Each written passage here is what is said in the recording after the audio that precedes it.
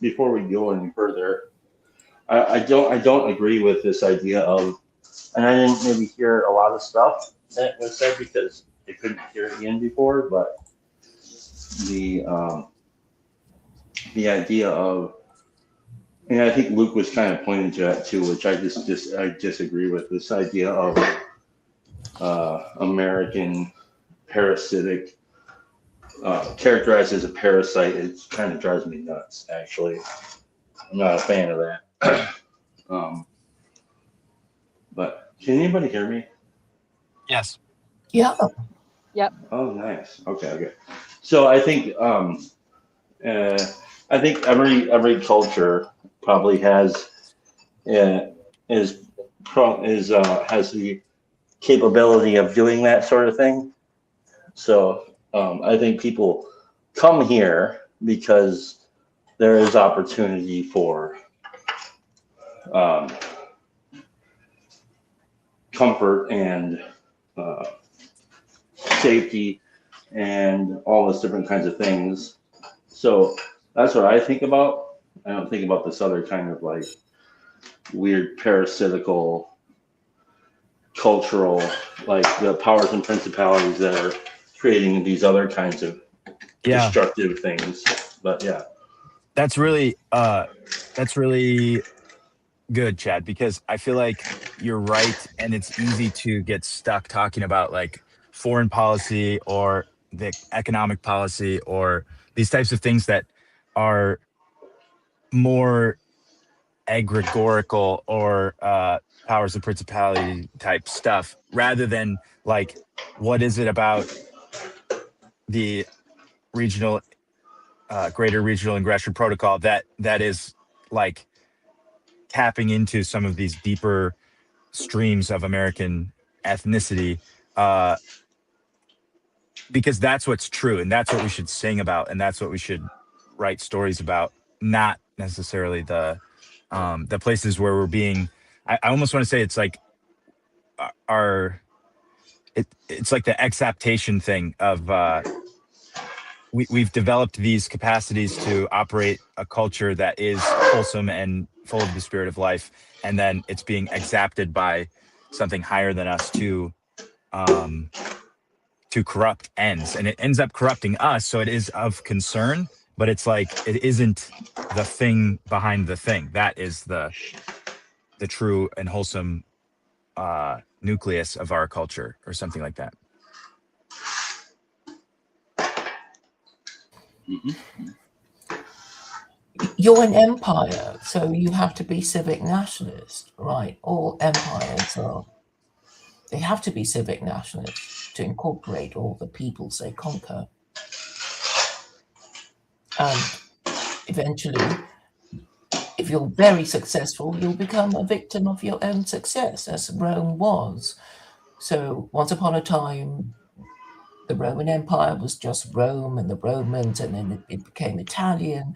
And then anybody who wasn't even Italian, well, they started having Roman emperors who weren't even Italian. So, this is, the nature of empire. yeah, but we solved that problem. We can't have an emperor that isn't American, so there's that. Well, you've had a black um, Black American American, president, Black and really he American, was half white. and he's American. Yeah, and Yes, um, and and so if you're thinking in terms of race, then obviously I'm it's a not bad thinking in thing. terms of race. But others might be, and this they find Okay. disturbing. They might think, well, what's happening, and then maybe they'll be made even more upset by a female president. Who is American? Yeah, but some people said that no way is Kamala Harris going to be better than Trump, awful though he is. Okay. So it Yeah, might she What's be, the point, though? I don't really understand what she you're was a saying. particularly inept example of a female presidential candidate, I would say. But Yeah, but it does seem that, well, it's not just American presidential candidates. I think across the West, they're being chosen precisely because they're corrupt and incompetent, and not because they are principled and competent. And I think the disturbance is, well, we're wondering why they have to be so stupid and so evil Like and everybody so else. crazy. Yeah. Like everybody else.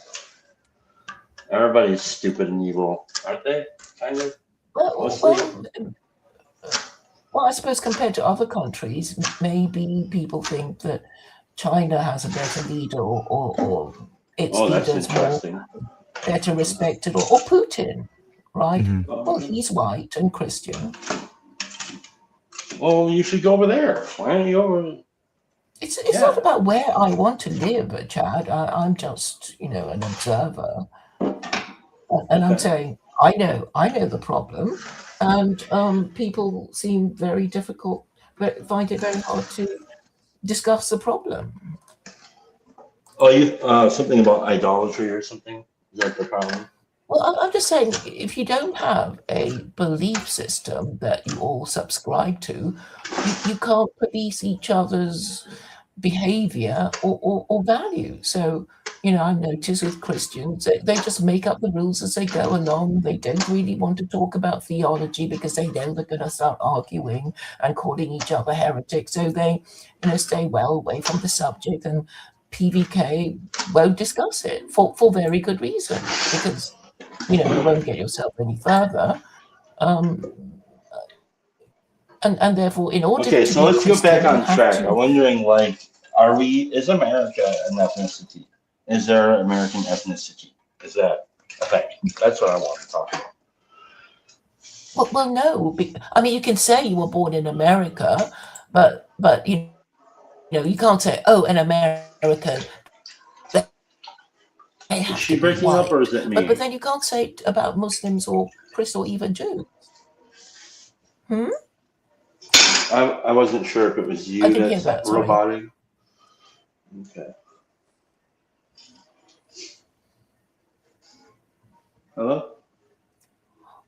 I mean, Jews are supposed to have converts, and Christians aren't supposed to be any race nor Muslims.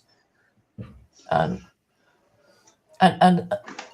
well, I mean, the difficulty with Americans is that you are a country of settlers, while the Europeans can at least say, for as long as we can remember, we had an English monarch, and he was whatever, and he was born here, or maybe he invaded and became king. But at least they've been there for hundreds of years, and you've just been there for what, 250 years? Okay. But it doesn't matter. You just need the system to be fair enough, so people are not complaining, right? And the meaning crisis is basically men complaining, because women don't go around talking about the meaning crisis. It's a very male-centric thing, right? I think that's even biological. Like women. This is a little bit crazy to say, but I know that even just when women get their period, that's like a rite of passage that's biological, and it allows you to step into the most fundamental and natural purpose that a person has, which is to reproduce. So then, for men, there's sort of it's an indistinct sort of space for them to step into. There's no indication that you're ready for that or not ready for it, especially in a culture that's sort of like um I don't know, that doesn't center around the family or having children. And so then it's sort of like uh that's kicked to the side. And I do think that that is something that's cropping up now as we've extended, you know, the the birthing window for women. It's pretty much the same, but we've culturally set it back into like the 30s and early 40s. And it's like uh there are consequences of purpose and meaning for women that are sort of guided or directed into um a space of corporate employment to sort of achieve in that domain, and the purpose then, like they don't find Is to out be until they're independent of 45. men and Right, right. competing with men, and you Yeah. don't like it. I mean, yeah, I totally get it. So this rite of passage you said women have, which is when they begin their menses, is, well, it basically means you're ready to be a mother woman. You become a woman, and you could, in theory, become a mother. And I guess a man, he's ready to have sex, probably at quite a young age. But then his rite of passage would be marriage, right? Yeah. And this, or it could be something else, but usually a rite of passage is the first time I got drunk, the first time I got stoned, the first time I had sex, or more usually the first time I had underage sex, and that would be the modern equivalent of a rite of passage, which maybe is not the thing, because I guess if we have too much sex, we will treat relationships as disposable, and we will have created in our own minds the idea that there's plenty more fish in the sea, that there's even a website, a dating website in the UK called that. So, you're creating a culture of people thinking that there's someone better, over my shoulder of my current lover, there's somebody better. I better move on. And of course, you're not going to have stable relationships or stable marriages and, mentally stable children. And then it's a knock-on Right. effect. Yeah. All right, I gotta go. I can't hear Chad, and I got other stuff to do. So You it was can't nice hear talking me? with you, Claire. Chad, you're hearable, but my stream dropped out when Megan left, I think. So Oh, okay. Okay. all right, see ya. See Okay, ya, bye. thanks. Oh dear, it's just the two of us again. Finally, Oh, just the two of us, Claire. just the two of us. So, let's see.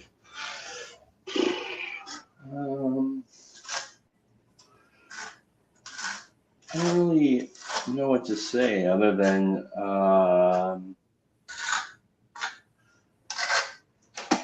well, I don't know. What do you want to talk about? You lead the conversation. You could state a subject, and I may be able to give a mini lecture on it. Well, Like I mean, AL. I think I am. I think I have. I mean, I think what I'm interested in is kind of the topic of where we are. But it is, I think, also historical in some sense. Like I said, I've been reading. I just read or listened to the biography of Lucille Ball, which it's not that. It doesn't seem like it's that big of a deal, and in some ways it's not. But I think in other ways it's a tremendously big deal. If I want to look at my heritage, because I come from a flattened world where there's, I don't have a background, a good background of heritage. My heritage is riddled with domicide and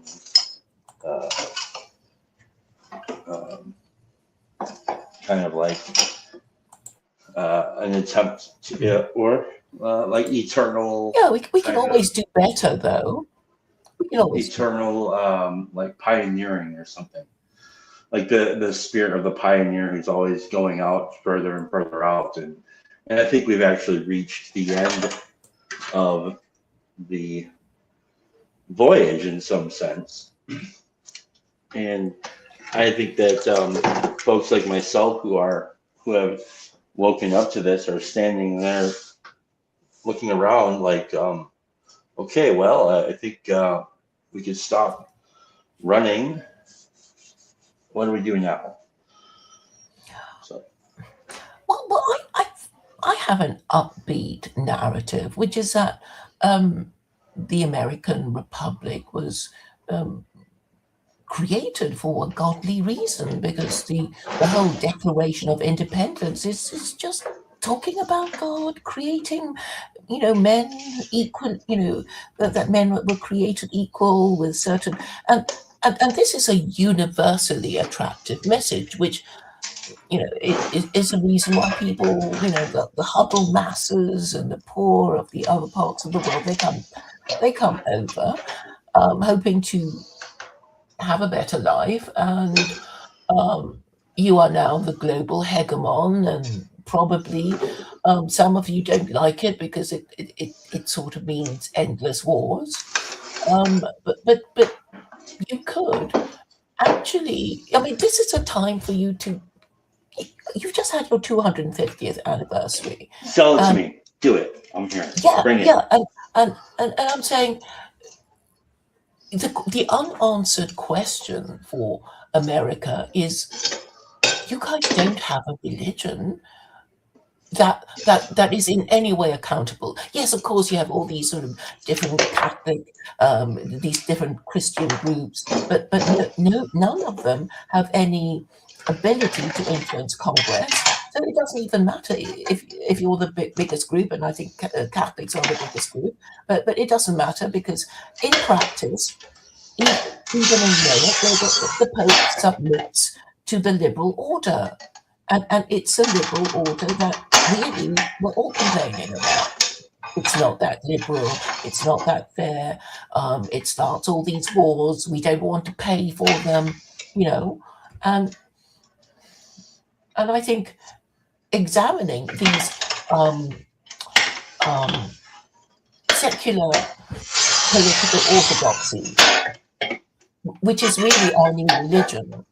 I mean, liberalism is our religion, right? It's not Christianity, because liberalism presumes to tell, all these other religions, Judaism, Christianity, Islam, and all the rest of them, how to behave, and defines their boundaries. So Christianity is just one of the, other little groups underneath it. And because of the separation of church and state, there's no point even everybody converting to Catholicism or whatever, because, basically the neocons control the Pope, who is now American. And so structurally, you really need a list of rules that will protect you, because otherwise, it'll be some king saying, I think that if we were going to do this, it should actually probably come out of the Quran. What do you think? Those The rules, what? the Quran, like those rules should come from the Quran, Yes, the right? First Amendment. Yeah, The First yeah, Amendment yeah. is actually supported by the Quran. Oh yeah, do it. Yeah, tell me about that. Yeah, I want to hear it. Yeah. Okay, so Muslims themselves don't know it, or most of them don't, because they don't read their Quran. But then most Christians don't read their Bible either, and unless you're a bit of a nerd, nobody reads scripture, or even. Hey, we don't say that word around here. Okay. We don't say nerd. Okay, I didn't know it was a bad word. It's a bad word. Okay, I didn't know there were any to be insulted. So there you are. We know that Jefferson owned a copy. He must have read it, because people Who's in those Jefferson? days didn't just. Thomas Jefferson, Who's the that? founding father. Who wrote Of English? Of Britain? wasn't he born in America at Monticello or something? I don't know. I never heard of her. Okay, I'm a bit vague about his birth, but anyway, he went to William and Mary College, which is a really old form by American standards, right? Because that was when the British established it, and it was there before independence, and he learned his law. His law tutor was somebody called George. What was it? George With. Oh, Are you saying with lore? Claire Khaw, something like that. Law, L-A-W. Oh, I No. thought you were. I was gonna say, I'm because trying. have you ever heard of the band Sleep Token? Because they have like all this lore that people talk about all the time, and it's pretty cool. Go ahead. Sorry, I mean interrupt. I'm listening. I didn't hear what you said, and you were roboting a little bit. Oh shit! So what was I it broke a tile. you said? I broke a tile. Oh no. It's okay. Continue. Yeah. So I'm saying that Jefferson read the Quran, and he bought a copy in 1765, and we know he drafted the Virginia Statute of Religious Freedom, and he must have got the idea from the Quran, and it was chapter 2, verse 256 that said, "There is no compulsion in belief, or let there be no compulsion in belief. Truth stands clear from error." And Muslims don't tend to know about this verse because a lot of them still live under monarchies, absolute monarchies, in fact, because that's what our kingdoms are. And the thing about living under an absolute monarch is that he has the right to sign your death warrant, which means having you killed without a trial. And that is presumably what Jefferson meant when he said, "Men created equal have the right to life, which is not to be arbitrarily terminated by the absolute monarch, and liberty within the law, as defined by the Quran, I would argue, and the pursuit of happiness within the law." So that I'm saying is actually an argument for the laws of God. But, unfortunately, nobody noticed. And maybe they did their best to try and forget about all these references to God and just concentrated on the Bill of Rights, which they kept changing and adding to, sometimes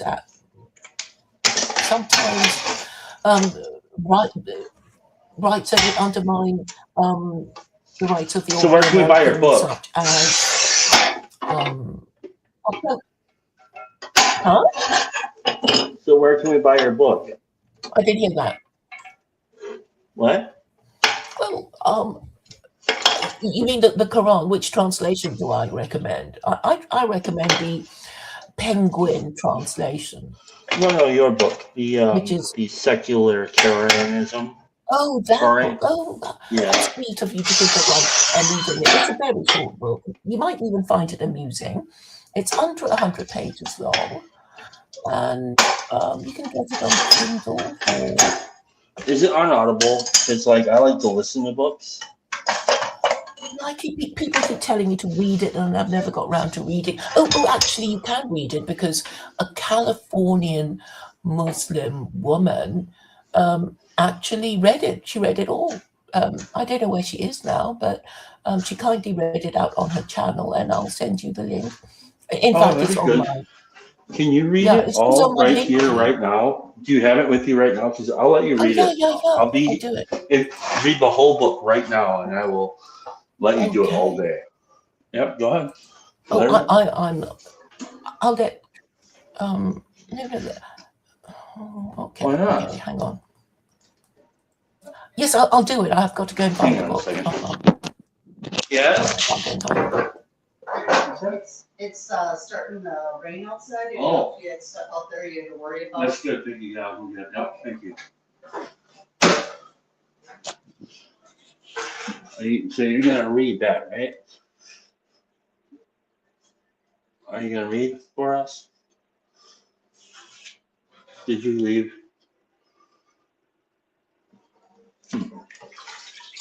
I can't even know.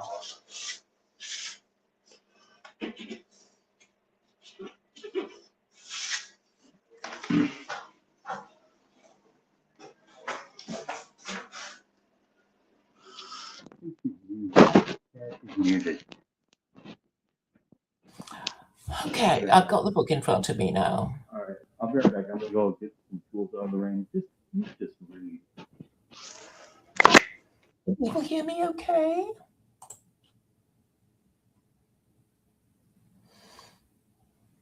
Okay, I guess I'll start reading.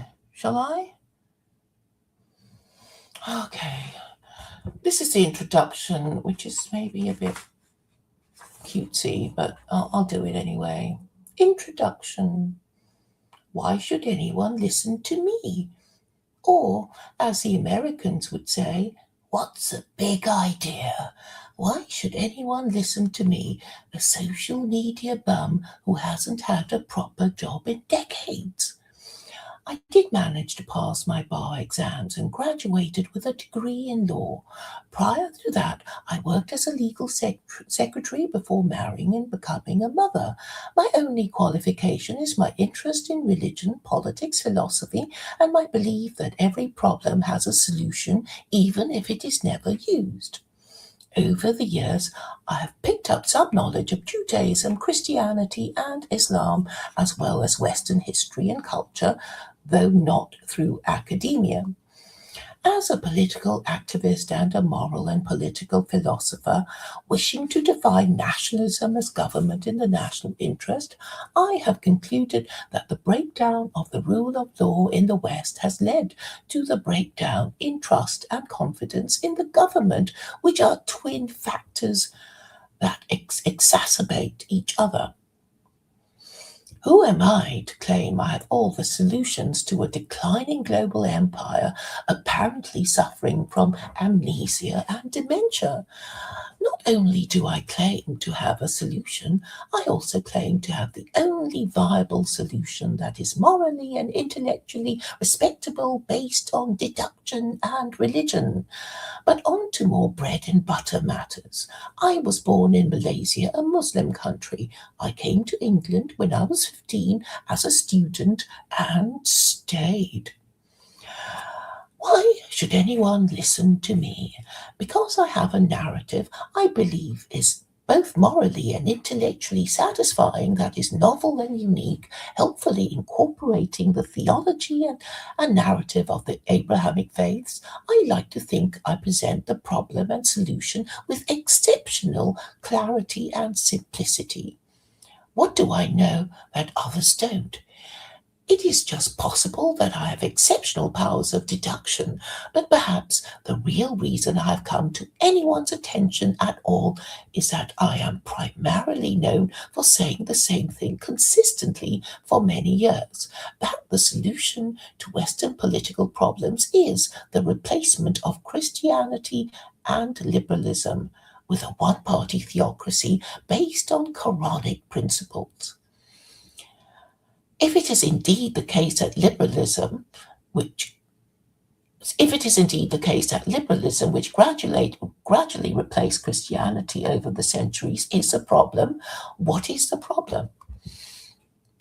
While I am aware that my solution is radical and unpopular, I am still convinced that it is nevertheless the solution. There is no requirement for anyone to like it, just as there is no requirement for a patient suffering from gangrene to like the only treatment that would prevent death, amputation. It is probably my exceptional powers of being able to endure endless repetition and the desire to see what happens next that keeps me in my role as propagandist for possibly the most unpopular idea in the West. A few people over the years have commented that I am a propagandist with messianic zeal. Bemused, I've suggested I might be the incarnation of Solon, the Athenian poet and social reformer, or Maimonides as a way of appealing to Jews.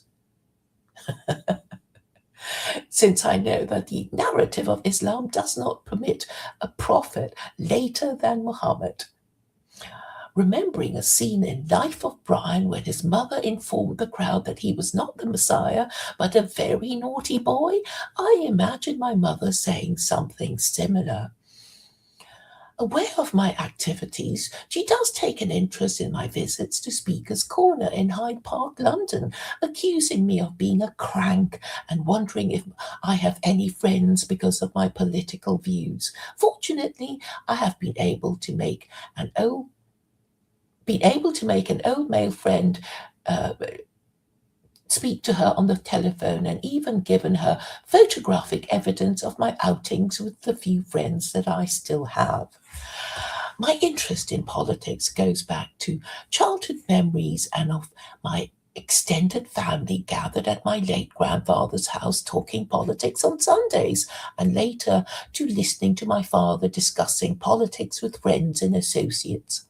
For some reason, even as a child, I felt the solutions were obvious and grew frustrated at the reasons, or excuses as I thought they were, given for not adopting the obvious solution. I felt the reasons given were irrational, superstitious, or evidence of social, moral, and intellectual cowardice. At the time,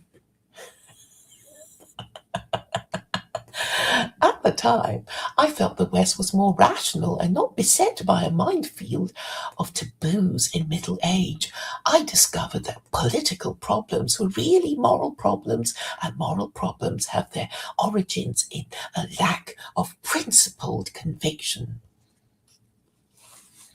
Fundamentally, the problem as I see it is that the concept of principles is no longer grasped.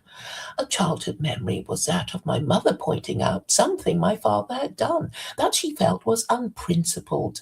I cannot remember the matter in dispute, and rather doubt she would either, or my father if he was still alive. He died in 2020. A principle is something you make a point of doing or never doing, whether it results in praise, reward, or punishment. It is this that Westerners no longer understand, rendering them no better than cattle, easily controlled with carrot and stick. Widespread atheism means Westerners regard any inconvenience, loss of status, income, or property suffered as punishment, while dismissing belief in the afterlife as stupidity, resulting in lost opportunities of pleasure and profit in the only life they have.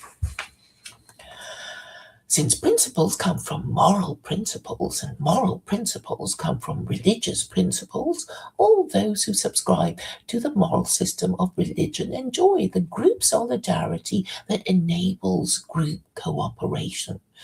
To be compelled to subscribe to a moral system by declaring your religion means you will be judged according to whether you uphold the principles of your group. On this matter, you will be judged by members of your religious group as well as by those outside your group.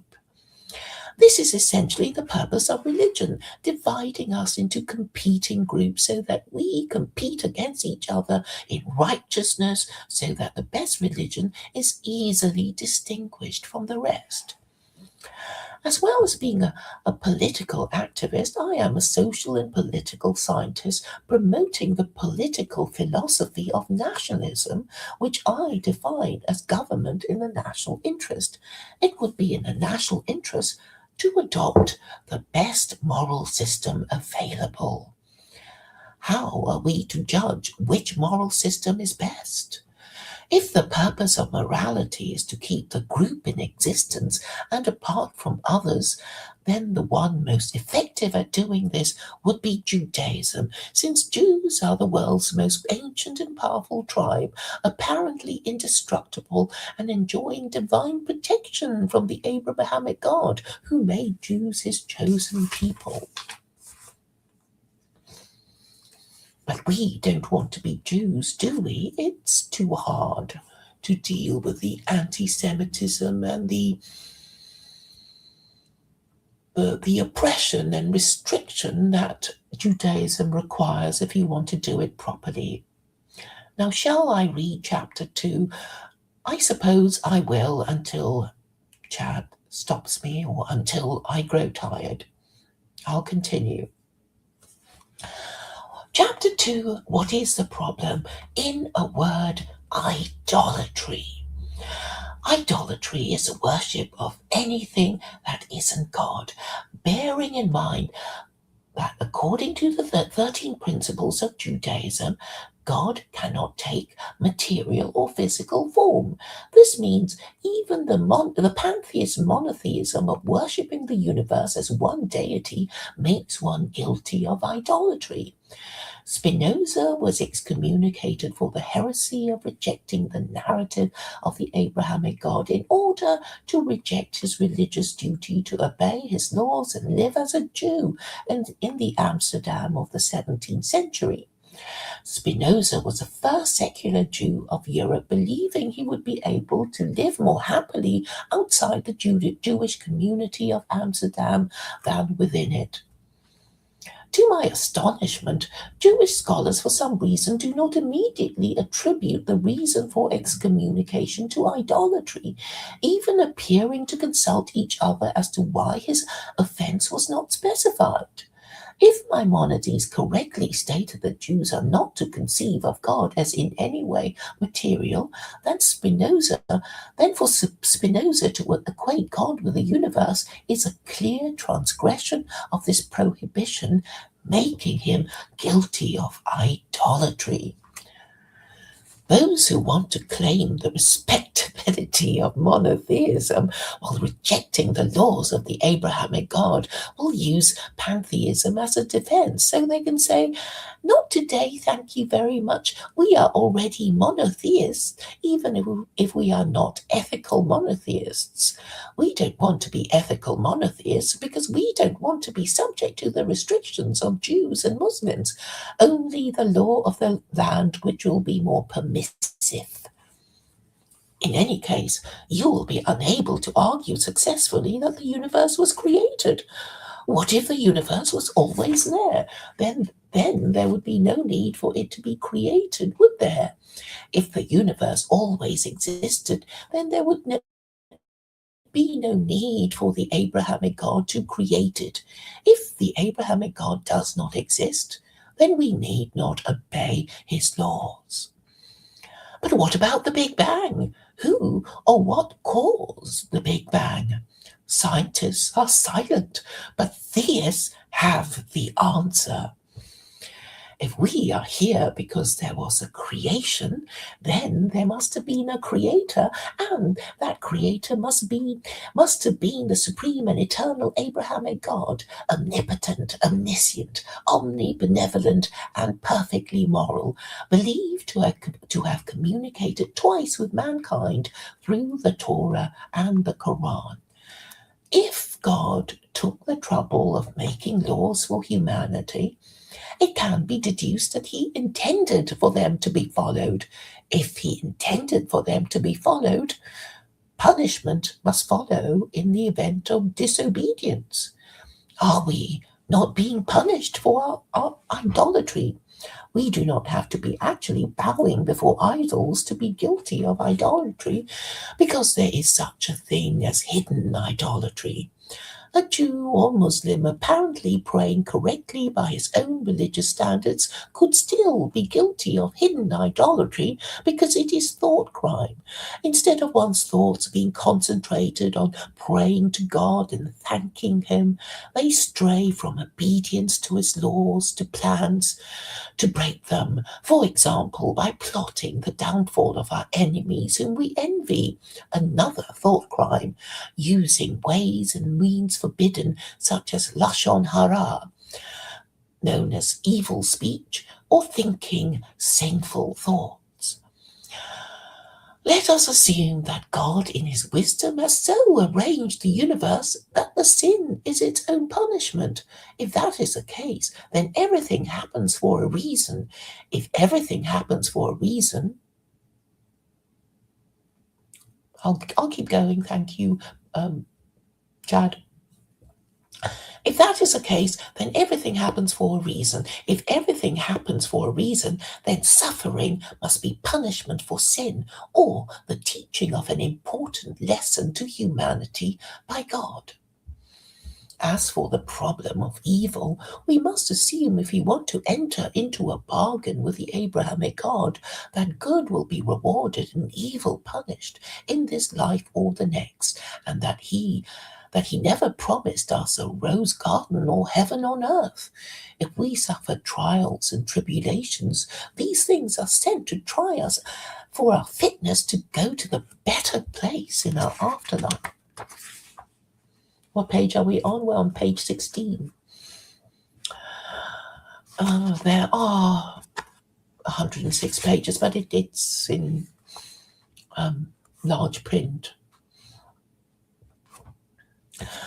To continue, the important point to note is that the existence of evil does not negate the existence of God, since evil is necessary to our understanding of good and is the logical and necessary price for it, in the same way that we must be able to understand of the concept of heat to know its opposite of cold, just as we know that up is the opposite of down. Whether or not you believe in God, it cannot be denied that if you are an idolater, you would not be taking any guidance from either the Torah or the Quran, taking you out of the Abrahamic religions. Since Christians are in fact guilty of idolatry, they cannot be said to be guided by either the Torah or the Quran.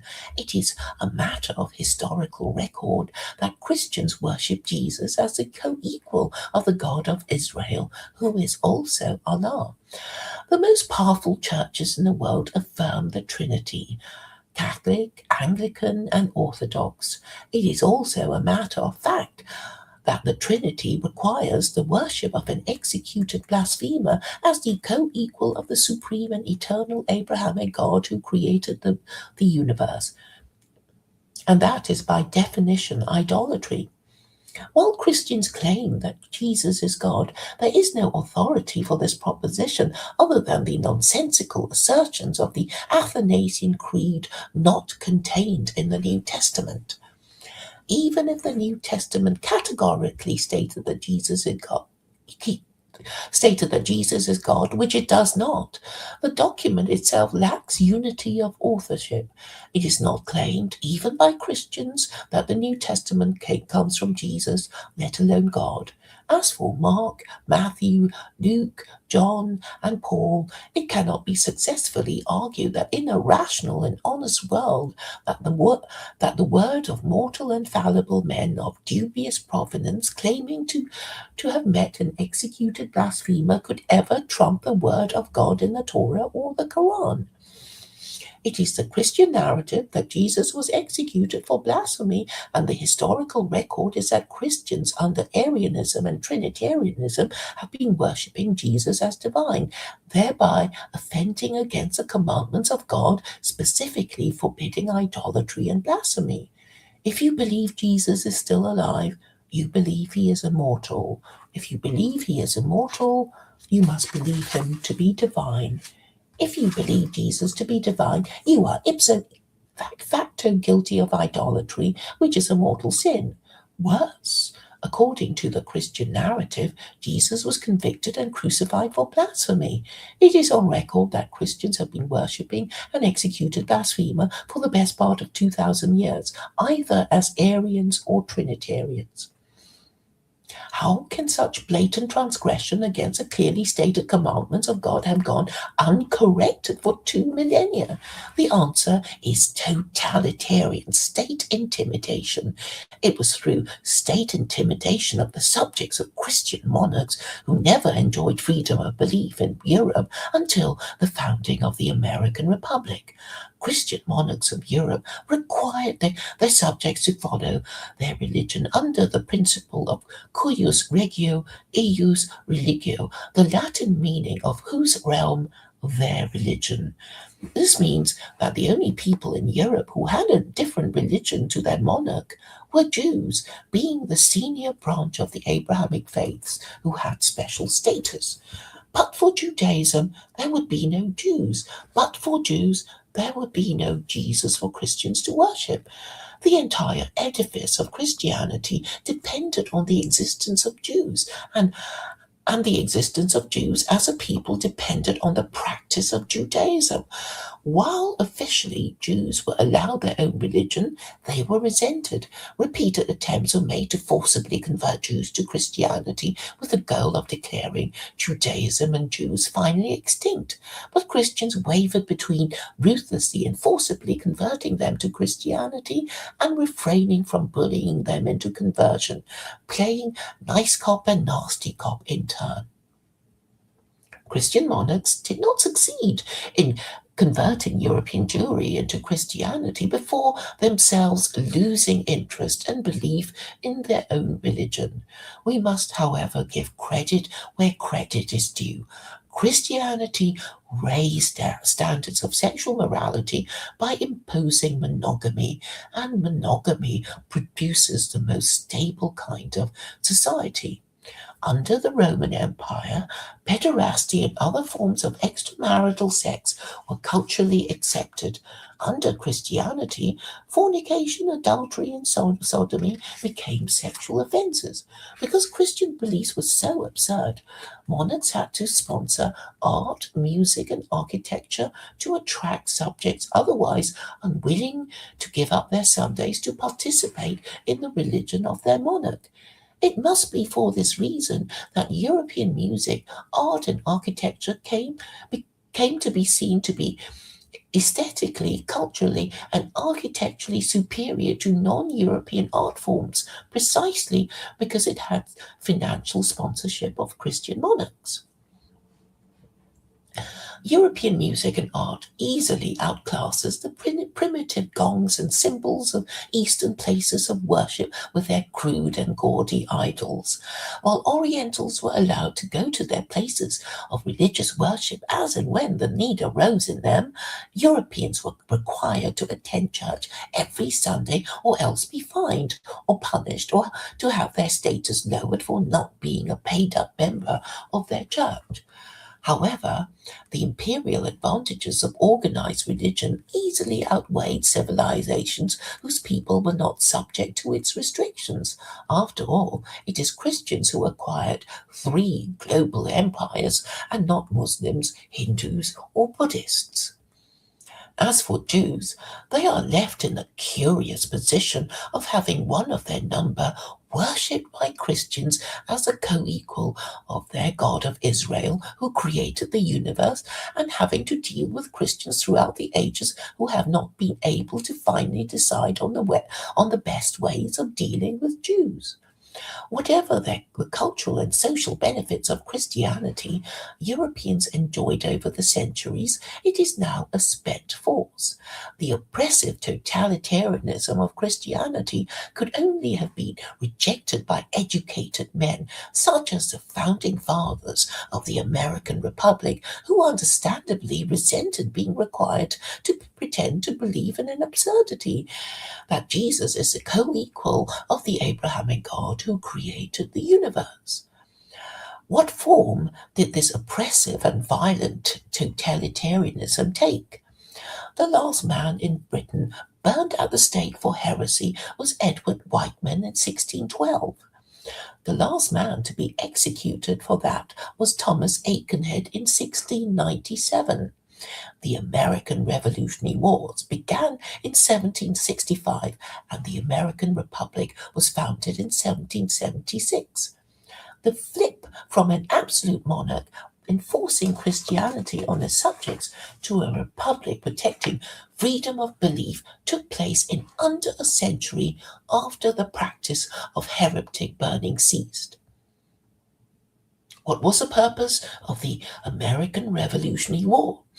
To reject monarchy and the religion that supported it, Christianity. That was the beginning of the end of Christianity and monarchy for Europeans, confirmed in the French Revolution and reconfirmed in the Russian Revolution. In China, its monarchy ended in 1911.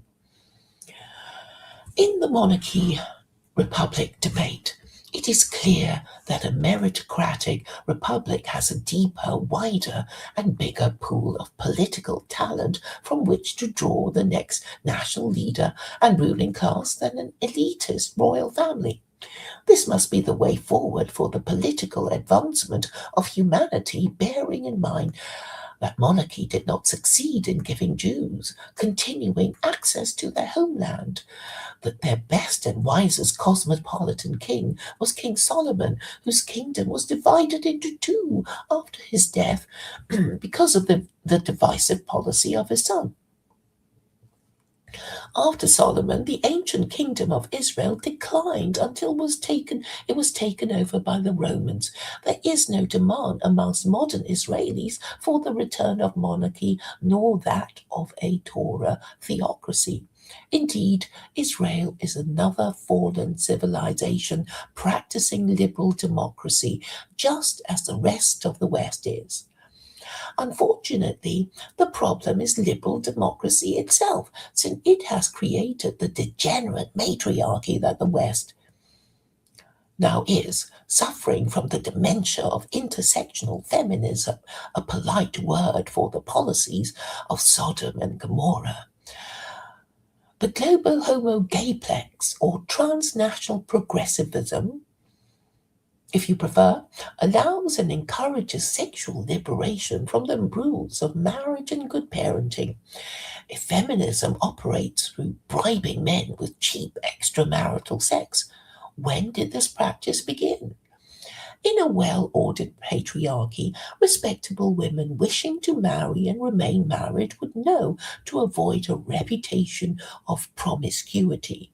However, beginning from the swinging 60s, the lowering standards of sexual morality began, and fornication was a gateway sexual offense leading to the degeneracy of widespread illegitimacy, the civil partnership, gay marriage, and now the promotion of transgenderism in primary school children. It seems Westerners have now degenerated into such a basket of deplorables that they are no longer fit for employment, which is presumably why their government replaces the indigenous with foreigners, because they are more prepared to work. However, since Western government now hates having any dealings with those it presumes to govern, it is now busily warehousing Westerners for extinction, discouraging marriage, legitimate offspring, parents from staying married, while encouraging sterile, childless relationships, as well as encouraging impressionable primary school children to sterilize themselves to better masquerade as members of the opposite sex. When the next generation of transgender people discover that their lives have not miraculously improved after their sex change, they will commit suicide in droves, a form of government disposal for unwanted people it disdains to govern. If you have parents who have allowed you to opt out of having children by being gay or transgender, thereby making you unmarriageable, you will be deemed to have opted out of being a member of the human race, in theory capable of enjoying the right to have legitimate offspring, since you have made yourself unmarriageable. While Westerners think of Christianity as the official religion of the West, they do not seem to have registered that no Christian theologian can cite uniquely Christian principles, nor can anyone claim that the West is Christian cite any Christian principles that their Western government supports in law. If it is the purpose of all the world religions to protect patriarchy, i.e. the practice of marriage and family values, I'm just checking for the chapter. Chad can stop me anytime.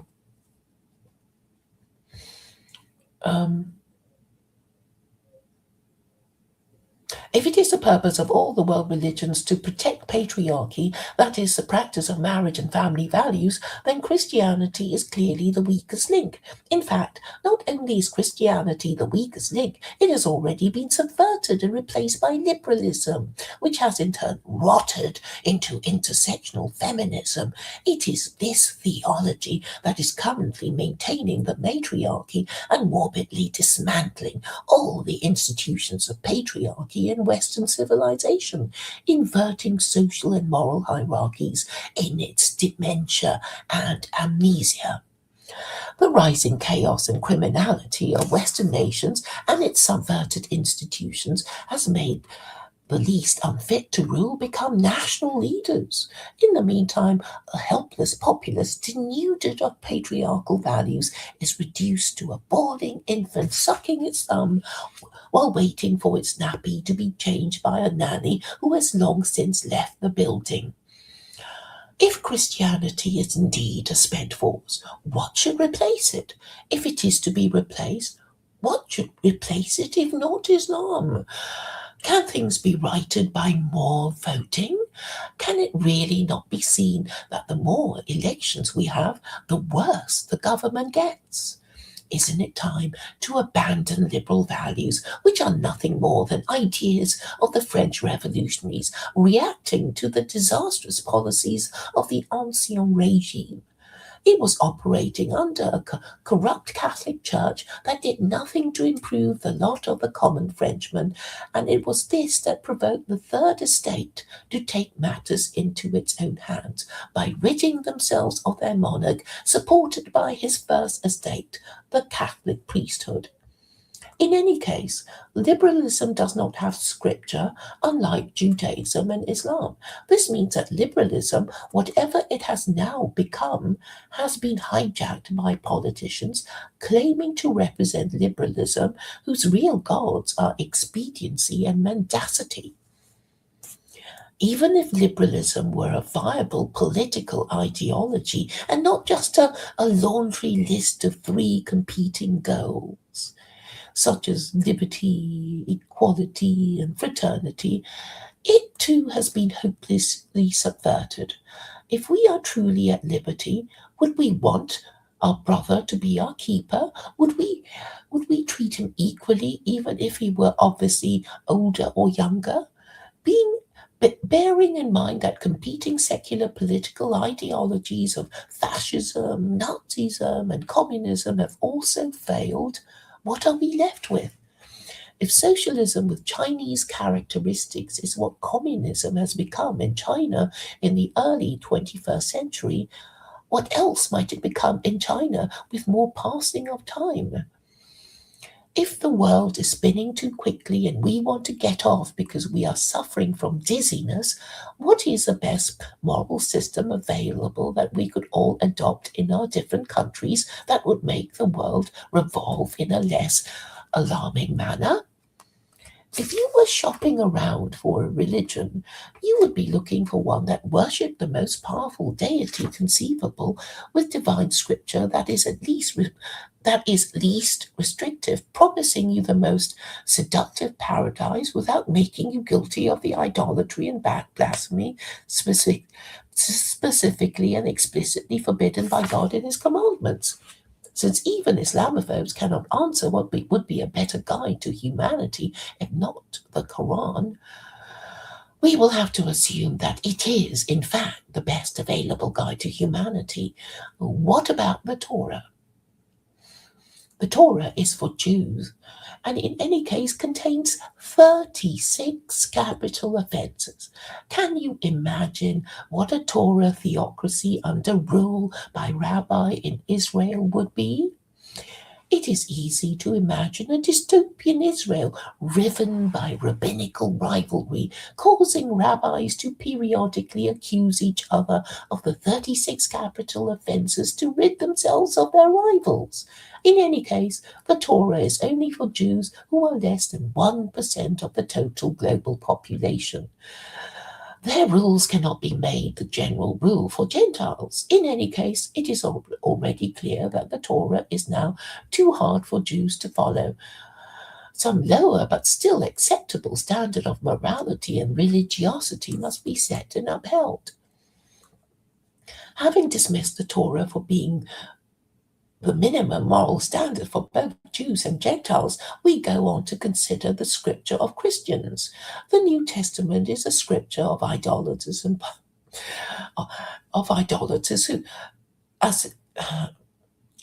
this being so, the scripture can be safely ignored. At its most authoritative, it is only the testimony of mortal and fallible men of dubious provenance claiming that they met Jesus. While the creation of Christianity has been attributed to Paul, it must be remembered that he never even met Jesus. If Gentiles want to worship the most powerful being conceivable, that would be the Abrahamic God who made two revelations to mankind, the Torah to Jews and the Quran to Gentiles. Since we already know that less than 1% of humanity are Jews, we must logically and necessarily opt for the Quran with its fewer and less restrictive rules of universal application. Jews could cooperate in raising moral standards all over the world by getting their rabbis to rank the 4 Gentile religions according to their conformity with the Noahide laws, making Islam the most and Christianity the least Noahide Gentile religion, leaving no room for doubt that Christianity must most displease God if he exists.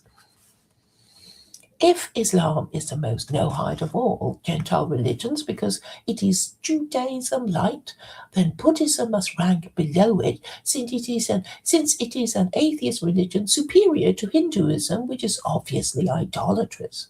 However, even idolatrous Hinduism must still be better than Christianity because Christians cannot be more offensive to God even if they tried. Whatever you think of Hindus, they at least do not idolatrously worship a man convicted and crucified for blaspheming against the God of Israel, who is also Allah. Nor do they call the mother of this executed blasphemer mother of God, as the Catholic Church did.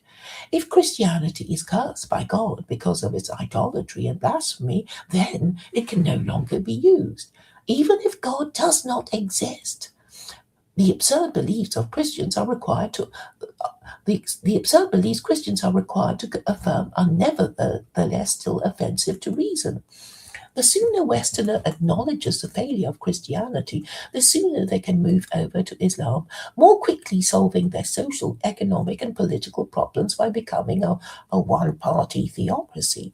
The sooner this happens, the shorter will be the period of chaos and criminality, although the West moves from matriarchy to theocracy, since only Quranic governance would restore the patriarchy and Western governments to good moral order. It does seem to be a rather long chapter. I apologize for that and for any offense caused. But I'll continue to read if Chad allows me. So I'll continue. So I will be defining matriarchy. Matriarchy is defined as a society prioritizing the preferences of unmarried parents who casually conceived and parented their illegitimate offspring, while patriarchy is a society prioritizing the preferences of married parents who want to properly parent their legitimate offspring. A caliph is a constitutional dictator without the right to bequeath his leadership position to his male offspring or male family members. It should be noted that Muslim empires who treated caliphs as kings or emperors with harems became extinct. To have a caliph as your national leader is to, in fact, declare your nation to be a republic.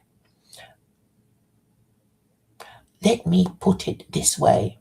If China now were Muslim and the most powerful Islamic nation on earth, then Xi Jinping, being the current president of the People's Republic of China, would be the caliph. If America were now Muslim and also the most powerful Islamic nation on earth, then the president of the United States of America would be caliph. It is my contention that the American Republic was founded on Islamic principles rejecting monarchy. The position of the Torah on monarchy is inconsistent. The Torah says that when Jews enter the land of Israel, they shall appoint a king over themselves. Based on this, Maimonides writes that when Jews entered the land of Israel, they were commanded to do 3 things: appoint a king, destroy the Amalekites, and build a temple. Maimonides writes further that in the Messianic era, a Jewish king will arise and restore Jewish sovereignty, build a temple in Jerusalem, and ingather the exiles. In 1 Samuel, however, it says that Jews were condemned for requesting a king. This seems to be inconsistent. Since the age of monarchy has now come and gone, and there is no requirement or desire for either an absolute monarch or absolute dictator, only constitutional leaders are acceptable in any society enjoying the good order of stable and legitimate government. Christianity was always used to support the divine right of kings. While Christianity is not the only religion to support the divine right of kings, it must be borne in mind that any institution that relies on a clearly false foundational myth cannot endure. It cannot endure because the people who rely on it for support do not themselves believe in it and therefore do not follow its principles. If you claim to have a moral system which no one actually follows or enforces, then you do not enjoy the rule of law and in fact live in a society of rising chaos, corruption, and criminality. To discover that your society is a matriarchy is to discover that your society is dying of terminal cancer. Assuming that to correct such a situation is to restore the patriarchy, and restoring the patriarchy means to treat unmarried parents as sex offenders as prescribed by chapter 24, verse 2 of the Quran, stating those convicted of fornication would be punished with 100 lashes, then we would have to adopt the divine rule book containing this rule if we wish to follow the best available guide to humanity. Those who do not agree that the best available guide to humanity is the Quran are, in my experience, Islamophobes. Interestingly, even Islamophobes cannot readily name a book they consider to be better than the Quran or higher in authority. If, as I recommend, Western nations become one-party theocracies, Western civilization as we know it will have ended. But of course, it would not be the end of the world in that there will still be civilization in the West. But using a different moral and legal political system, it would just be the end of Western civilization as we know it, ending the degenerate society that is Western civilization as we know it would be no bad thing if it is indeed a society incapable of achieving good government, whose ruling classes are atheists and nihilists and not in any way motivated by government and the national interest. The problem is therefore the problem of a ruling class that does not submit to truth, logic, and morality, acting on lies, nonsense, and policies damaging to the national interest. Such a state of affairs should be ended as soon as possible for the good of humanity, since the American global empire pumps out its moral sewage globally, destroying lives and nations, including its own. Any government that deliberately goes about destroying the marriageability of its citizens, as well as that of other nations, can only be described as embarking on a course of destruction. Therefore, were America to correct itself, the rest of the West, including Europe and Australasia, would do so too. Were this to happen, it is possible that Russia, with its Orthodox Christian identity, would also change together with India and China and even Israel, whose historic identity of being the birthplace of Judaism should entail its citizens live in a theocracy. If any country should be a theocracy, should it not be Israel? Currently, there are a number of theocracies in the world. The Vatican is technically a theocracy, and the remainder in Afghanistan, Iran, Mauritania, Saudi Arabia, Sudan, and Yemen. If Islam is Judaism light, then Jews should not have a problem living under Sharia. While I am aware approximately half of Jewry in Israel are secular Jews wanting to live in Israel as liberal Democrats, it must be pointed out that I am only writing this book on the premise that liberal democracy has failed. If Islam is Judaism light, then secular Koranism is Islam light. Secular Koranism does not require anyone to change their religion. Using secular Koranism would get round the problem of so many divisions in society, preventing it from dealing effectively with its internal and external enemies. In a matriarchy of atheists and nihilists, men fear women and loss of sexual access to women, which would mean loss of status. In a matriarchy where sex is supposedly cheap, not having sexual access to women means a catastrophic lowering of status, preventing the siring of progeny. Because men fear this prospect, they will submit to the feminine preference, whatever it is, even as they know that the feminine preference is morally and intellectually corrupting. Men are so intimidated by this fear of alienating women and cutting their sexual access that they no longer dare to make arguments in favor of patriarchy. They are already conscious that making these arguments would only alienate and outrage women, who will denounce them to the authorities, with the consequence that their status will be catastrophically lowered through being labeled sexist, misogynist, extremist, terrorist, etc. If atheists are just people worshipping their own dumb opinions while rejecting truth, logic, and morality, it would not be too far-fetched to say that our ruling classes might as well all be suffering from a learning disability or a mental health issue, making them unable to think rationally or accept rational arguments, as well as suffering from a host of character defects that they will deny having.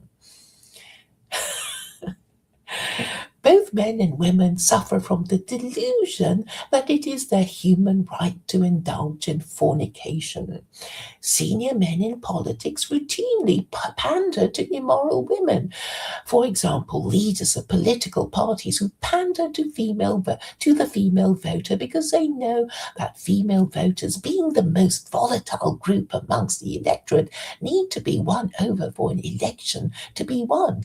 For this reason, secular Koranism, which would only successfully operate in a one-party theocracy, is the solution most men dare not discuss, morally and intellectually crippled by their fear of alienating the immoral women, now the overwhelming majority of female voters.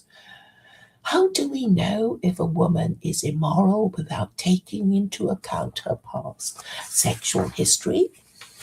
Last page now.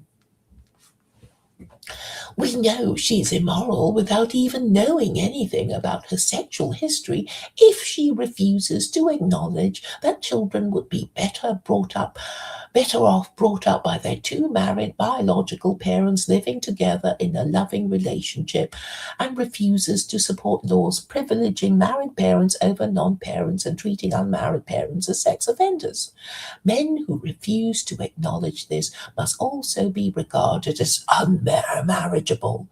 If such men are currently married, they must be regarded as either suffering from a learning disability, neurosis, or character defect, directly or indirectly responsible for bad government. The governed complain that their government is bad, and their government cannot give the governed the impression that they are well governed, even when the full apparatus of state, which includes the media, the judiciary, the government, and government departments, you would have thought they would control the narrative, but they do not, because they suffer from the problem of not being believed, like the boy who cried wolf once too often.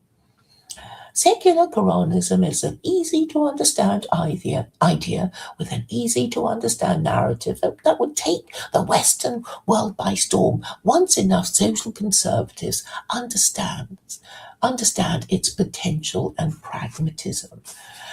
And that's the end of chapter 2. And I'm sure you've all had enough.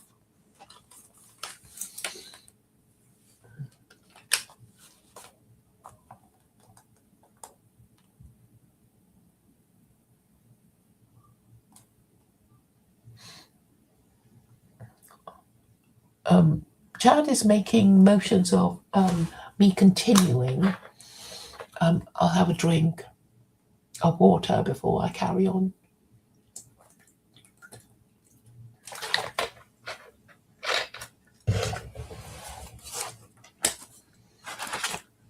Oh, that's a third of the book now, really. Chapter 3. What are the options? Christian nationalism. Carry on voting. Blame the Jews. Blame the Muslims. Blame the American Empire. Blame the failure of Christianity in the West. Blame feminism. Establish a one-party theocracy governed by the principles of secular Koranism.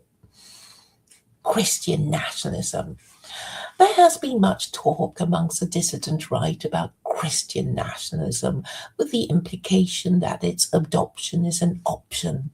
This is because those who think Christian nationalism is an option do not seem to acknowledge that the West was built on Christian imperialism. There are 3 global Christian empires: the Spanish, the British, and American empires.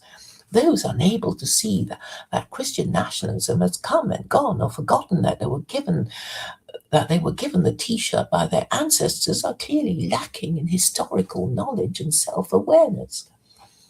Christianity of all Gentile religions is the one most stretching credulity with the Trinity, requiring Christians to believe that Jesus is the co-equal of the God of Israel, who is also Allah, which Jews and Muslims regard as idolatry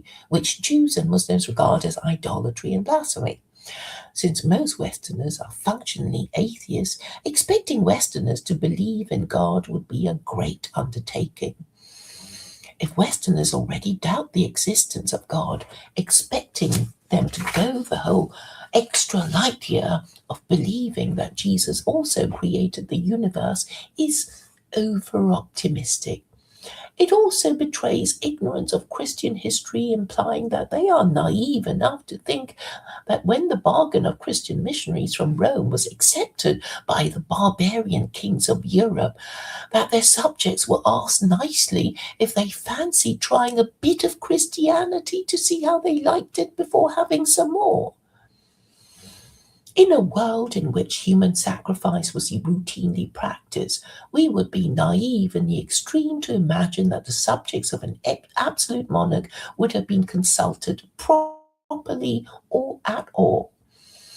Under the principle of cuius regio, eius religio, whose realm his religion, meaning you have to follow the religion of your king, or else. Under this principle, it was generally accepted that whatever was the religion of the absolute monarch, that too would be the religion of his subjects, whether they liked it or not. It is really extremely unlikely that the peasants would be consulted about their new national religion before the offer of the Christian missionaries was accepted by the first Christian king of any European country in pre-Christian Europe. We know, therefore, the practice of heretic burning, the burning of any subject who questioned the divinity of Jesus, was common to Christian Europe.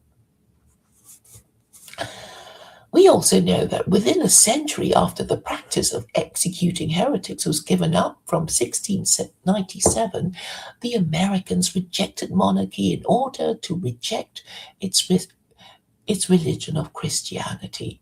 So no, the return of Christian nationalism for those on the dissident right who enjoy imagining themselves as Knights Templars, slaying Jews and Saracens in the Levant is not really an option unless we want to return to an age of extreme religious persecution practiced by Christians on each other and non-Christians. There is no need to make Westerners believe in the absurdity that Jesus is the co-equal of the supreme and eternal Abrahamic God who created the universe, or make them believe that Mary is his mother. A morally satisfying and coherent narrative taking into account what God, if he exists, might be pleased with would do the job. If the Abrahamic God who created the universe and has communicated twice with humanity through the Torah and Quran exists, one can imagine that he would be pleased if his creation properly divined his wishes and followed them, particularly if doing so would be in their own interests.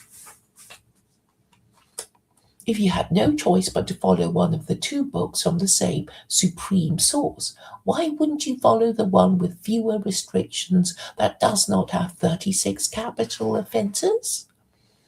Carry on voting. That's one of the options. And carry on voting, and carry on having your election stolen. Next, blame Jews. That's already been tried many times in history. Blame Muslims. Why blame the people whose religion you will soon be adopting? Blame the American Empire. The Third Christian Empire will be useful in spreading Islam because nature abhors a vacuum and will soon fill it.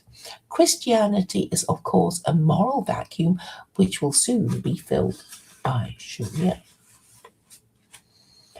Blame the failure of Christianity in the West. Blame the failure of Christianity for the supremacy of feminism and matriarchy. Blame feminism. Blame feminism for tolerating widespread illegitimacy, which has now turned the West into a degenerate matriarchy. If the problem is matriarchy, then patriarchy must be the solution. If patriarchy is a solution, then theocracy must be the vehicle. If theocracy is a vehicle, then establish a one-party theocracy governed by the principles of secular Koranism, as interpreted by a legally trained former feminist and former liberal who is not a Muslim but understands the West, its history, and who takes a committed interest in the welfare of Westerners who are members of her family and friendship circle. And finally, establish a one-party state governed by the principles of secular Koranism. This is the one I recommend and have a personal interest in. See, I've nearly... We're halfway through now. Oh. Chad wants me to continue. Chapter 4. Why something must be done. Let us assume there are three options. 1. The status quo. 2. Secular Koranism. 3. The overturning of the status quo through revolutionary means, replacing the current moral system with something that is not secular Koranism. What are the options of secular ideologies that are rivals to secular Koranism? There is Yoram Hazoni's national conservatism. He wrote The Virtue of Nationalism with the intention of promoting social conservatism as a means of promoting government in the national interest. Unfortunately for him, his advices only provoked hostility and accusations of heresy in America, and his book has now been forgotten about. This is because he failed to grasp the nettle of the failed religion and political system of the West, representative democracy operating under Christo-liberalism. Neither Christianity nor liberalism has anything resembling an official handbook that is actually followed, nor has any convincing public intellectuals prepared to defend. I read it wrong. Neither Christianity nor liberalism has anything resembling an official handbook that is actually followed, nor any convincing public intellectuals. Nor are there any convincing public intellectuals prepared to defend the current orthodoxy against its detractors. That's why liberals don't tend to want to debate people who are anti-liberal, because they they can't really defend their absurd beliefs. Because really, liberalism is, I'm just talking now. What is liberalism anyway? It is basically a kind of idea that liberalism is a good in itself, that everybody wants liberty, right? And I guess for a while, when things were very oppressive under your absolute monarchy, it's not surprising that you would want liberation from your absolute monarch. But if you take it to the other extreme, it means living in the law of the jungle, where your stronger neighbor will have a right to kill you and take your stuff, and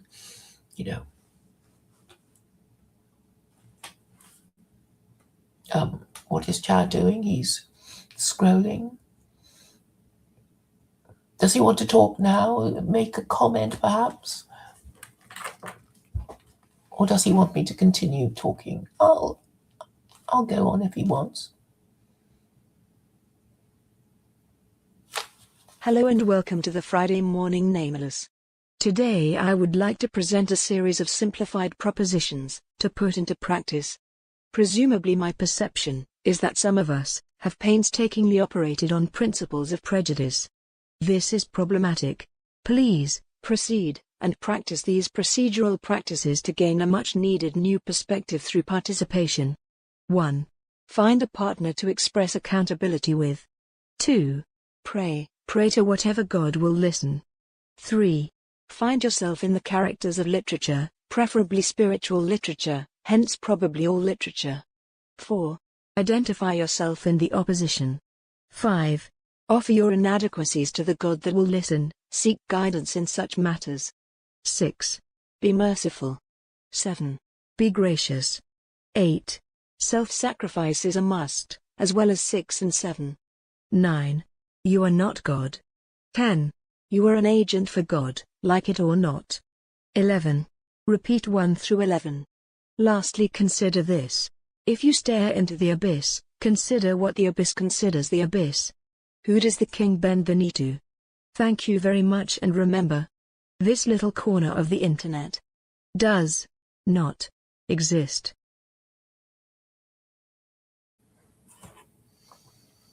Okay. He wants me to continue.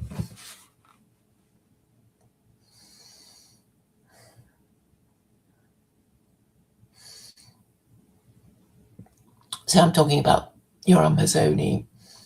The fact that Yoram Hazony is still talking about conservatism as if it were not to spend force betrays a lack of understanding of the reality of conservatism. Conservatism is meaningless without social conservatism. Social conservatism is meaningless without forbidding and punishing extramarital sex. The most egregious and blatant of which is being the unmarried parents of illegitimate offspring. Fornication is clearly forbidden in chapter 24, verse 2 of the Quran, prescribing corporal punishment for unmarried parents who are ipso facto guilty of fornication. It cannot be denied that if you are an unmarried parent, you must have been guilty of fornication. The defense of a virgin birth has already been used once by Christianity and cannot be used again. Question: is conservatism possible without Christianity? I would say not, since it is a failure of Christianity that has rendered conservatism isolated. By itself, without the support of religion and God, conservatism is only the belief system of party poopers despised by liberals. Not even those who identify as Christian take Christianity seriously because they are overwhelmingly cultural Christians. Being cultural Christians, they would not be aware that they are required to believe that Jesus is God, as the Trinity requires them to be. As the Trinity requires to be properly Christian in order to achieve salvation. Without belief in God and the desire to please Him, it is impossible for Westerners to summon the conviction and political will necessary to defend the institutions of marriage and family.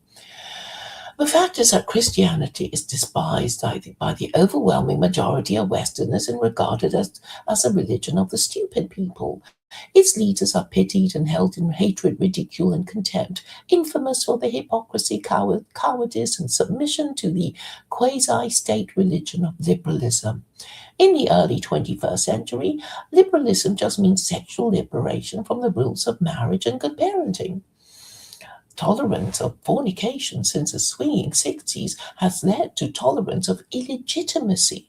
Tolerance of illegitimacy has led eventually to tolerance of widespread illegitimacy, establishing a matriarchy suffering from the moral disease of illegitimacy. It is a fact generally accepted that convicted prisoners are mostly from fatherless homes brought up by their unmarried mothers who have deprived their illegitimate offspring of a father. They are the agents of chaos and criminality, which any healthy patriarchy confident in its beliefs and existence would have no trouble acknowledging. However, since we live in a matriarchy, it is those who are married parents who are in the minority. In the 21st century, with rising illegitimacy and a culture of casual sex, it cannot be doubted that most of the sex that takes place in the West is not marital sex between husband and a wife. We already know that the US suffers an illegitimacy rate as high as 40%, according to figures released in 2017. If patriarchy is a society prioritizing the preferences of married parents wanting to properly parent their legitimate offspring, then matriarchy is a society prioritizing the preferences of unmarried parents who casually conceived and parented their illegitimate offspring. The perfect patriarchy equals 100% married parents. The perfect matriarchy equals 100% unmarried parents. Under indiscriminate universal suffrage, no democratic politician would dare to risk alienating its voters who are A, illegitimate offspring, B, unmarried mothers, C, unmarried fathers. For this reason, more elections under representative democracy would not work to restore the patriarchy. Since illegitimacy is very high in the West, currently 40% in the US, 50% in Canada, and 51% in the UK, any hope of solving the problem with more elections should be firmly dismissed and extinguished. The following is an extract from Keith Joseph's Edgbaston speech in Birmingham on 19th October 1974. In case you don't know who Keith Joseph is, well, he was actually Sir Keith Joseph, and he was a baronet, and he was Jewish. And for a while, they thought that he was going to be the next British Prime Minister until he made this fateful speech called his Edgbaston speech in Birmingham. So let me read out his shocking speech that destroyed his career. He said, "The balance of our population, our human stock, is threatened. A recent article in Poverty published by the Child Poverty Action Group showed that a high and rising proportion of children are being born to mothers least fitted to bring children into the world and bring them up. They are born to mothers who were first pregnant in adolescence in social classes 4 and 5. Those are low social classes. Many of these girls are unmarried. Many are deserted or divorced or soon will be. Some are of low intelligence, most of low educational attainment. They are unlikely to be able to give children the stable emotional background, the consistent combination of love and firmness, which are more important than riches. They are producing problem children, the future unmarried mothers, delinquents, denizens of our bostels, subnormal educational establishments, prisons, hostels for drifters. Yet these mothers, The under-20s, in many cases, single parents from classes 4 and 5, are now producing a third of all births. This is 1974. A high proportion of these births are a tragedy for the mother, the child, and for us. Yet what shall we do? If we do nothing, the nation moves towards degeneration. However much resources we pour into preventative work and the overburdened educational system, it is all the more serious when we think of the loss of people with talent and initiative through emigration, as our semi-socialism deprives them of adequate opportunities, rewards, and satisfactions. Yet proposals to extend birth control facilities to these classes of people, particularly young unmarried girls, the potential young unmarried mothers, evokes entirely understandable moral opposition. Is it not condoning immorality? I suppose it is. But which is the lesser evil? Until we are able to remoralize whole groups and classes of people, undoing the harm done when already weak, restraints on strong instincts are further weakened by permissiveness in television and films on bookstalls. Nearly half a century later, the West is now divided, degenerate, in decline, and suffering from dementia, with Western governments making it a policy to encourage euthanasia, suicide, unmarried parenthood, divorce, gay marriage, and transgenderism. It is almost as if Western governments are warehousing Westerners for extinction. It seems our political pastors would prefer not to be put through the trouble of having to govern us, our children, grandchildren, or descendants, and are now planning to replace us with migrant labor and AI. Either the problem of degeneracy, that of each subsequent generation becoming lower in status, ability, morality, and marriageability than the previous one, is a problem, or it is not. Either it is reversible by changing the law, or it is not. Either it is possible to challenge and defeat matriarchy, or it is not. Either there exists the political will and organization to challenge and defeat it, or there is not. Either the attempt is made, or it is not. Either the attempt succeeds, or it does not. Should the attempt be made? A conclusive sign of degeneracy is when the percentage of married parents goes down and the percentage of unmarried parents and illegitimate offspring goes up. Marriage, intended to facilitate the transmission of the eugenic heritable trait of marriageability. Let me start again. Marriage, intended to facilitate the transmission of the eugenic heritable trait of marriageability, is also a child protection scheme. If a child is unfortunate enough to have one abusive parent, it is hoped that its other parent would protect it from the other. However, if the child is already fatherless and its unmarried mother is abusive, it will have no protector other than social services when its abuse will have been so long-standing as to have come to the notice of its neighbors and its teachers at school. The less marriageable the men and women are of your society, the more dysgenic it is, producing illegitimate offspring who will themselves go on to produce illegitimate offspring who will mostly constitute the next generation of criminals and underachievers. The more marriageable the men and women are of your society, the more eugenic it is, producing legitimate children who are in turn capable of themselves producing legitimate offspring, more likely to become desirable employees as well as be a credit to their parents. Western governments now indoctrinate primary school children that being gay and transgender is an acceptable lifestyle option. Since being gay and transgender by definition makes us unmarriageable in the traditional sense of the word, if you accept that the purpose of marriage is legitimate children, it is clear that the government is actively and deliberately making its citizens unmarriageable.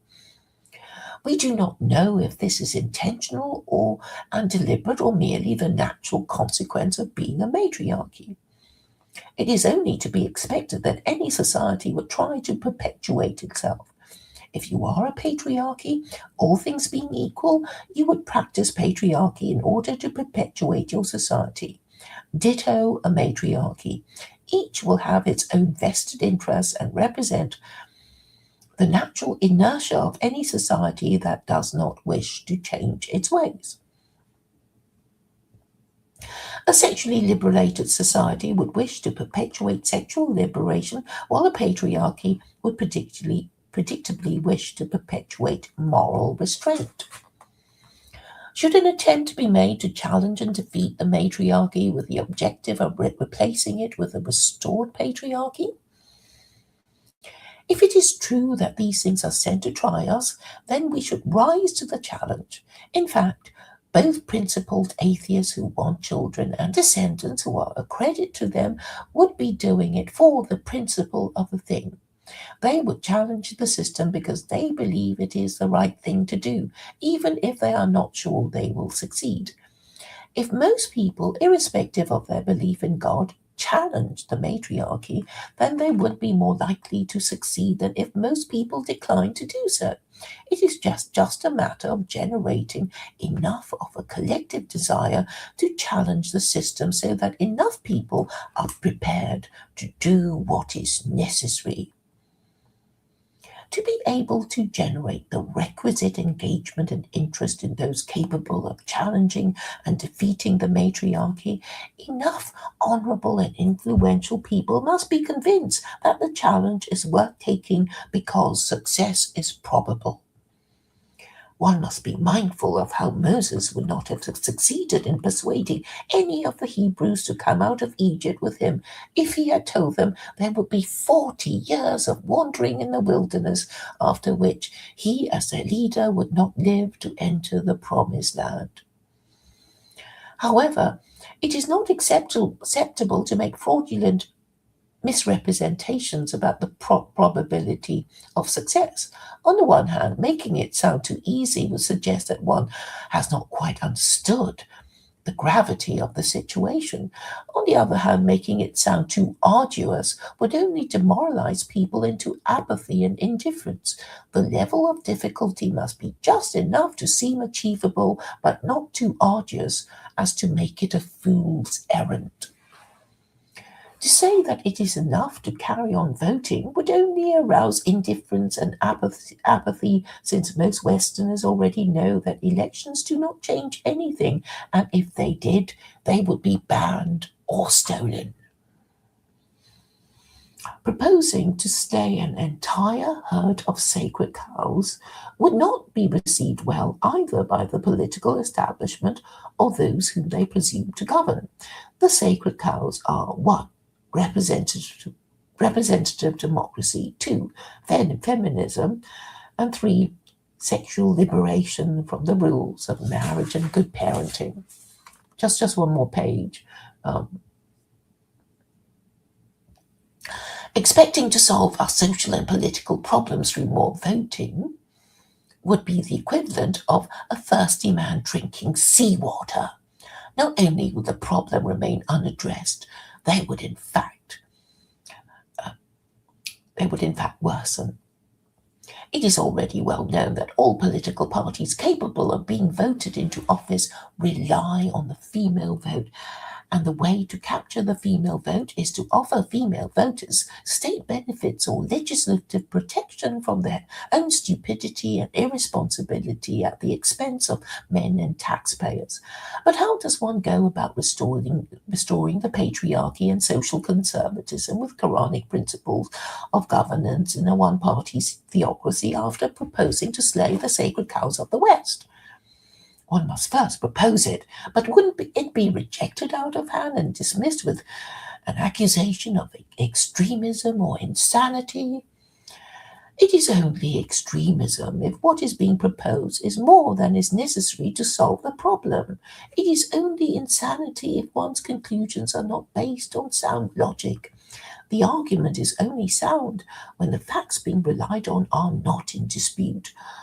What wouldn't work is if we minced our words, beat about the bush as Yoram Hassoni has done, while omitting to state clearly what needs to be said in the clearest, briefest, and most memorable terms.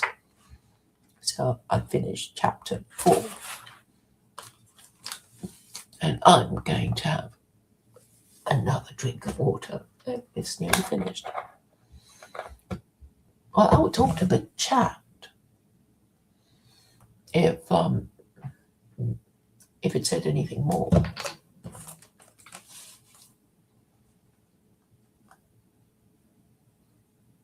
So Chad, what do you want me to do? How many chapters are there? Chapter 6. Yeah, it's chapter 6 and conclusion. Yes, Chad wants to talk to other people. I tend to agree. I think that you should just continue doing what you're doing. We're going to take a little short music break, though. Okay. I'll keep reading until somebody comes in. Chapter 5.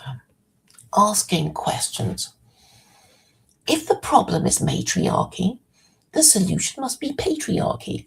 If the destination is patriarchy, the vehicle must be theocracy. If matriarchy is a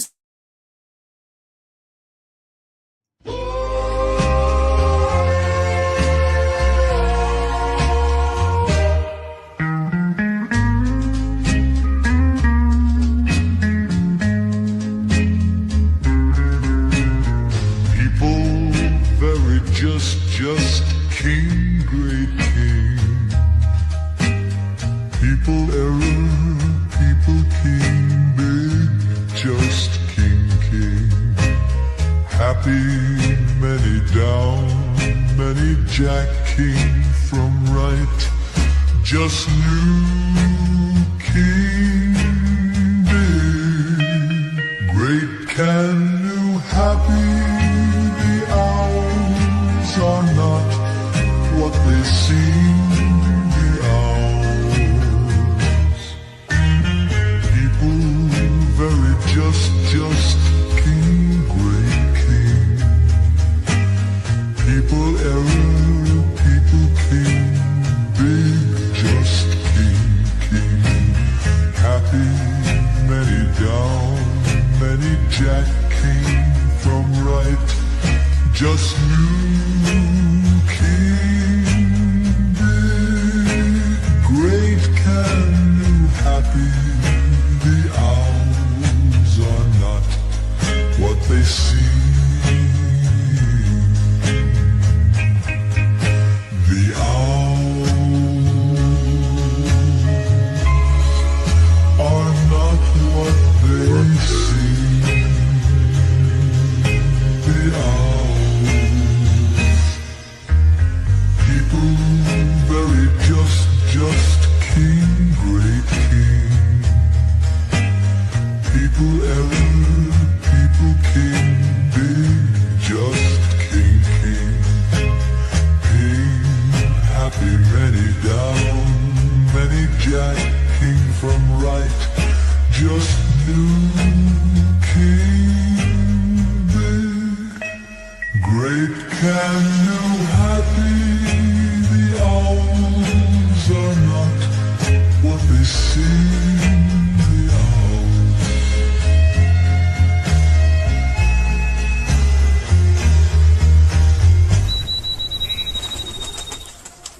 All right, that one's a little self-indulgent.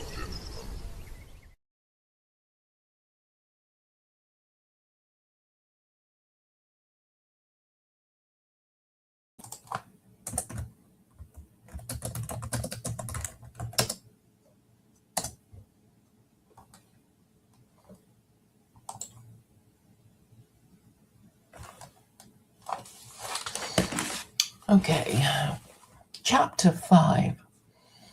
Asking questions. If the problem is matriarchy, the solution must be patriarchy. If the destination is patriarchy, the vehicle must be theocracy. If matriarchy is a society prioritizing the preferences of unmarried parents who casually conceived and parented their illegitimate offspring, then patriarchy is a society of married parents who want to properly parent their legitimate offspring. If theocracy is a society governed by God's laws and God forbids extramarital sex, then obeying God's laws would have the effect of restoring the patriarchy and keeping matriarchy at bay through the criminalizing of unmarried parents and treating them as sex offenders with chapter 24, verse 2 of the Quran. The 100 lashes thing. Didn't you read that like 3 times? Sorry, I didn't hear that. Pretty sure you read that 3 times now. Yeah, I kind of have to repeat myself, but okay, that bit's okay. The moral It's okay. order- I just was wondering if like you, is that like Yeah, how I'm you do reading it in it the again. book itself? Okay. Okay, Well, continue. Yes, continue. thank you. The moral order of patriarchy would be married parents being the most privileged group, followed by non-parents, with sex offenders predictably with a lower status.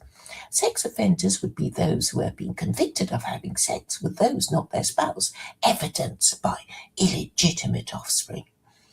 A spouse under the proposed new regime would be defined as a member of the opposite sex, not within the forbidden degrees of consanguinity.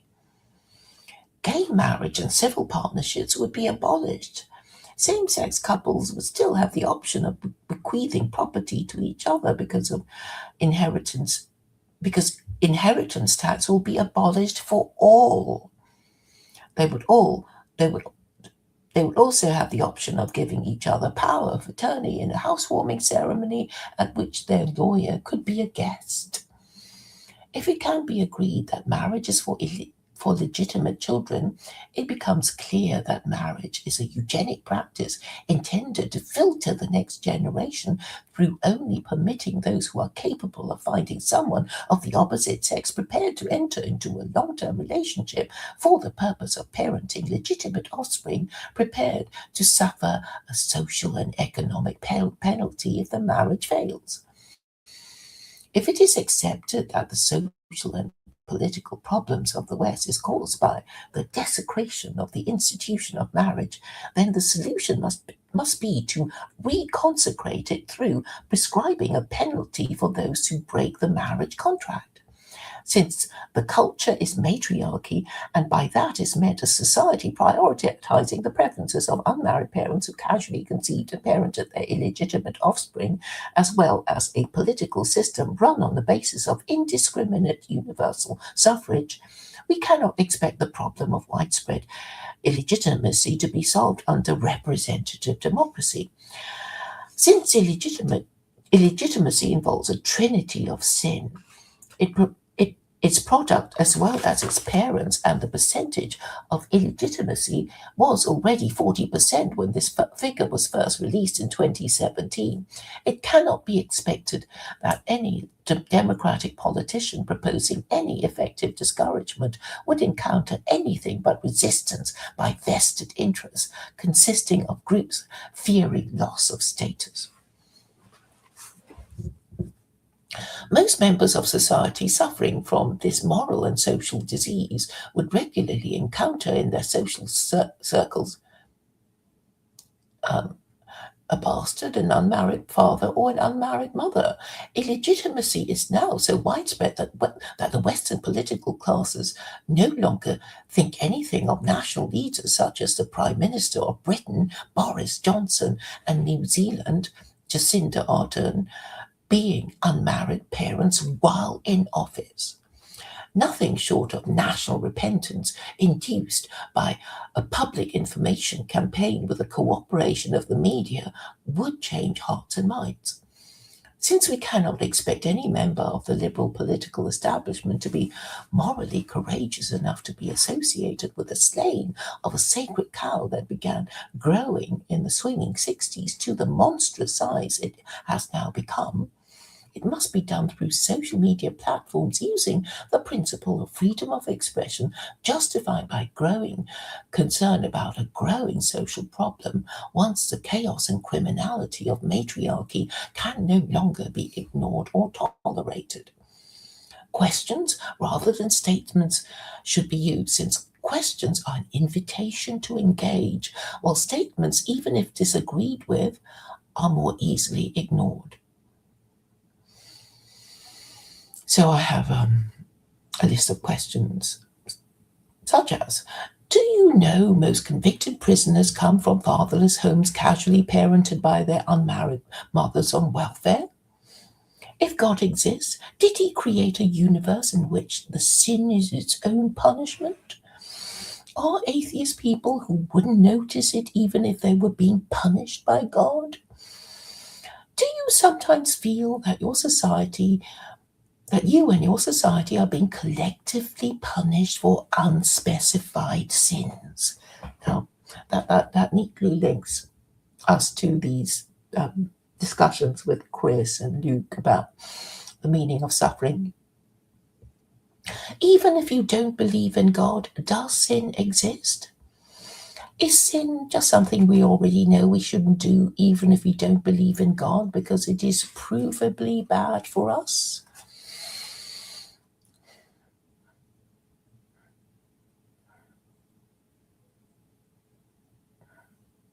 Do you think Jews are the world's most ancient and powerful tribe because their religion suggests they have divine protection? If both Christianity and Islam are derived from Judaism, is not Islam a synthesis of Judaism and Christianity? If Islam is a synthesis of Judaism and Christianity, does this mean it is a divine synthesis of both, with bad bits taken out and the good bits left in? Are the bad bits of Judaism for Jews its great number of restrictions and religious obligations and the smallness of their number?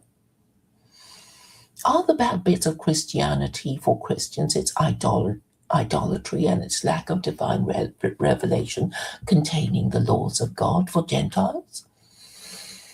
Are the good bits about Christianity its universality, including all of humanity? Are the good bits of Judaism Jews having the most powerful deity conceivable and its divine revelation containing the laws of God? Are religious groups the biggest group we can hope to join to assert our supranational and individual moral identity? Do we owe it to ourselves to choose the best religion around if we had to choose a religion for our country whose rules are most likely to result in government in the national interest? If nationalism is government in the national interest, how is it in the national interest to undermine the institution of marriage? If marriage is eugenic and illegitimacy dysgenic, isn't patriarchy obviously in the national interest and matriarchy obviously against the national interest? Is nationalism possible without social conservatism?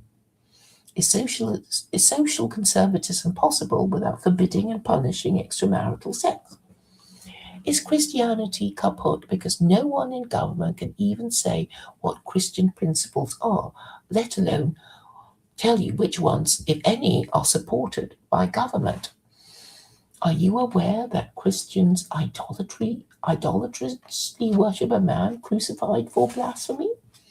Don't Christians know that it is idolatry to worship anything that isn't God?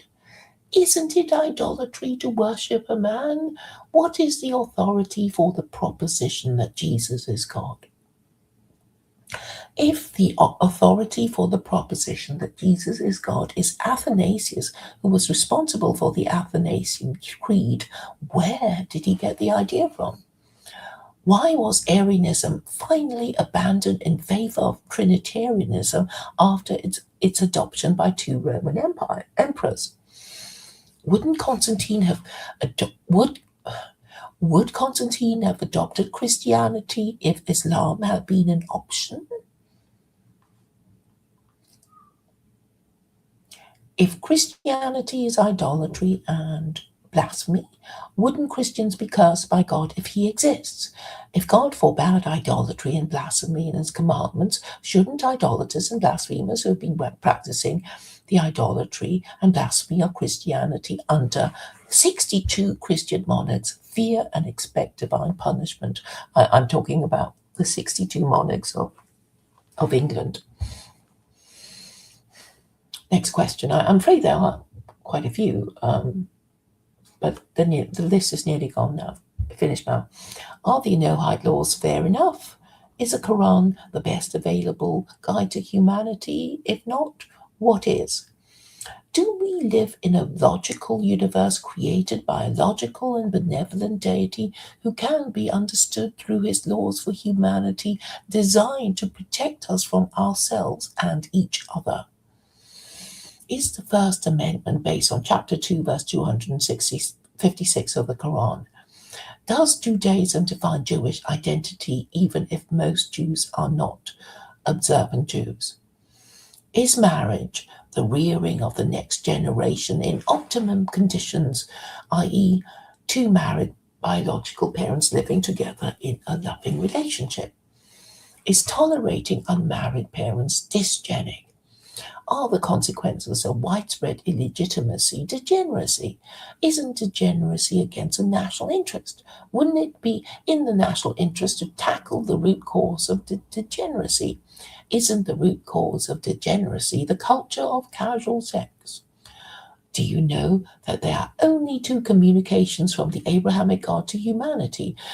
The one that has 36 capital offenses actually omitted to mention fornication. And this, of course, means the Quran is a better one. Just two more questions. Is degeneracy the increasing tolerance of ever-lowering standards of education and behavior, as well as increasing chaos and criminality unaddressed by the government? Finally, should unmarried parents be treated as sex offenders to discourage illegitimacy? I like to think this should be enough to begin a national conversation, if not an international debate, about the role of religion in society.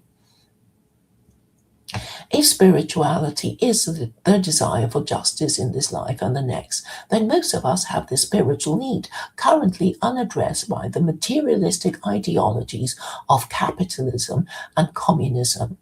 There is nothing inherently virtuous about being born rich or poor, working class or middle class.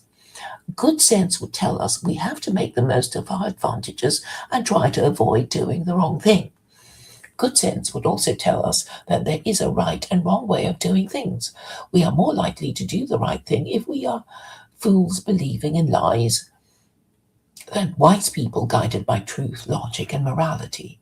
If these questions were asked and answered correctly, it would not be too long before the inescapable conclusion is reached: unprincipled Christianity has rotted into matriarchy and must be replaced by Quranic principles of governance if we are to be restored to good moral order.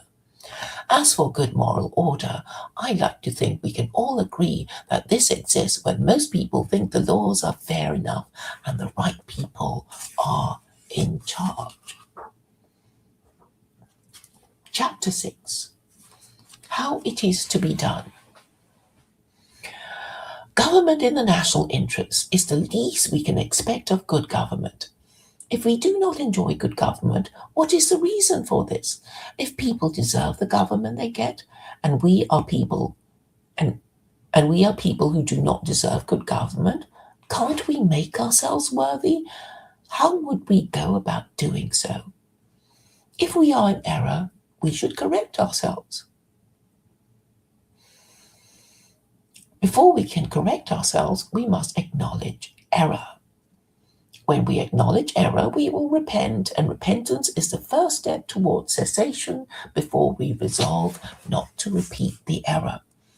A sign must be given that we have repented. What better way to repent of the error of Christianity and the failed secular political ideologies adopted after its failure than to adopt Quranic principles of governance?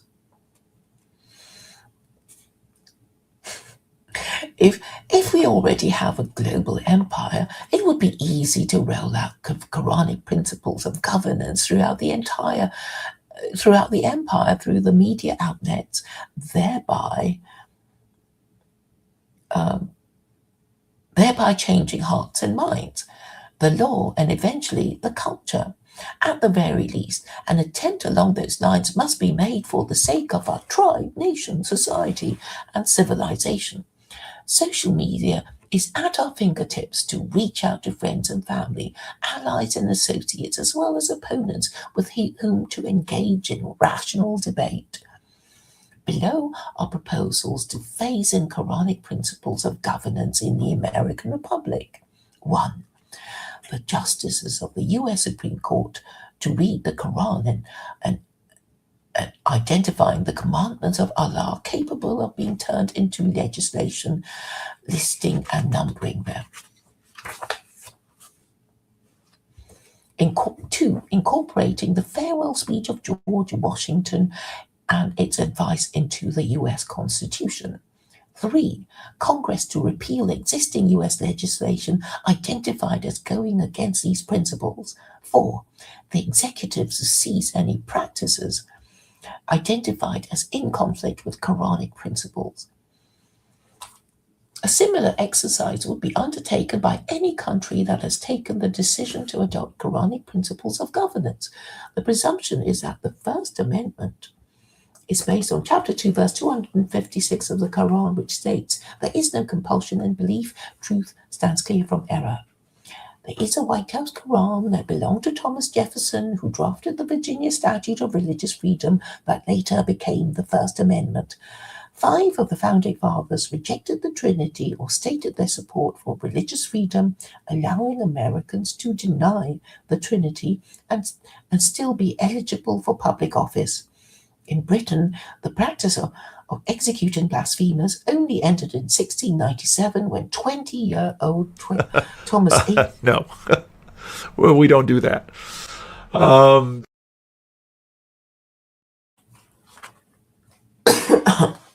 Edward Whiteman was the last man in England to be burned at the stake for heresy for denying the Trinity in 1612. A Gentile believing in the Abrahamic God while denying the divinity of Jesus is closer to being Muslim than Christian. Washington's farewell speech has many references to morality and foreign policy, which has Quranic echoes. 31:17 of the Quran exhorts Muslims to enjoin good and forbid evil and iniquity. George Washington said, "Observe good faith and justice towards all nations. Cultivate peace and harmony with all. Religion and morality enjoin this conduct." Which religion could Washington have meant? Jesus did not get round to saying anything about foreign policy and international relations in the New Testament before he was executed for blasphemy. What does the Jefferson Bible say? Jefferson excised anything that was not in the reported speech of Jesus from his Bible. This means the Pauline epistles of the New Testament were excluded. Paul never met Jesus, though he claimed to have seen him in a vision on the road to Damascus. Whatever the Old Testament said about warfare, it would be too specific to Jews. Excuse me, I'm going to mute myself and cough.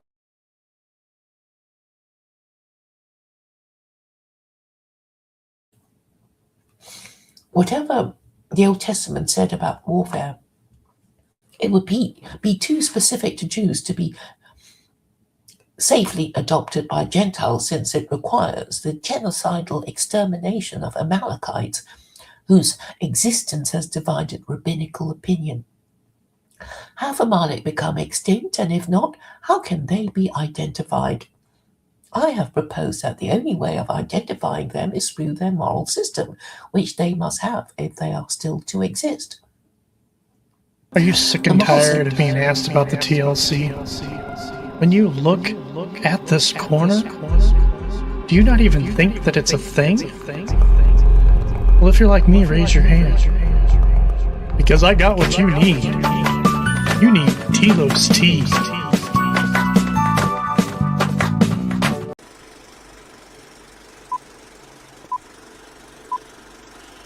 And now, this program is brought to you by Glass TV on here. Why would we need a TV? A darn TV. Why on earth would you put a TV in here? A darn TV. Why on earth would you put a TV in here? Why would we need a TV? A darn TV. A darn TV. A darn TV. Why on earth would you put a TV in here?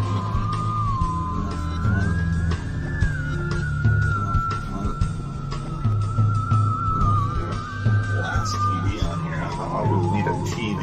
Why on earth a darn TV? Why on earth would you put a TV in here?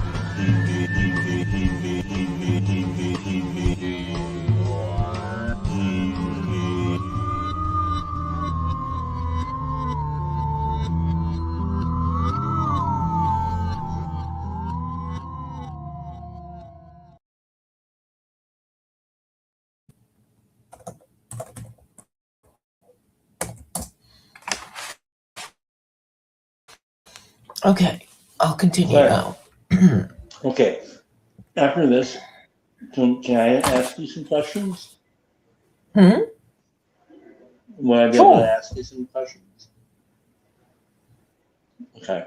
Go ahead and read a little more. Yes, I want to ask you please something. do. Yeah, go ahead.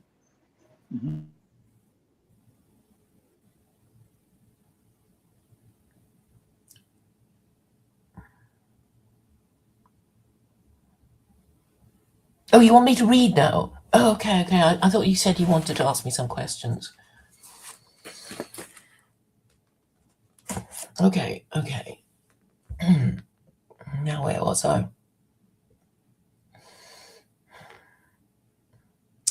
Whatever the Old Testament said about warfare, it would be too specific to Jews to be safely adopted by Gentiles, since the Old Testament requires the genocidal extermination of the Amalekites, whose existence has divided rabbinical opinion.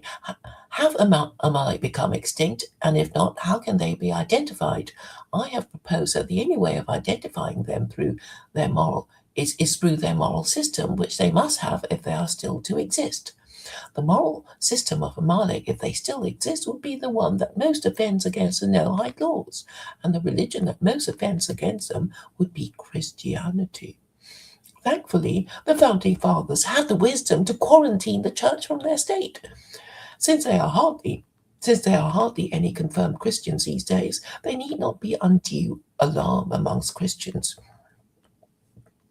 It would be the easiest thing for those who are confirmed Christians to renounce their belief in the Trinity, for which there will be a formal procedure as well as a registry of former Trinitarians, While nothing would happen to those who refuse to put their name on the register, those who register would raise their Quranic credit score. The Jefferson Bible simply demonstrates the thinness of the material attributed to Jesus as reported by Matthew, Mark, Luke, and John.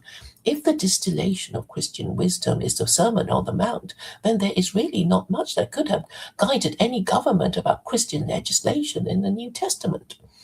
Therefore, the only scripture Washington could have meant was the Quran, which does state a policy of defensive wars only, while also allowing for successful imperial wars in which the jizya, a conditional tribute, is exacted by the conquered country.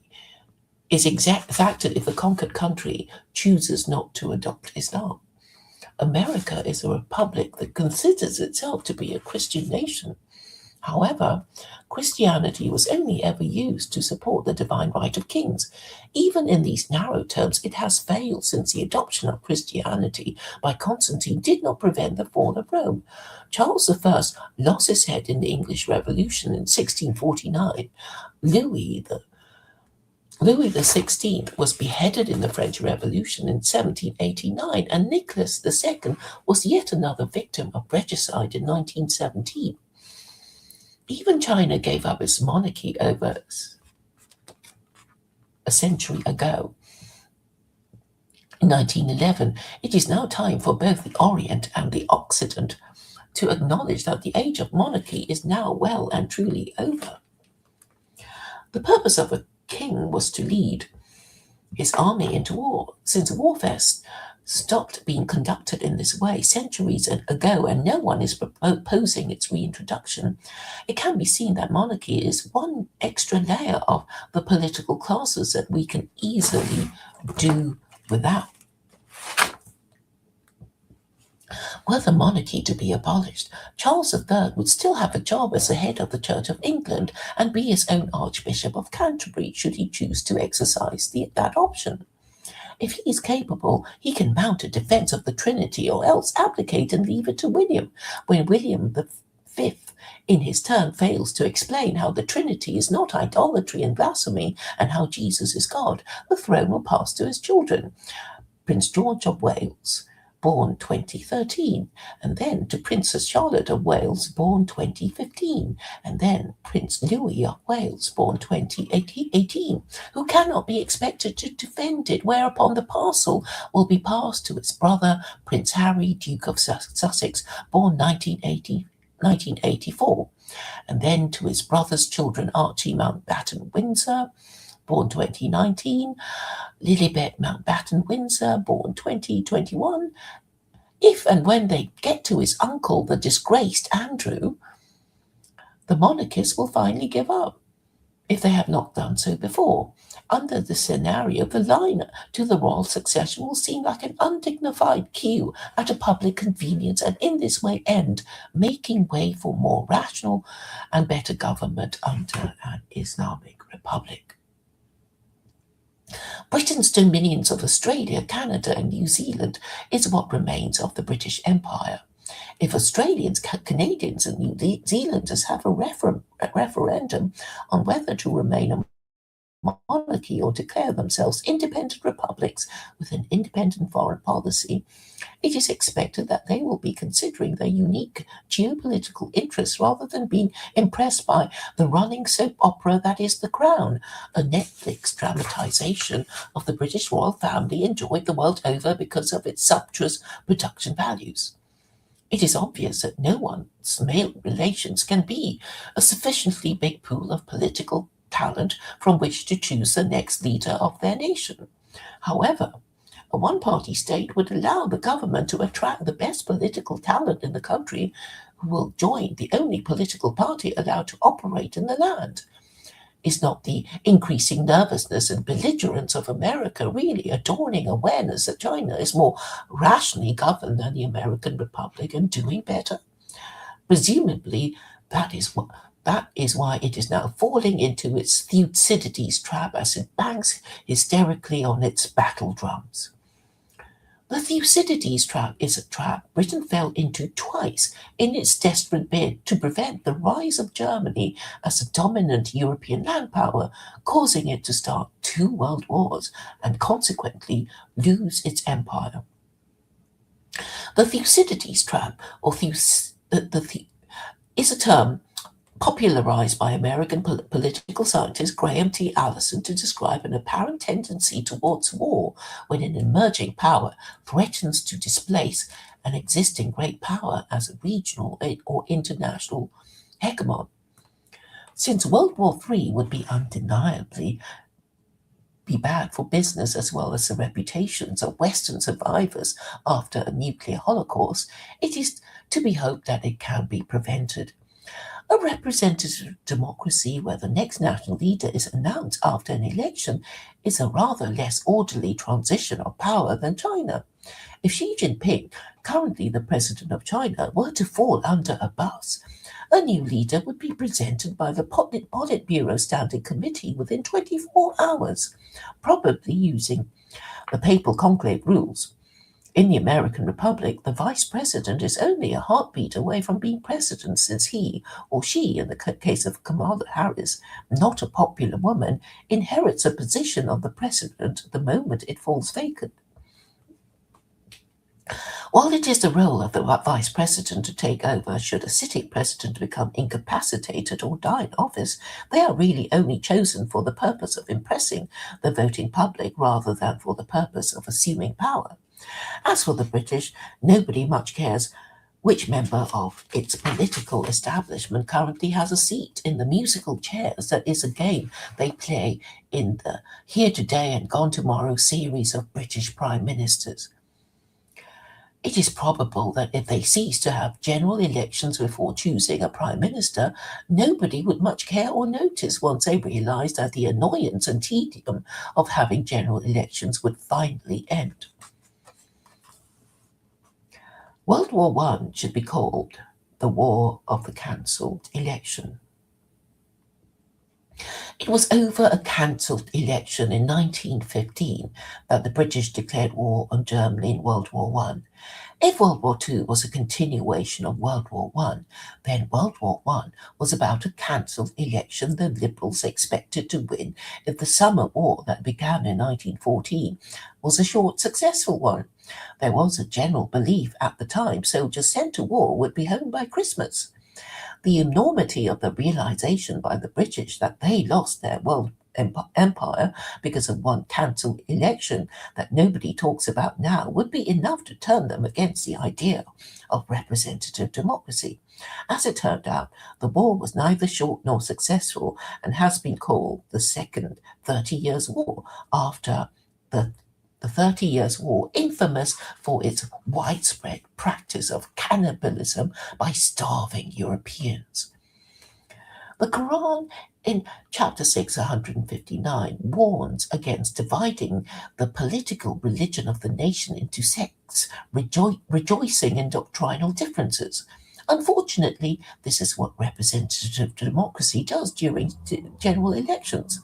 The streamlined system of the Chinese Communist Party leaves representative democracies of the West anxious about the decline of empire, with an increasingly restive, unbiddable, and frankly degenerate populace consisting of welfare claimants trailing in its wake.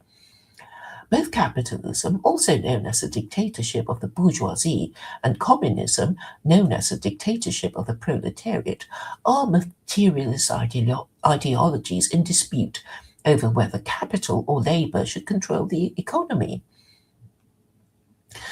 Measuring national achievement in terms of GDP, gross domestic product, it entirely discounts the spiritual needs of the people.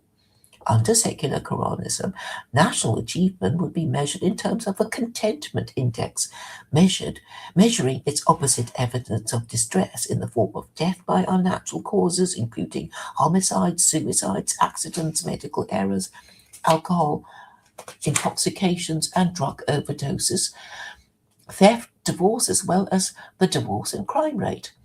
If spirituality is the desire for justice in this life or the next, then should the state not provide this for the people by adopting the best religion with the best available guide to humanity?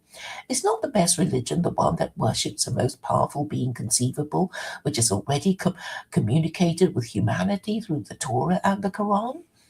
If it is decided that a theocracy is the best political system to bring about economic, political, and social stability, and there are only two divine revelations from the most powerful being conceivable to choose from, surely rational believing Jews would choose the one guaranteeing freedom and belief that explicitly and specifically forbids fornication, with chapter 24, verse 2 of the Quran, without the 36 capital offences of Judaism.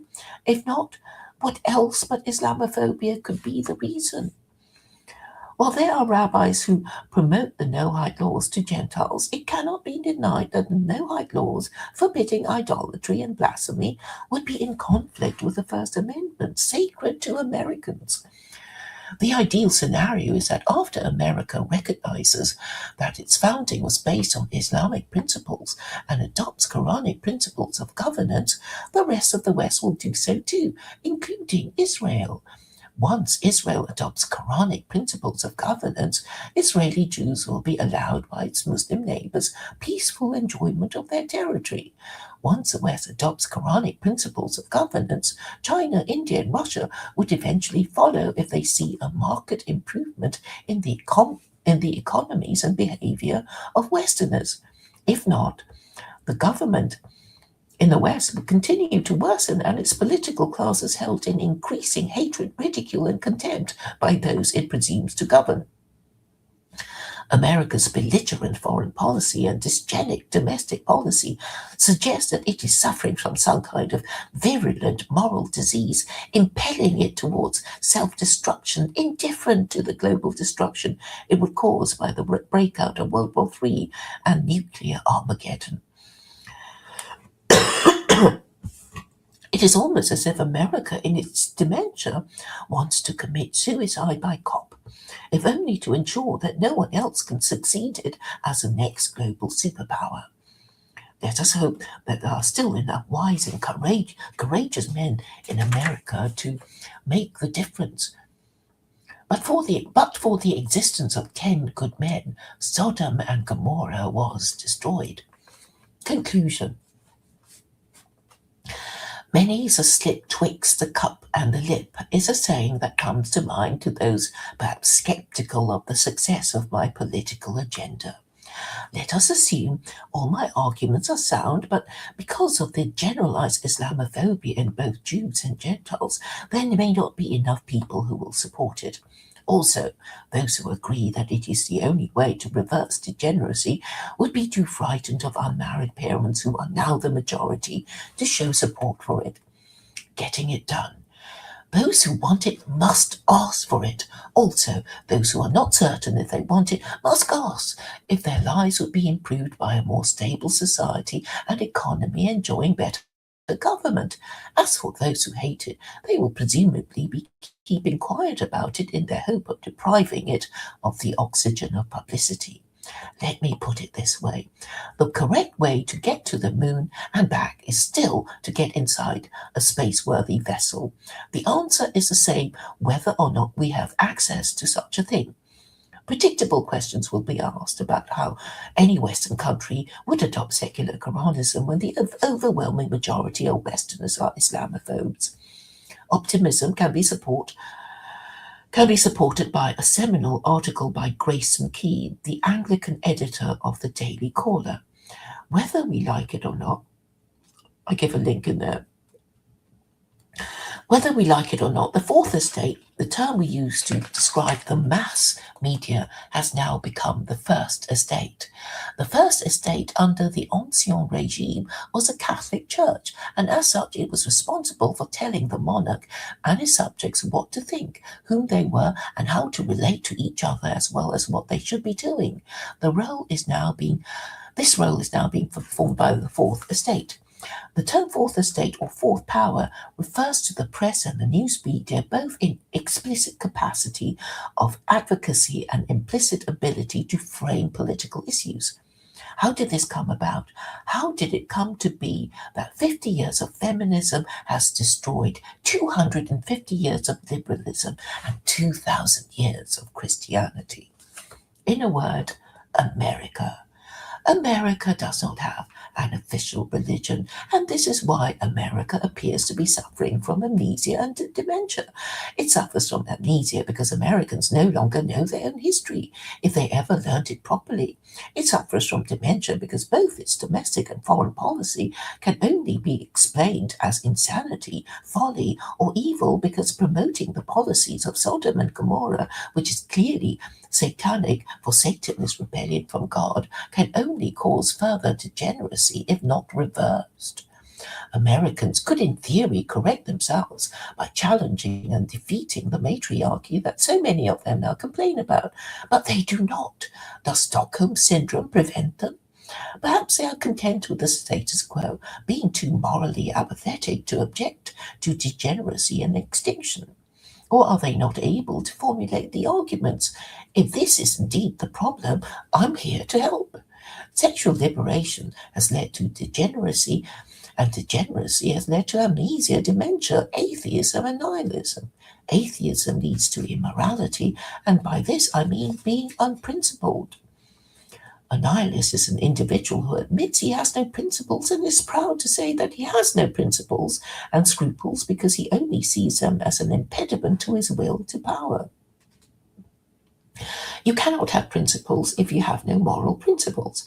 You can have no moral principles if you have no religious principles.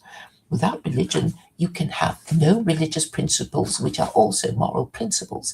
This means that your society is largely filled with unprincipled men complaining about other unprincipled men, with the only solution being violent revolution and civil war, because none of them any longer trust each other to play by the rules.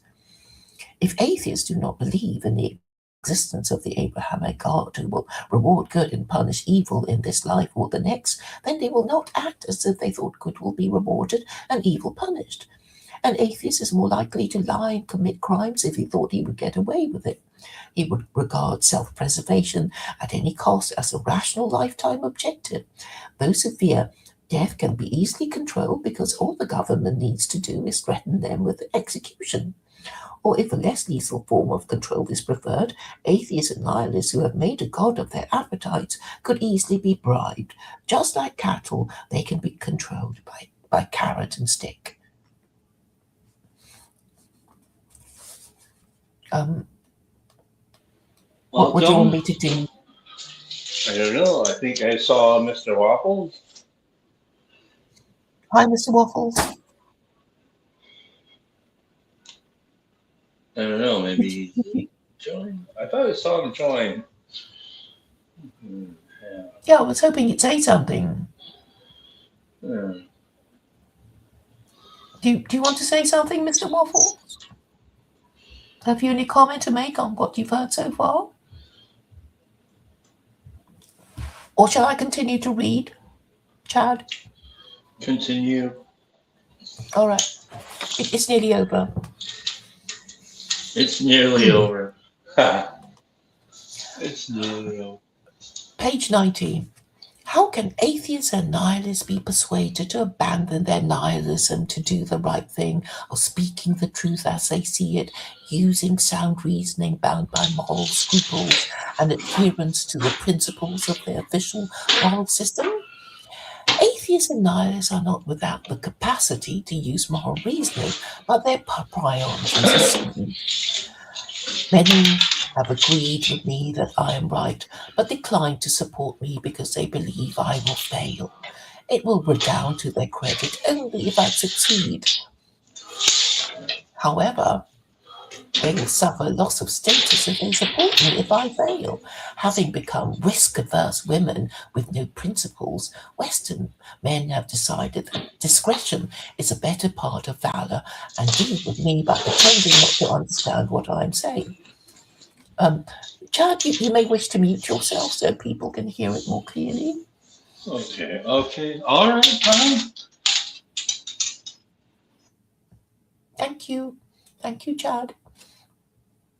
Most people would support a righteous cause if they believe victory to be at hand.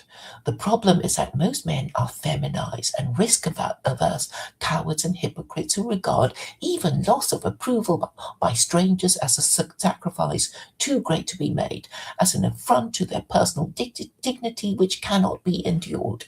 A vision of the future must therefore be painted, which will be appealing even to atheists and nihilists, giving the narrative of an easy victory in a righteous cause. Maslow's hierarchy of needs are as follows. 1. Physiological needs. 2. Safety needs. 3. Love and social needs. 4. Esteem needs. 5. Cognitive needs. 6. Self-actualization. 7. Transcendence needs. Let us assume that the nihilist is now a member of the ruling class. If you were an absolute monarch, which would be your next ambition? It must be the love of those those you govern as well as your friends and family. Even if you knew everyone loved you and you were worthy of it, you would fear death. If you believed in the afterlife, you would want to go to the better place. Uneasy lies the head that wears the crown. What would give the wearer ease? Knowing he is doing the right thing and being praised and loved for it. But people do complain. If the king believed in God and felt he was obeying God's laws to the best of his ability, then he would still enjoy spiritual ease. The atheist and narcissistic absolute monarch would be bent on imposing his will on others and be subject to mood swings. At times, he would feel that he was in control and doing the right thing because he's loved and praised, but at other times he would feel loss of control and paranoia.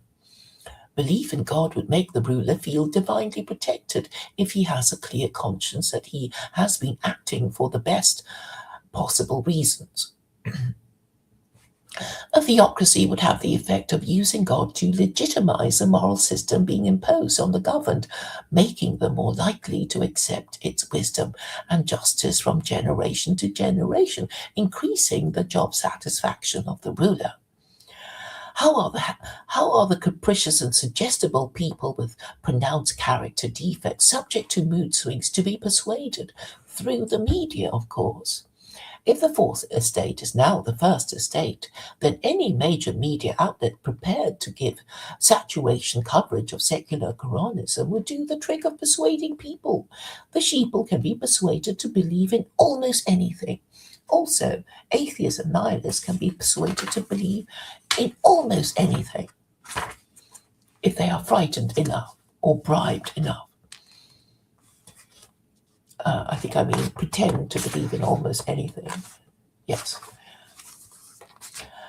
In any society, there are bound to be dissidents, but a balance between individual liberty and what is necessary to keep the group in existence and apart from others is necessary to keep most people feeling that the rules are fair enough and that the best possible people in their group are in charge. Intersectional feminism is, of course, the antithesis of this, and this explains why it is now frightened of its own shadow, jumping at the slightest noise. It already knows its time is up. Think of the personification of the world's number one superpower, a transgender Uncle Sam who has had his sex change operation and is now drinking in the last chance saloon, picking fights with anyone who is smaller and weaker than him. He considers squaring up to someone who is capable of punching his lights out, but decides against it. A transgender Uncle Sam has a gun. He chooses not to fight with anyone in the bar because wearing a skirt and heels which will not give him the advantage in a pub brawl. If he challenges anyone for a fight in the car park, he's not quite certain that the bystanders who hate him will not refrain from taking an opportunity to land a punch or a kick. So he chooses to go on a shooting spree before committing suicide by cop. His gun in his car in the parking lot, and he goes to get it. How can we stop World War III from breaking out? By speaking the truth as we see it. Long-standing social problems that have been festering for a century will not and cannot be solved by more voting and more stolen elections. When the evil is global, the policies that cause this evil must be acknowledged before correction can take place. For this reason, the narrative of the Abrahamic God is irresistible even to atheists and nihilists who fear for the future. What is required is saturation and global coverage of secular Koranism, which the West is capable of doing, since we already know that global media is controlled by the CIA. If the West is going to change its moral system, it would want everyone else to do the same thing too, and this must be managed properly and carefully. While the West still resembles an advanced society and the American empire is still in existence, it can do these things with more authority and drama. After the collapse, it will be heeded less. After all, economic collapse is imminent. The manifest destiny of an exceptional and indispensable nation could be fulfilled, but perhaps not in a way those who first coined those words imagined. America beginning an act of global repentance, wearing sackcloth and ashes, will fulfill the manifest destiny of an exceptional nation that is the Republic of America, indispensable for making Islam go global when Americans repent of their sins of Christianity, and finally complete the project of the Founding Fathers. Formally rejecting Christianity after declaring it to be totalitarian as well as idolatry and blasphemy would attract a global gasp of surprise. Adopting secular Koranism with American characteristics by implementing the following legislative program would make global opinion agog with curiosity. 1. U.S. Supreme Court to identify, list, and number the commandments of Allah in the Quran capable of being made into legislation, to incorporate Quranic principles of governance into the new U.S. Constitution. 2. George Washington's farewell speech to be also incorporated into the new Constitution. 3. Legislation identified to be in conflict with the above repeal, banning all other political parties other than the National Party of America, with the principle of governing in the American national interest, conforming to Quranic principles of warfare and international relations and foreign policy. In foreign policy, economic, social, and gender justice in domestic policy would be implemented in harmony with Quranic principles. How could atheists and nihilists be bribed to support secular Koranism?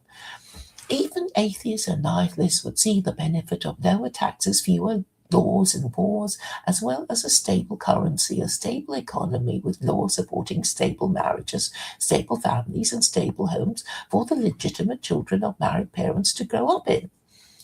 Persuading unmarried parents to get with the program. What if you are already an unmarried parent fearing public corporal punishment? Fear not, for there will be a period of grace of a year in which unmarried parents will not be lashed 100 times in public. So basically, after secular Koranism is established, no one is going to be suffering corporal punishment if they give birth. Until the year is over, so which is enough time, I think, for people to get used to the idea. Quranic credit score. To encourage repentance, there will be a list of early bird repentant unmarried parents. The higher on the list you are, the more repentant you will be deemed to be, and this will go towards your brownie point in your Quranic credit score. To incentivize participation, some reward could be given for the first early repentant unmarried parent, the first 10, the first 100, the first 1,000, the first 10,000, etc. Your Quranic credit score will be based on your ability to solve problems using truth, logic, and Quranic principles. Examinations in Quranic knowledge. There will be examinations in Quranic knowledge for primary and secondary school children. For primary schools, the test will be multiple choice. For secondary schools, the test will be the written essay. The first-year law student will be expected to comment on the process of identifying, listing, and numbering the commandments of Allah capable of being made into legislation, necessitating the reading of the Quran in its entirety and the passing of its verses capable of being made into legislation. State-run marriage bureaus. To make marriage the serious business it should be between the parties to the marriage, the state will offer the service of pairing up marriageable men and women with each other if they require assistance after ensuring they satisfy a marriageability test. Remedial classes in marriageability. If they fail to satisfy the requirement of being marriageable, they will be offered remedial classes in marriageability. The marriage contract. For those who satisfy the marriageability test, the state will assist them in agreeing the terms of the marriage contract by explaining the nature and purpose of marriage and its implicit terms. There will be the standard contract for the average citizen and the bespoke contract for wealthy individuals who want to make their own arrangements using their own legal advisors. joint appointment by the couple of the friend of the marriage. Before the couple can marry, they would have to agree on the appointment of a friend of the marriage whose purpose is to support the marriage impartially. It is meant by this that the friend of the marriage would be more interested in supporting the marriage than either of the parties to the marriage. Should the friend of the marriage become unavailable or is dismissed, the couple must as soon as possible agree on the replacement, or one will be appointed for them when there arises any matrimonial disputes to be settled. After marriage service, a matrimonial disputes tribunal will be ready to deal with any matrimonial disputes arising so that there will be a record of the history of the marriage. Matrimonial disputes appeal tribunal. This could be the pre-divorce stage of proceedings if the matrimonial dispute cannot be satisfactorily resolved. Apportionment of blame for divorce. Even if the couple divorce amicably and refuse to blame each other, blame would be apportioned at 50-50. This is because they are both equally to blame for having married the wrong person. Divorce registry. The divorce registry will have a list of divorces with the apportionment of blame specified and the causes categorized. For example, money, adultery, incompatibility, unreasonable behavior, etc. State education. Legitimate children of married parents will go to A schools. Illegitimate offspring of unmarried parents will go to B schools. Doubtless ambitious teachers would want to teach in the more challenging B schools, but state provision of educational facilities will be equal. Secondary education will be in single-sex schools. Environmental and demographic concerns controlling the birth rate. There are some who want it to go up and others who want it to go down. This method provides government with an indispensable and easy-to-operate control mechanism, regulating the supply of the contraceptive pill only to registered prostitutes and mothers deemed to have completed their families when they have the required number of children. The number can be raised and lowered as required. The reintroduction of slavery. Since slavery was forbidden in neither the Bible nor the Quran, it follows that the British and Americans had no business abolishing it. In any case, sex slavery is an institution like marriage and prostitution. Institutions should be regulated, not criminalized, to protect the rights of the parties. Without indentured servitude, which is... No, well, we don't do that.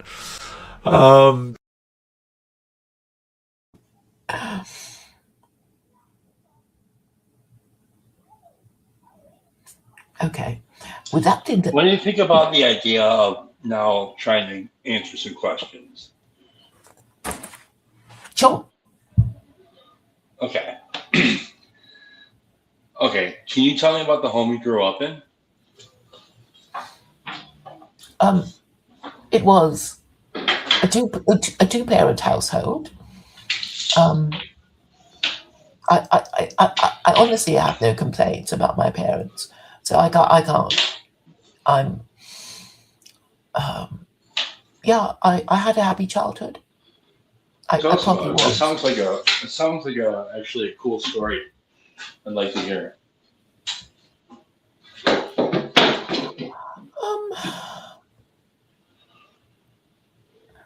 I suppose as a teenager, I was angst-ridden.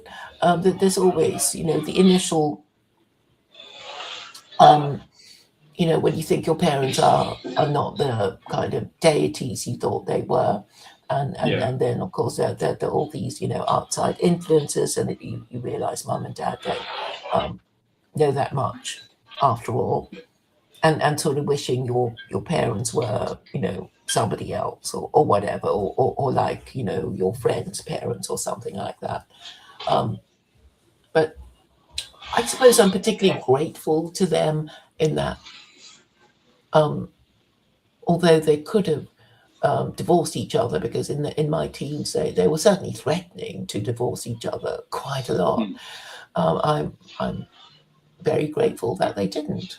because it's such a pain trying to get on with your step parents or your step children, because Indeed. you and I suppose you have this feeling that they wish you never, that you just weren't around. You wished your parent had not met the, who is now your step parent, and probably the step parent in question wishes you weren't around as a child. So that must have been, difficult and traumatizing.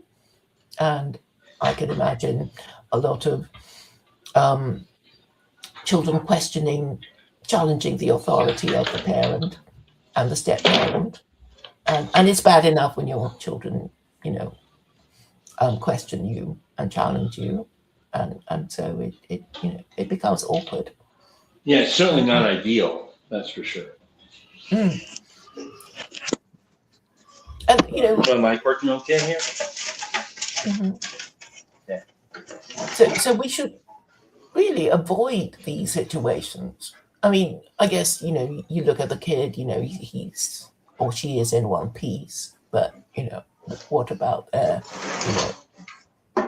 what about their psyche? You can't really tell.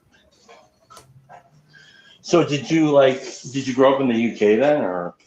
Yeah, well, I arrived in my teens and I went to school here. Oh, okay.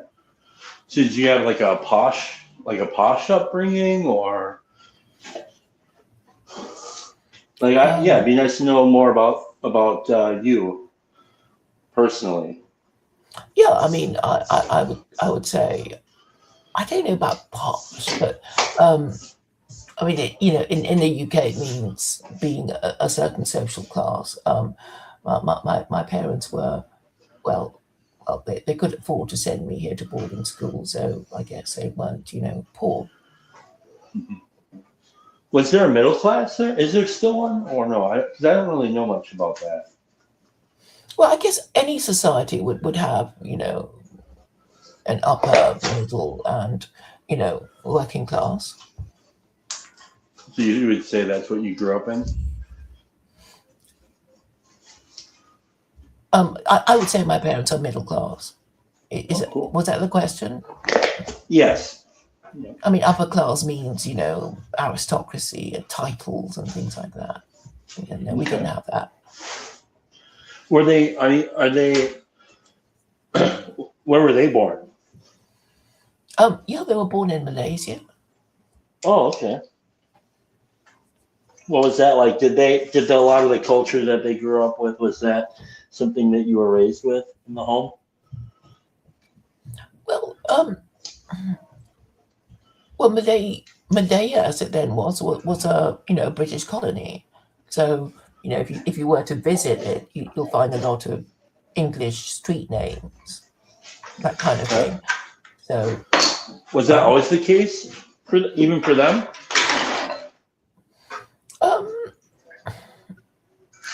Are you a Gen X or Boomer? I guess that's yes.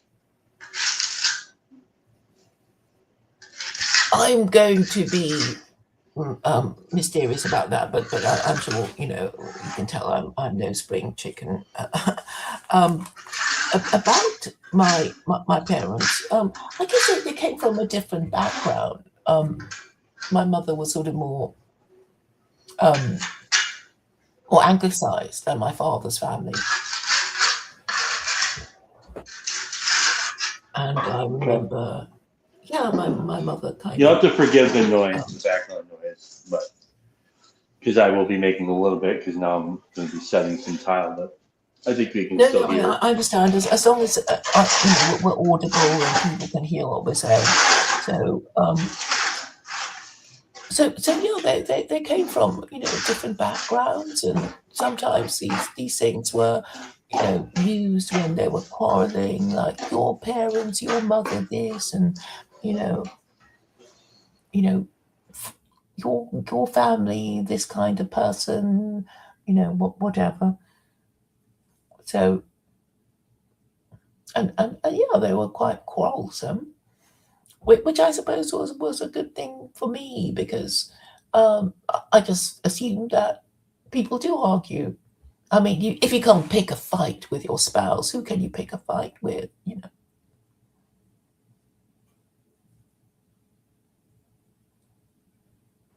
Yeah, so like maybe give me like 15 minutes of just you kind of talking about, let's say, your experience with the culture within your home growing up, and as it relates to, say, maybe their culture that they grew up with. And I think that'd be really good to hear. Yeah, I'd love to hear that. Well, I guess. And please be as revealing as possible. I really like hearing the personal stuff because that way, like, I took the time to listen to your writing. I'd like to now take the time to listen to you. Sure. The culture, it's always a bit difficult to talk about the culture. I mean, I can tell you about, we would go to the beach on Sundays and I would play with my cousins and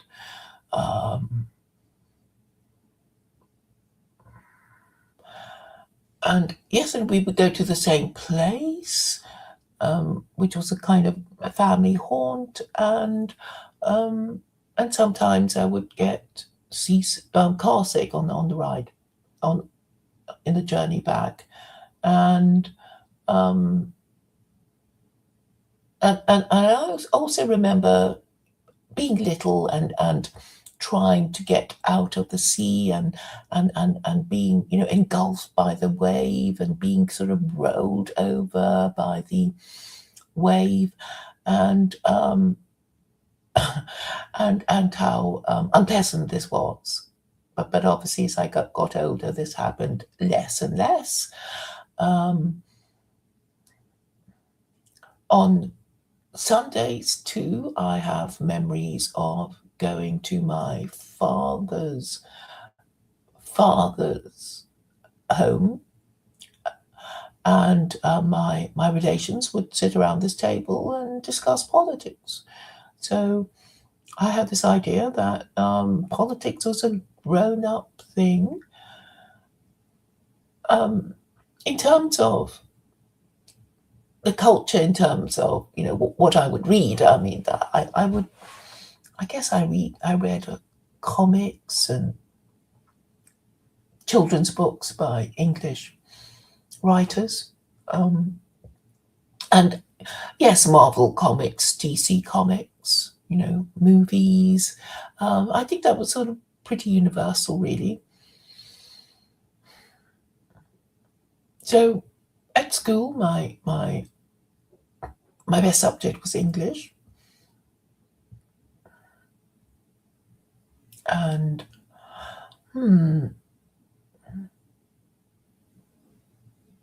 yes, it was a happy childhood. I had an extended family, and I did remember that my cousin, I thought that because she had a larger family, that she was just more socially skilled than me, and my family wasn't as big, and so that wasn't that, and this is one of the reasons why I think living in large families and having to cope with your siblings, while sometimes annoying and unwelcome, because we have to compete for the attention of our parents, it will stop us from being bored. And I've noticed that most people, or a few people that I know who were only children, they can't be bored simply because I guess mum had to listen to them whatever they said, and so they didn't have this kind of conversational challenge in competing for attention with their siblings. So I guess I was fortunate in that I had an extended family, and my aunt did do a lot of the school runs, and she would take us to movies and swimming and, all the other things. And because I had a cousin who was my age who would do these things. And while my parents were too busy, my mother did go to work.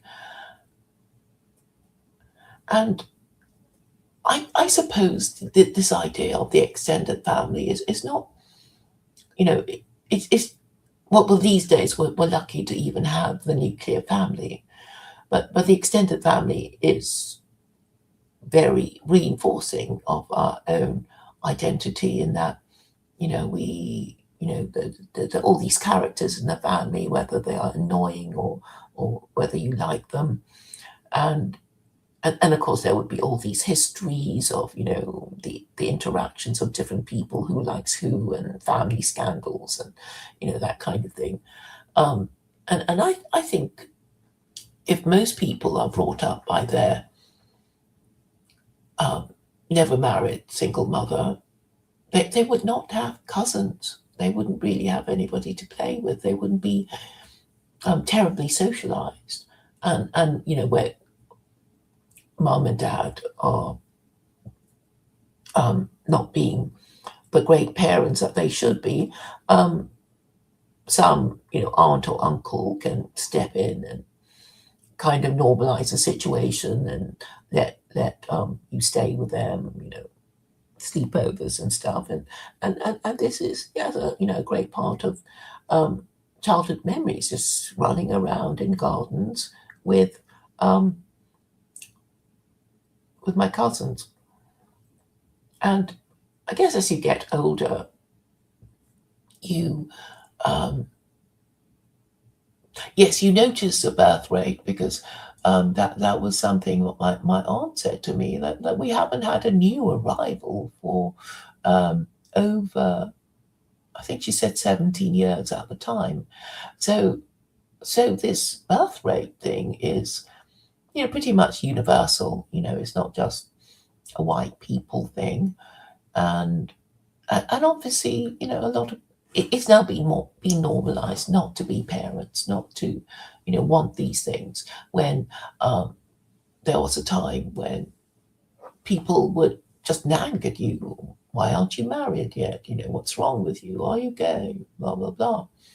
And I think maybe this is more a problem for Westerners, because there is no longer this social pressure and expectation, and it's very hard to get it back again unless there is radical change in outlook and policies. And I do see, how difficult it is to want to do these things if you're not in love with this person you want to marry. People cannot just sort of sit there and think, oh, it would be nice to have children. And I imagine for men, they would have to be in love, or they might not have the enthusiasm for these things. And if we have too many disposable relationships, we will just lose our enthusiasm for this sort of thing. If you've been in love, of course there's always a first love, and then the next one and the next one, and you become, well, horrified or just bored by the idea.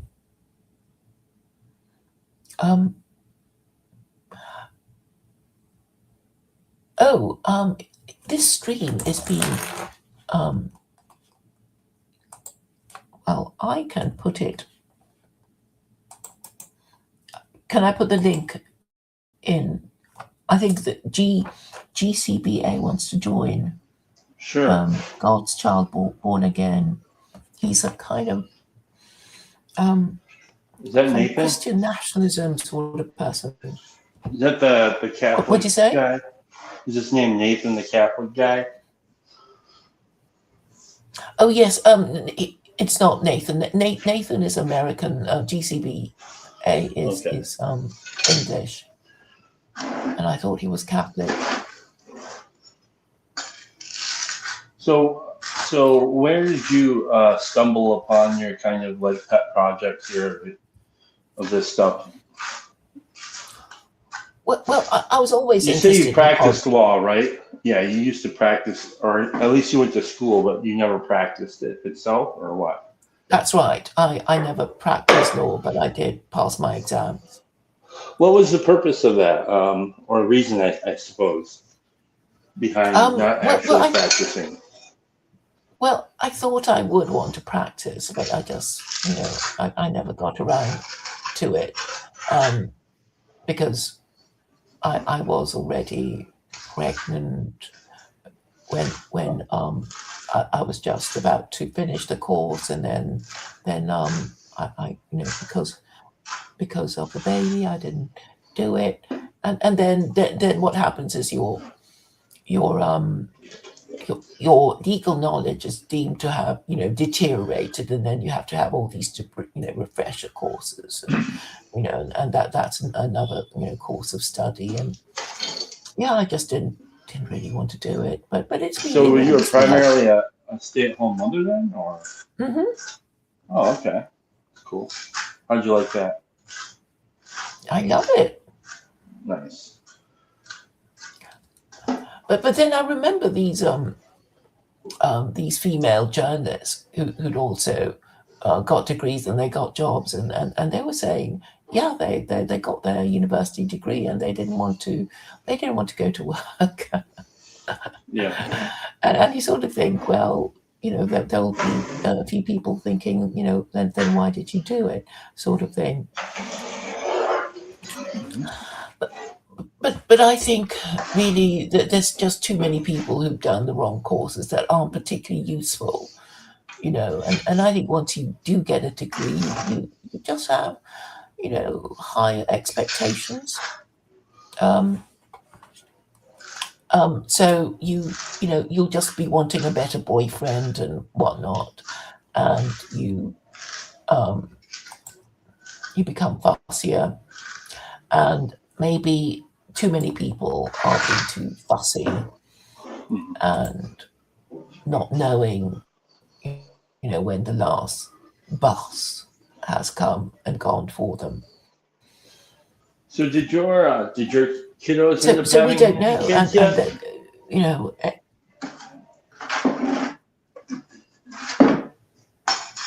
Did you become a grandmother as a Not kid? yet.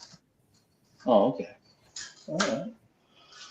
I'm not a grandmother. That's what I'm saying.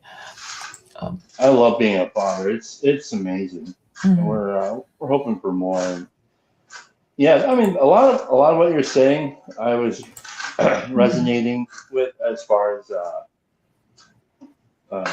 some of just the practical downstream effects of feminism and things like this. I mean, I resonate with a lot of that. Yeah, I don't really know exactly what you're up to, and it's not I don't think it's my job to know exactly what you're kind of doing. I think raising awareness, I suppose, is good enough to a degree. But I mean, I have a first-hand experience with the effects of a lot of what you're talking about. But I don't think that the answer of a top-down secular kind of hammer that you're talking about would really work, honestly. I mean, I know that I think there'd be a lot more backfiring than what is desired. Man, this layout is awesome, by the way. I'm patting myself on the back. Yes, it does look good. It looks like, it does look interesting. That's the sort of alcove thing. Yeah, it would be. This is where the loo will be, because it's so. Oh right.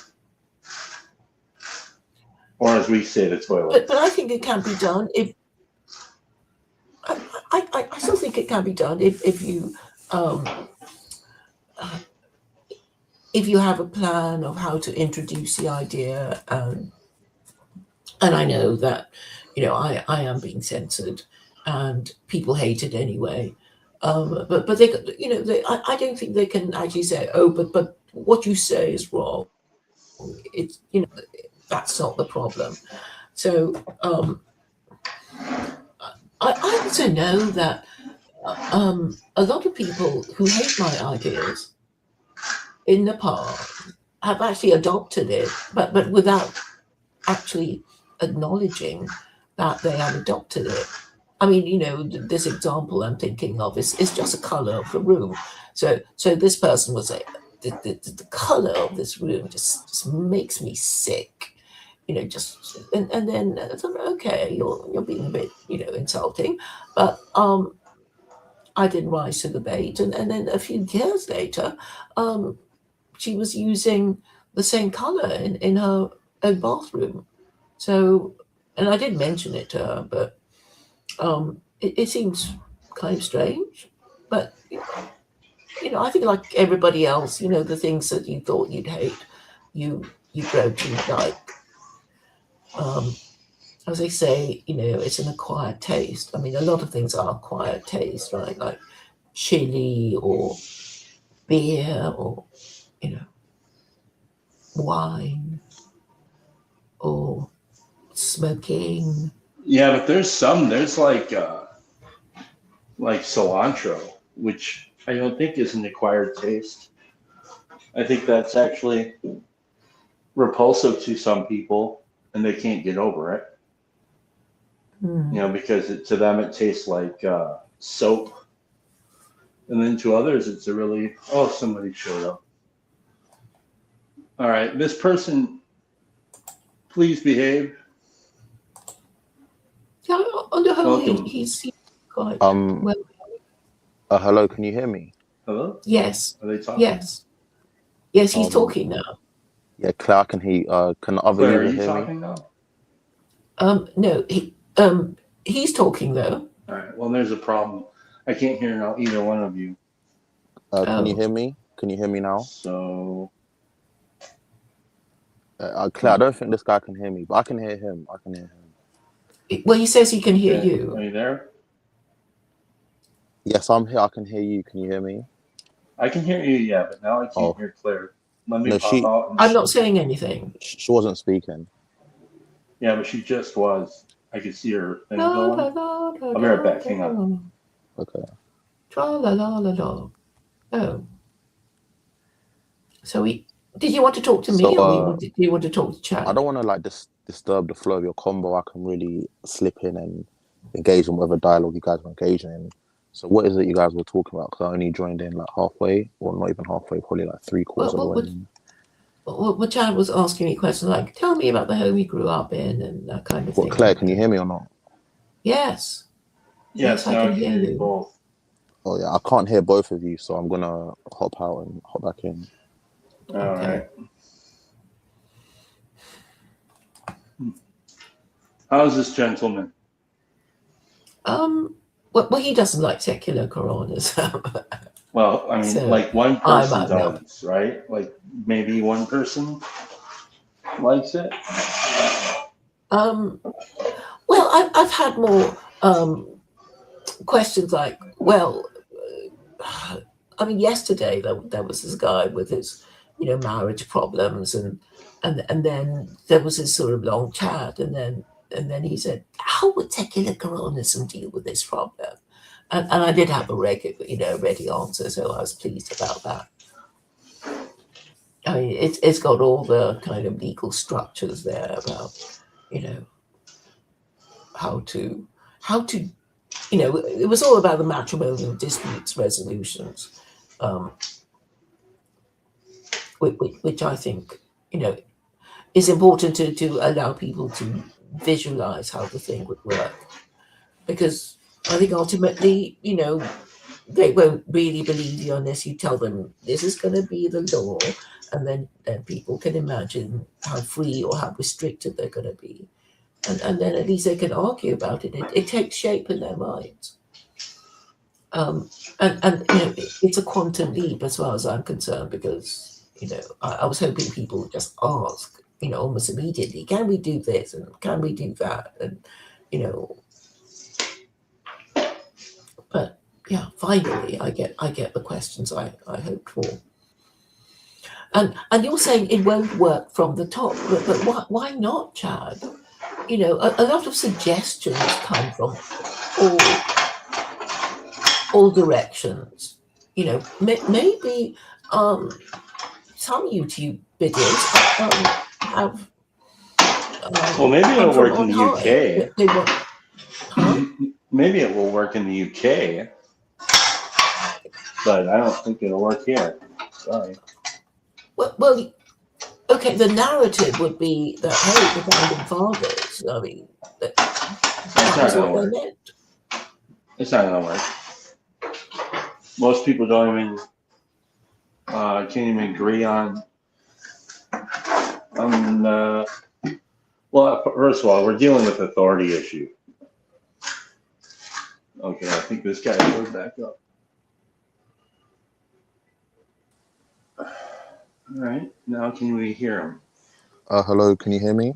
Yes. I can hear you. And I can hear you guys clearly as well. Thank you for allowing me up on stage. Like I said to Claire, I didn't want to interrupt whatever you guys were talking about. No, I'm glad you showed up. Thank you. No, thank you as well.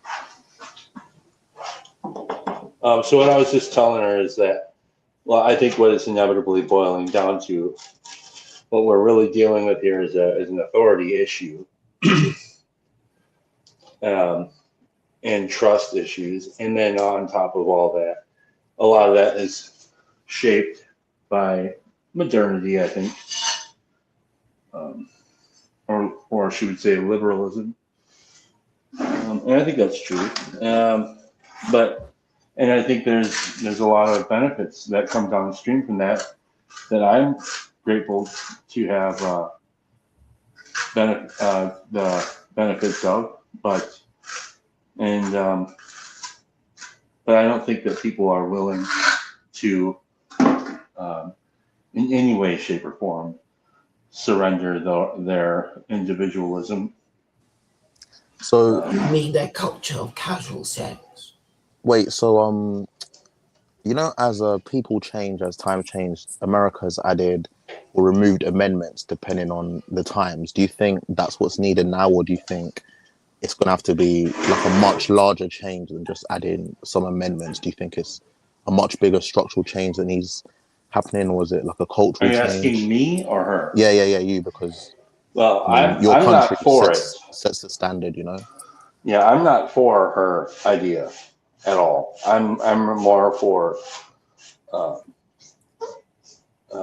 individualism, as much as I have my issues with it. I do not abide the ideas that she had put forth, but I did want to give her a place to talk about it because I've been in the similar community that she's been roaming around for a few years now, and I figured, you know what, just gotta listen to what she's got to say and let her say her thing. So but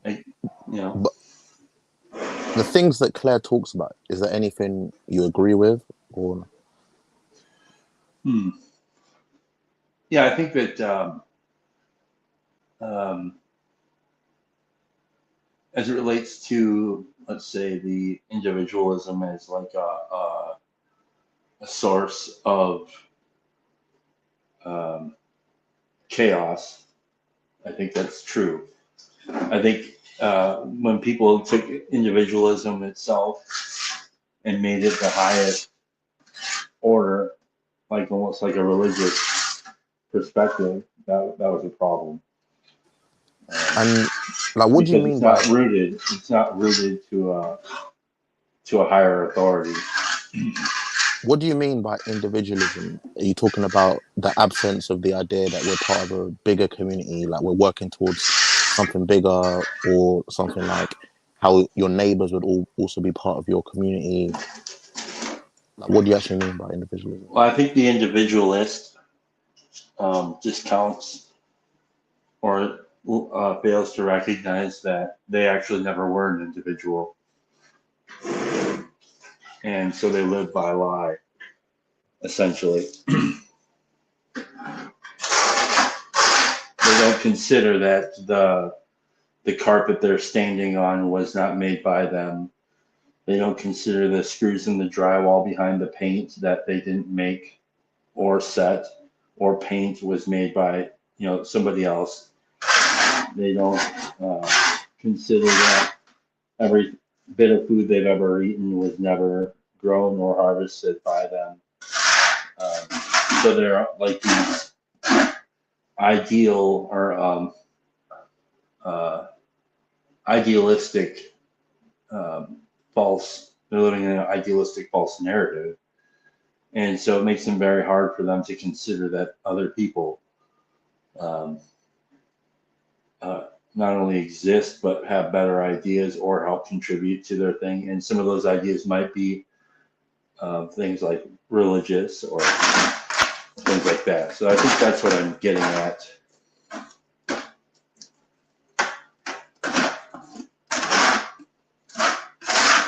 Did we lose him again? I know I'm here. I was just seeing if Claire's still here.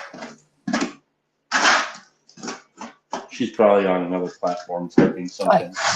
I prefer to type. So I'm posting in the chat, which actually is what I prefer to do anyway, because it's just so much easier to say what I think. Can you say it out loud? Because I can't really read it from what I'm looking at.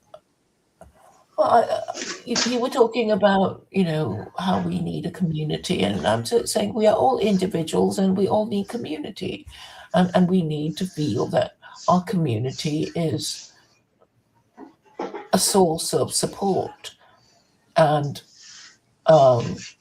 company and comfort for us, and we want to. Yeah. Well, that's why me personally, I've just accepted the fact that my generation are what they are, so I'm just gonna have to compromise with them, and then slowly introduce decency again and a collectivism sort of mindset. But I've just accepted it. I don't think you can change them and try and make them, be something they're not. This is how they've grown up. This is the world they're in. This is how they think. It's just fantasy to think you can change them. So I've accepted that, and I just think we can make a compromise because, like you said, everyone needs a community. So I think, the liberals and the more conservative people can, find a middle ground for the betterment of that community. So I think once people stop looking individualistically and look collectively, then we'll be able to find these middle grounds quite easy, in my opinion. Well, it would only be easy if you had the same beliefs and the same values, and unfortunately the people in charge, I don't think they know what they're doing. Do you think they know, do you think they care about us?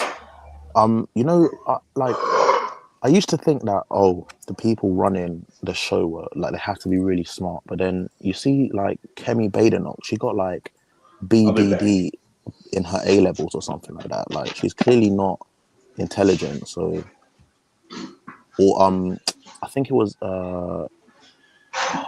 what's that woman, Chris Phillips or something like that. No, that's the Conservative. I can't remember. There was some Labour minister or whatever, and she literally didn't even get her A levels, and she's running the country. It's just a ridiculous situation. So you are right. I generally think that some of these people, it's not even they don't have any malice. They're just generally not that intelligent. Kemi Badenoch got BDD. No, they're high because how is she in government? They just hire mediocrities, right? Because they're easy to manipulate, and I've noticed that you get more women, and there's a lot of over promotion. So if you're over promoted, it doesn't matter if you're male or female. You suddenly you're kind of, if you're on your own, you don't know what to do, and then they tell you what to do, and you happily follow their orders, and that is how they take over, right? They deliberately over promote people who are not qualified to do the job and who will take orders. and who will be, grateful that they got the job and are being patted on the head. Oh, you're CEO and you're only 20, and I think that's actually quite easy to do if you're the government, and that's how you get people to just threaten or bribe, especially if they're women. Women have a very long list of excuses they can use when they do get things wrong. I'm only a woman. I was on my period.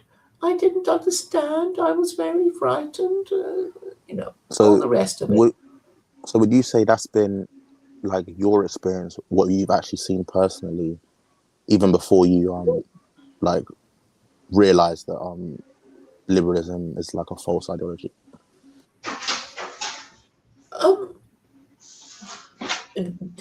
This is how I notice, they operate. But I mean, I think I was only very briefly a liberal. But you I never thought, actually. But did you actually? Liberalism keeps changing. Sorry? But did you see that, like, experience that firsthand in the workplace, or is it just your assumption? Because some young person was telling me about this really responsible job they've just got, and I thought, you're far too young. I don't know why they've given you it. It's because we've got the enthusiasm. We'd probably we have the naivety to just walk in and like, oh yeah, let me get this role, because we just have that excitement. So I think that's why they do it. And I noticed that they like promoting the colonials, the Canadians, the New Zealanders, the Australians, who can't believe their luck, because in the olden days they would be, treated as third-class white people, right? Yeah, like the Irish. Yeah. What are we talking about now? Over-promoted mediocrities, or people that that a few decades ago just wouldn't get the job.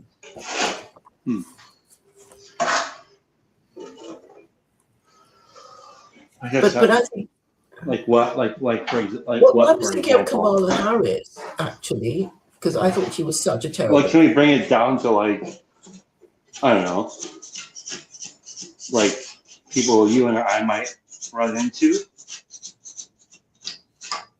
Well, you wouldn't know about them. So I was applying for judicial review against a Conservative Party. You mentioned the Nigerian lady who is now leader of the Conservative Party, and this means basically that Conservative white men, they don't have a leader, or they're being led by no, it's because lady, which can't be comfortable for them. No, it's do you not remember that David Cameron interview where he was like, we can't be having the Conservative Party just be full of white Christian men. So this is like their own internal policy. Like, they want to appear more inclusive, open, inclusive. Yeah, exactly. So I think that's why they had her as the leader, because it's ironic to be called conservatives and then have a woman in charge. But I mean, that's the internal policy, and I really don't think that anyone like trick them into doing it. I just think that we live in a liberal world. Even the people on the right are actually quite liberal on most cases. They just don't like certain people, but in general they're also pretty liberal. Yeah, and there's also a kind of avoidance to say, I'm one of those people who have been a victim of this policy, because then you're kind of saying that you're a victim, and you further lower yourself in status by complaining. And I think for TLC that there's a lot of this. It's like, I'm not even going to talk about this subject, because it means that I am suffering from this bad policy, and and then they don't talk about it. What policy are you talking about? I don't know what we're talking about. Well, I suppose I'm talking about how certain topics cannot be discussed. I mean, I just sort of noticed, okay, a good example would be Joseph wanting to discuss Nick Fuentes and Luke saying, no, we're not talking about Nick Fuentes, not on my channel. You know, and you know, it was a subject that they wanted to discuss. But just by discussing the subject, you're kind of outing yourself as, you know, supporting, you know, being one of these sort of disapproved of groups. So so you don't talk about it. Claire, Because that's so true. it's not even taking the wrong view, just talking about the subject gets you into trouble. Claire, that's So that's true. why yeah.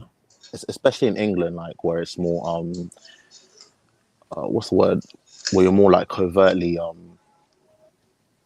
rude, right? It's just better not to speak about it. Like if you're seen speaking about it, it's kind of like you're endorsing it. So I think people just might as well just say nothing. Well, I don't know. I think we had some of that going on around here in the States for a while, but I think what I'm getting, the sense I get is that people are just bored as fuck, and they're sick of it, and they're just kind of like tired of being manipulated by the game of narratives. And I mean, I think that's the sense that I've had, and I just was like, ugh, I'm just so fucking over this. Can we move on to like more? I think what seems like more meaningful conversation about like on the ground context, like what I'm actually dealing with. So like I don't like when you guys were just talking about jobs and stuff. To me, those are the category that you were talking about is kind of like a category of people that are over there and not. You'll never encounter these actual situations, at least not in my context. What do you think cannot be discussed, or what do you want to discuss that you don't think people are discussing? Who, me? Chad. I don't think there's anything. I think anything's up for discussion if you want to do it. Mm-hmm. So I guess in the UK, there's this RDA person, right? GCBA, you know, this Jamaican person who's accused of plagiarism. Who? Isn't his name RDA in Cambridge? Maybe you haven't heard of him because you don't follow the news. He's this Jamaican guy who,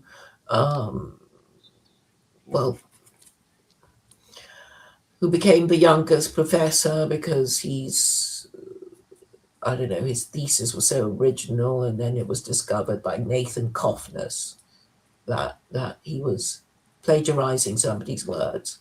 But he had, you know, all these disabilities, and he was black, and he was, you know, coming from this disadvantaged background, and he was being very defensive. Anybody who questions me must be a racist, sort of thing, right? Oh, so he was from.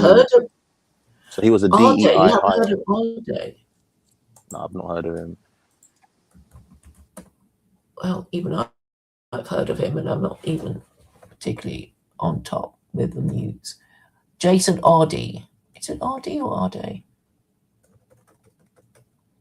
So you know, I guess that's a sort of, you know, subject that you might not wish to discuss. I mean, a lot of supposedly controversial subjects, I find I'm not really that interested in discussing, because as Chad says, you know, just by talking about it, people are going to accuse you of something. His name is Jason Arde. I don't know, but that's the culture in England. Like, if you bring it up, it's like you're endorsing it, kind of. So it's better just to not speak about it. Well, what I really noticed is that, especially over the last couple of years, maybe in 21, in 22, and 23, there might have been more actual instances of like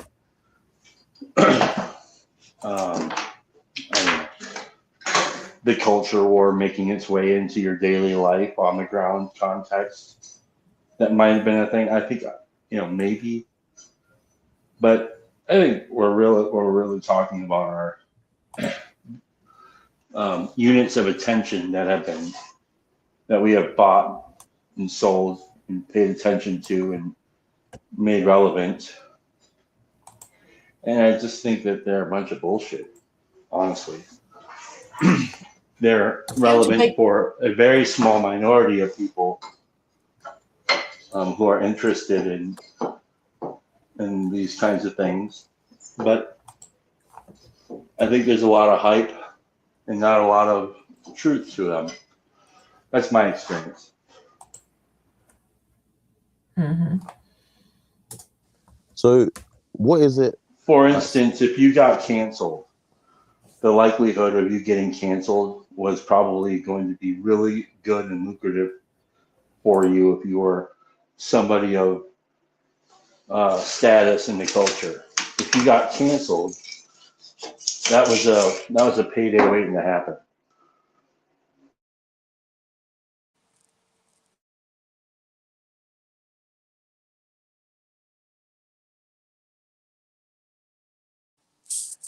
Claire, so Yes. you know how you was recounting your childhood memories or whatever. Mm-hmm. So, I mean, it's kind of weird that, like, even someone like me who's young, right?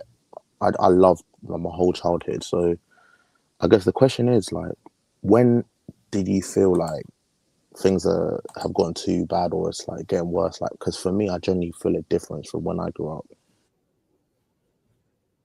But everyone says that. So, when did you start to feel like, oh, it's not as nice in England as it was before? Or when did you feel like, okay, I need to start pushing my idea now, secular Koranism, this has gone too far? Like, when was it for you? Well, it was a gradual thing. I mean, I just found myself, kind of right wing and a social conservative, and then, obviously there was all this moaning about immigration. So I think, well, why didn't they just vote for, this anti-immigration party? That's one of my questions, and I was kind of interested in what they were saying.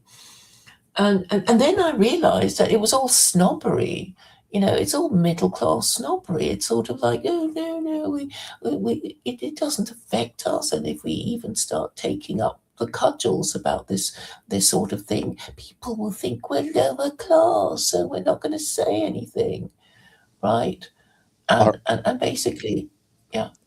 No, I really didn't want to interrupt your chain of thought, because you hit the nail on the head on something I was going to ask you previously, which is, England is built on this class system. So do you think that people don't really speak about that in the political sphere and commentary? I never hear them talk about how the class system dictates politics, but like how you just articulated it there, it's clearly an underlying, like, important thing or factor which influences, the way the country's going. But can you continue, please, developing your point?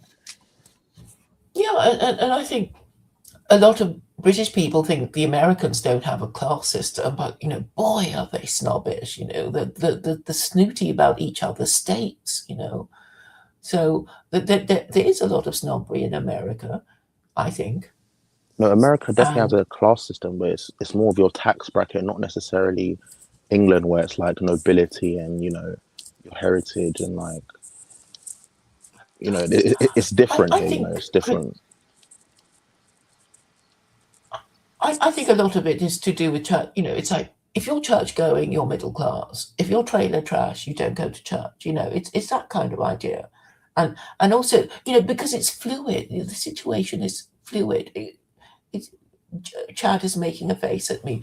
Maybe I've got it wrong, but I think going to church is a sign of respectability, as it is, I think, in the UK too, and in the olden days, people would take their children to, because most families were whole families, and then the two parents can scoop up their children and make them go to church. But if there's only one of you after your divorce, you're not going to bother, right? You're not going to bother. And of course, church going went down, down, down. And But I in think America, but I think it's also because with the nobility, like I said, it's about their lineage, right? So they can't have an illegitimate child, and the only thing that can make your child legitimate is the church. So it was very important for them. But now that we live in like you would talk about, Claire, how the institution of marriage has been completely forgotten about, that's not really an important thing. But back in the day, like illegitimacy was a major issue socially. So I think that's why they all went to church, because they needed legitimate children. yeah, and also you had to be confirmed to be properly respectable. And if you're not confirmed, maybe, people won't marry your children, right? That's one of the other things too. And that's why you need the church. This is where we're going to be different, because in America, I think the individualism that we were speaking of before is where it really started to explore new territory, I think, with because my grandparents were not, what did you say, trailer trash or something like that?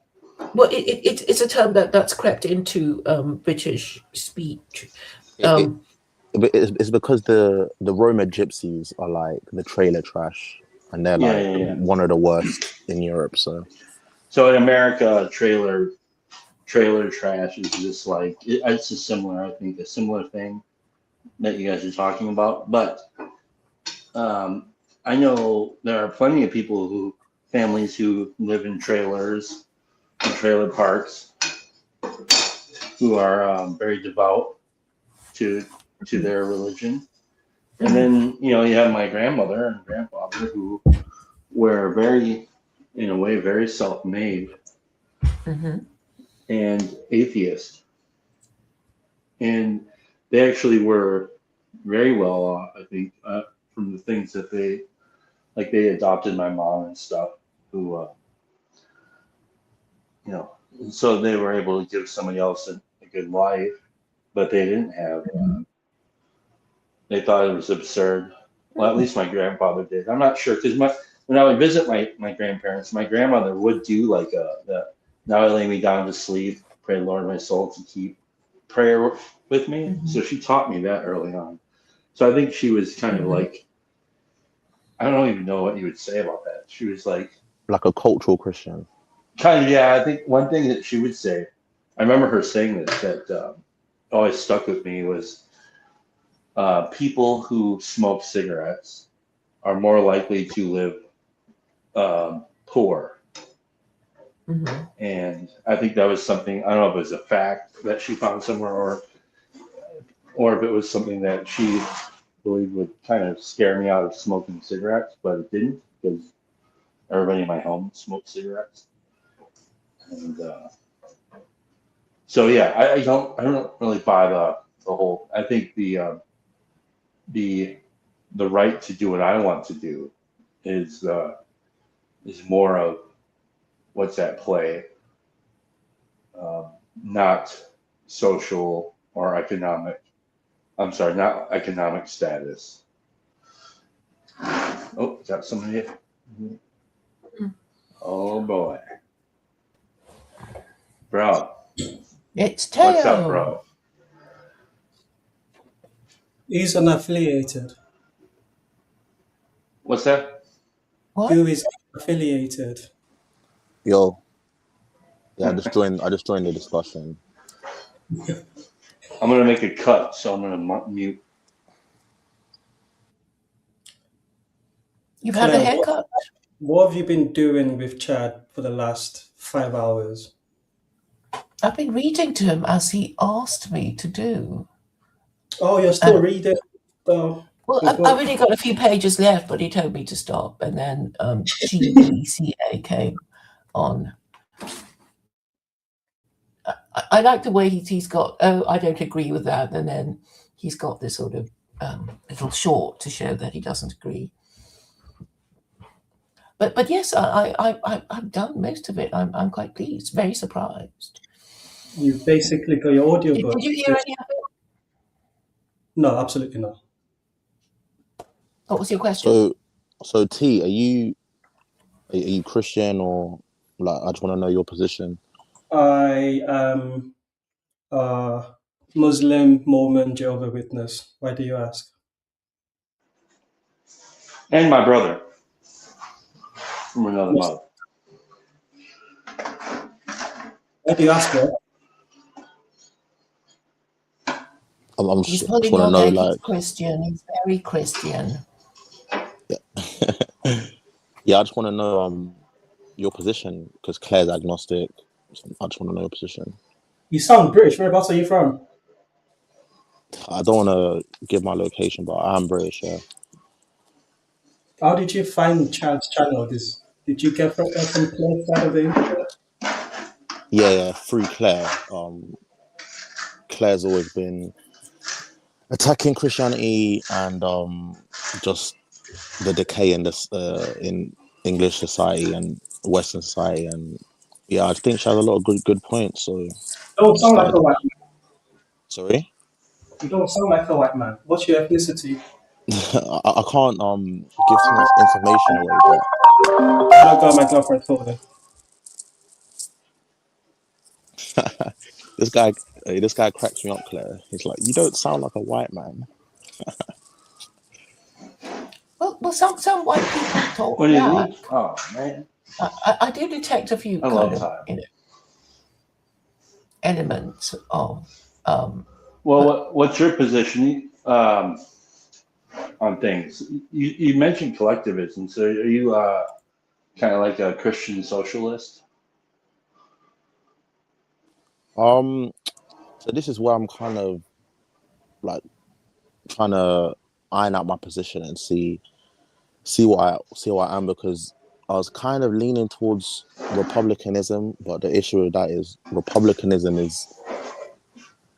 it's a Protestant idea, and I'm not really a fan of Protestantism in general. So yeah, I don't know. I'm trying to think, and that's why I was so interested in what Claire was doing, because she's kind of trying to create a new like governing system, and I think we do need something new, you know, like how America was in Protestant as fuck, bro. Yeah, exactly.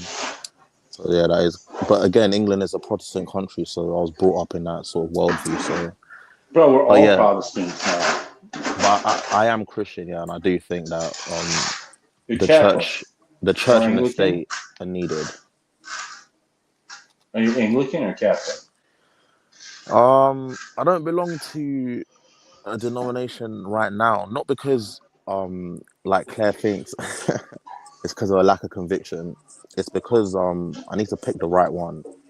So when I was more of a layman, yes, I would just go to, you know, a type of church, but as I got more into theology and church history, I feel like I need to pick the right church. So that's why I'm That'll get you every time, dude. Yeah, but because it's like the more you dig, it's like, oh, nobody has the answer. But the thing is, like, I do have to admit that, you know, I am a westernized individual. So, you know, even though I'm a Christian and traditional, you know, I still, like I said, I'll be happy to compromise with the liberals, and, you know, they can keep some of their principles. You know, it's not really going to bother me. But yeah, I guess that's my position currently. All right. Well, I'm happy you came. Thank you for asking. You like Claire, the would tie? you have to reply on that? Yeah. I was gonna say I like to see that you're actually, like, you know, doing a skill, you know, like actually working. Yeah, that's it. But Claire, do you have anything to reply on that? Well, I was going to ask you if she's typing. Your parents are She's Christian. If she's not talking, she's over off in some other universe doing something else. I'm talking. Yes, they are, Claire. Yes, they are. Can you hear me? I'm talking. Yeah, I can hear you, and yeah, they are Christian. Are they Catholic or Protestant? Wait, or she talking? Or mix? Oh yeah. Yeah. I can't hear her at all. They are Protestant, but I went to a Catholic school, so I am fond of Catholicism. Claire, it's a lot easier for you to go out and come back in than me. Can you please do it? 'Cause I can't Okay, hear. I'll do that.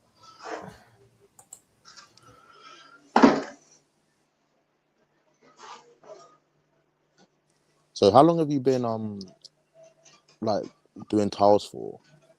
Like, I don't know, off and on for like a decade, maybe more, something like that. Okay. So how did you get started in that? my mom's boyfriend Taught you? was like, what? What's Your that? mom's boyfriend taught you?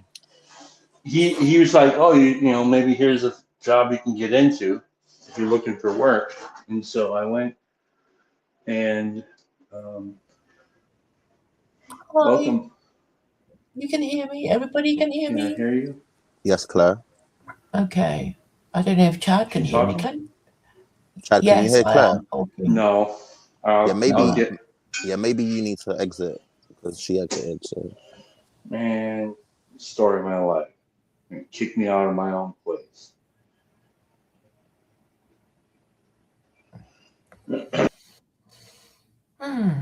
yeah, Claire, can you continue with what you were saying? Yeah, so you do you have an idea of, you know, Oh, which now I which can't hear you. Let Christianity me is? exit.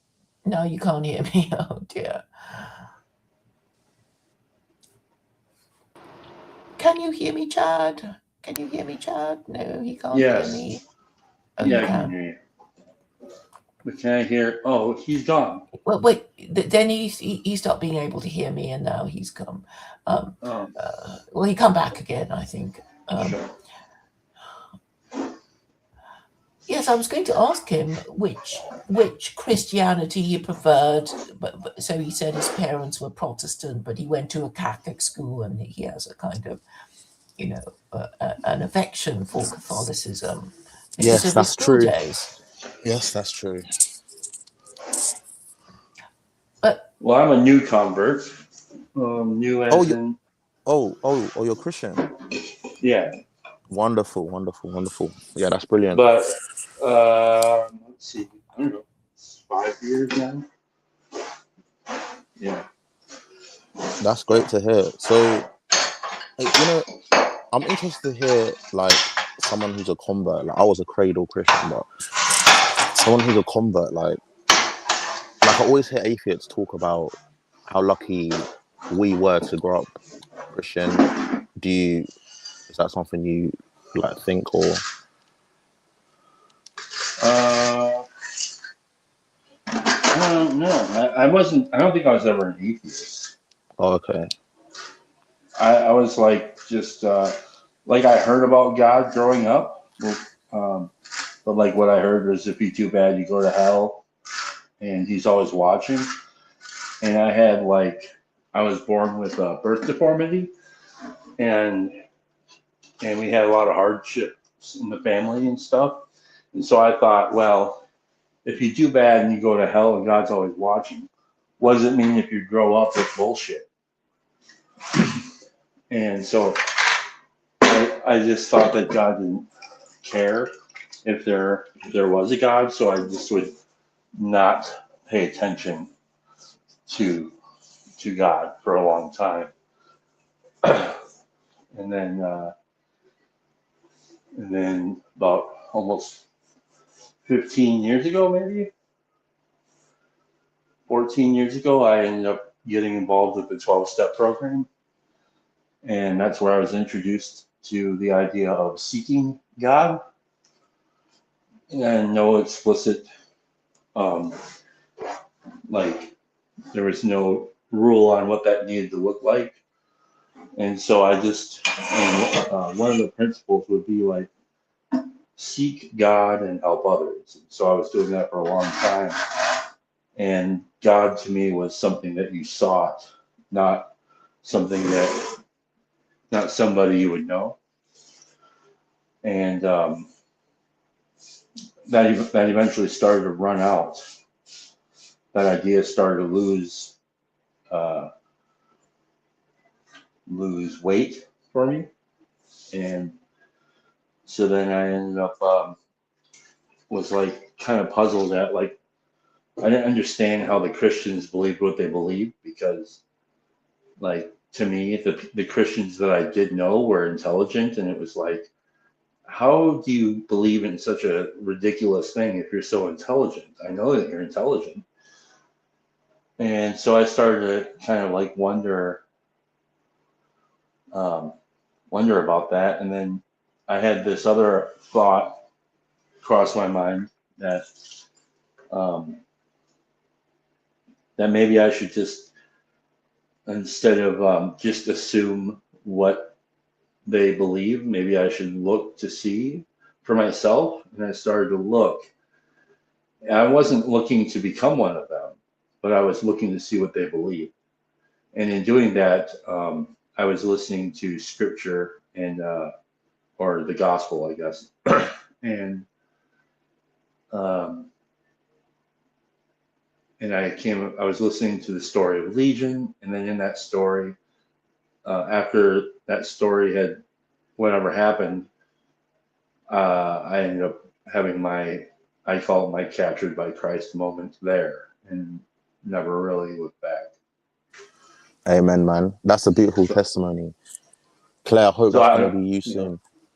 like how do you like? I mean, how do you make sense of? I think, but you have to be willing to see something different, right? Because like I think that at least, the very least, maybe I was not earnest or humble enough to seek Christ face to face, but I was willing and humble enough to say whatever I have right now ain't fucking working. And so he just in that little smidge of humility, he was able to do it,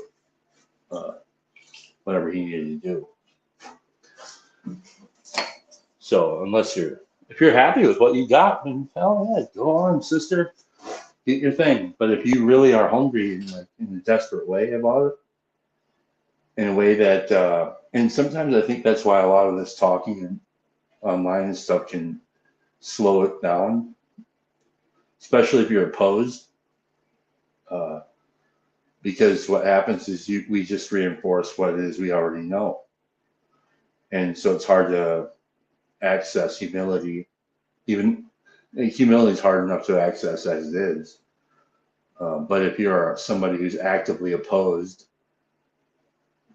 good luck, you know. So Claire always makes this point that, you know, she says that when Americans choose a new church, it doesn't mean anything because the government isn't going to follow the principles of any one church. So, like, why do you think your government has swayed away from the principles that founded the country, which was obviously the Bible, and now you find yourself in all these problems? But like, you found a solution at home. What do you think's stopping them from doing what your forefathers did, and just like, what do you think is the problem? I don't know. I think that if anything, they are a representation of the people. And so in that way, um, the people don't want to be represented with such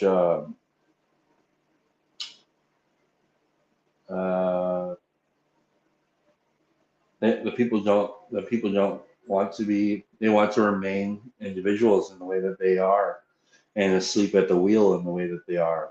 So they don't really want to be accountable.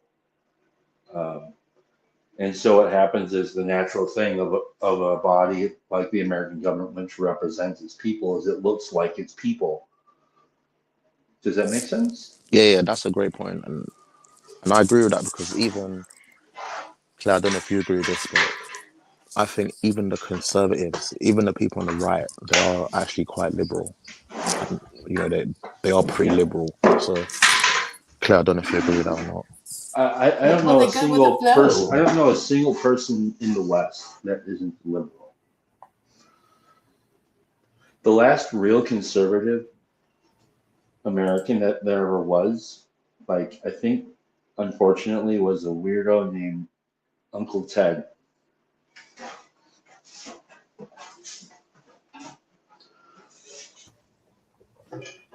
Never heard of him. Really? You haven't heard of Uncle Ted? No. No. He sounds like a character in a movie. They called him the Unabomber? Oh, Ted Kaczynski or something. Yeah. Well, you need to follow certain principles of behavior, and if you don't know what they are, how can you defend them? And I do follow saying, certain rules of I do. That's what I have. I think that's what the 12-step process is giving me. No, but she's talking about the government, but then you're also right because you're saying all the government reflects the people, and I said that's definitely true because even the conservatives are liberal, like in general, that like, they actually are liberal. So, and even me as a Christian, I can admit I am a westernized individual. I'm just being honest.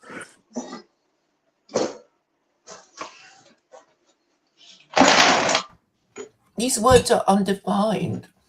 So, like in Australia, the Liberal Party is the Conservative Party down under. I mean, they can't even be bothered to get their story straight, right? Because you sort of need to know. I mean, if it means nothing, it just means middle class, right? Labour is working class, Liberal is what is middle class, and then people just think, "Oh, I'm middle class. I'm going to vote, for the party that is supposed to represent middle class interests." But does it? Are people just being fooled by the labels? I think they are, because they refuse to read the small print. What does it mean to be middle class? How do you keep yourself middle class? And if you're working class and you want to do, the only way to do it is to get married and hope your children are, going to be okay. So you have to stick around to at least tell them what's what. Well, I think that there's something to what you're saying. I think the only time I ever became anything that looks anything remotely like middle class, I would say lower middle class, was when I decided to get married. Yep. That is true. Mm-hmm. Thank God for that. Mm-hmm. Yeah, but it took me kind of like an exorcism from Peterson, because if you would have asked me what marriage was before that, I had very little reverence for the so-called institution of marriage because I was an idiot. And then it took listening to some Jordan Peterson to kind of have my eyes open to what marriage was. And thank God for him. Mm-hmm. What are you eating for dinner? Pasta with pine nuts and peas and lemon juice and courgette. That sounds and it's good. very nice. It sounds almost like pesto, but it's peas instead of basil. Claire, are you vegetarian? No. But just tonight you're having a vegetarian dinner. Well, I just eat whatever's available, whatever the person cooking decides to cook. Who's cooking tonight? What, do you not cook? Yes, I do. But if somebody else is cooking, I just eat whatever there is. Right? I'm not going to be fussy as long as it tastes good. Who's cooking tonight?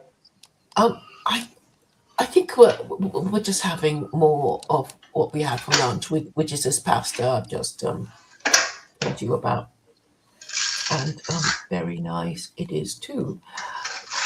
But Chad, don't you think it's hard to even want to marry without being in love?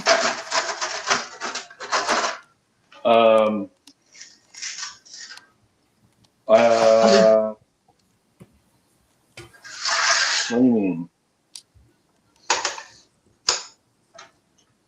Can you explain your question a little? Like what do you mean? I imagine that men and women, if they think of getting married, they might think, "Oh, with who?" and "Oh, it's so boring." But therefore, it is only the idea of romantic love that makes them want to marry, just this in love feeling, and you want to spend the rest of your life with them and make babies with them and whatever. And but I think as a kind of abstract proposition, I don't think it's sort of attractive to most people. They see it as, I mean, I think the Cockneys even call it, ball and chain, and they call, the wife trouble and strife, and I actually don't know what he's talking about. I would say that it's Cockney rhyming slang. It's Cockney rhyme. So rhyming slang. So in Cockney, if they say I'm going up the apples and stairs, that means I'm going up. Sorry, up the apples and pears means the stairs. So when they call the wife trouble and strife, like it's actually quite funny.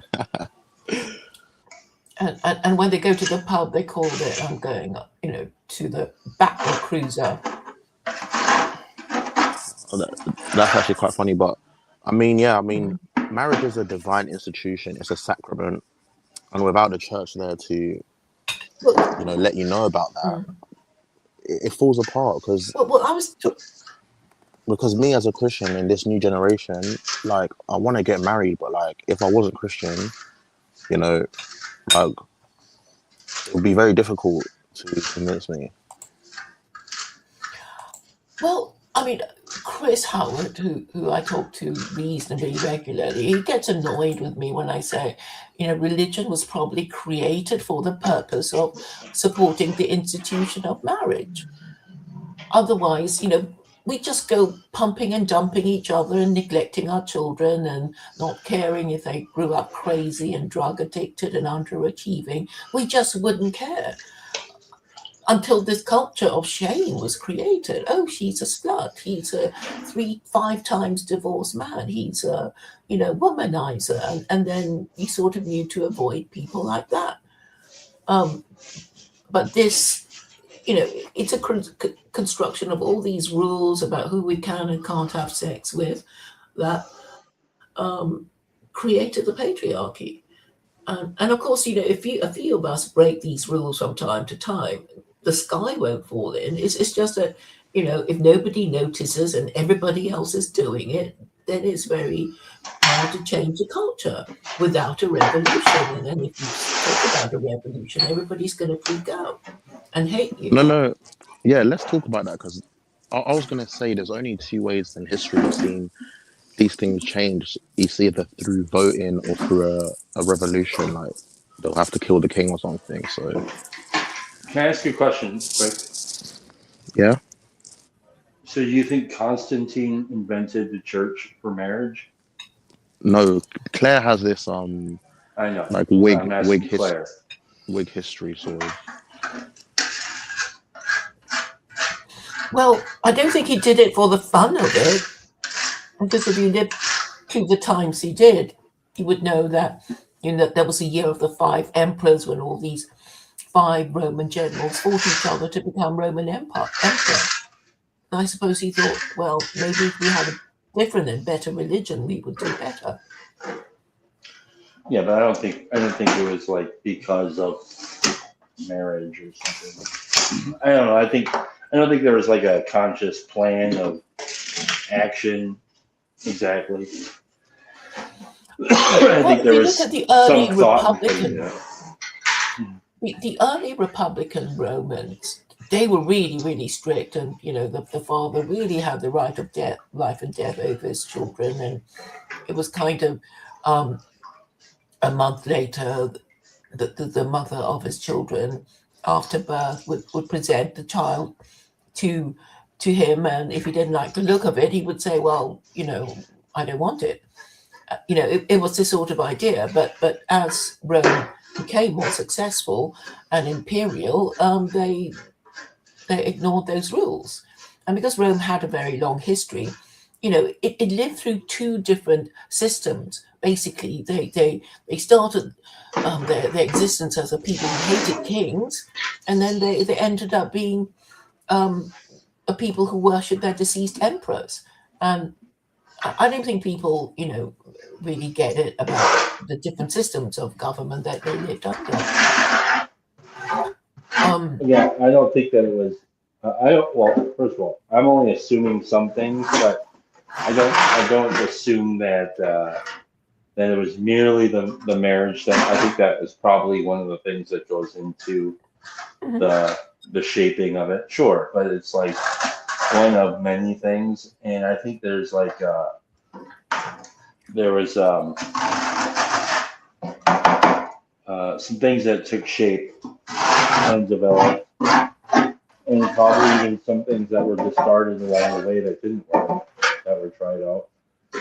And yeah, so I think but the way that I thought about marriage in the American life, at least, of somebody who was a highly individualistic liberal thinker, was that well, it's just a piece of paper. And since I don't have a lot of respect for authority as it is, especially the law, I mean, I'll follow the law, but what I thought it was something to do with money or taxes or some shit. And so I was just living a very unexamined existence, and so that was my thinking on marriage, just kind of upside down and unexamined. Convenient. I didn't have to feel bad about being a single man because I could tell myself that it was stupid to get married, basically. And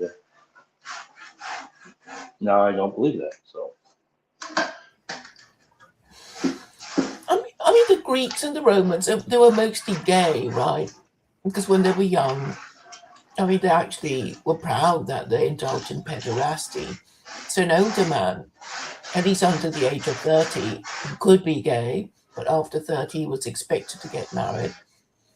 And then he would kind of induct a male who wasn't quite adolescent. And this was how they got their rocks off, because, obviously if you had a daughter, she wasn't going to any singles bars to, meet men. They would all be kept safely under wraps at home. They had singles bars? Well, but no, I mean, that's the point. So because there were very few women who could be available to men, I guess men had to make do with each other. And then they got used to it, right? They got used to it, and maybe they thought, well, maybe I don't need to have sex with a member of the opposite sex forever. Don't forget about the sheep.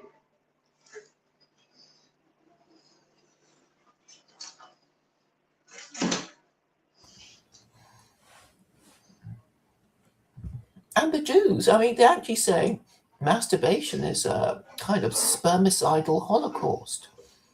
But I think that there is a kind of logic to it. It's it's sort of like the church. If everybody masturbated and never had sex with each other, that would be the end of the human race. The church calls it self-abuse.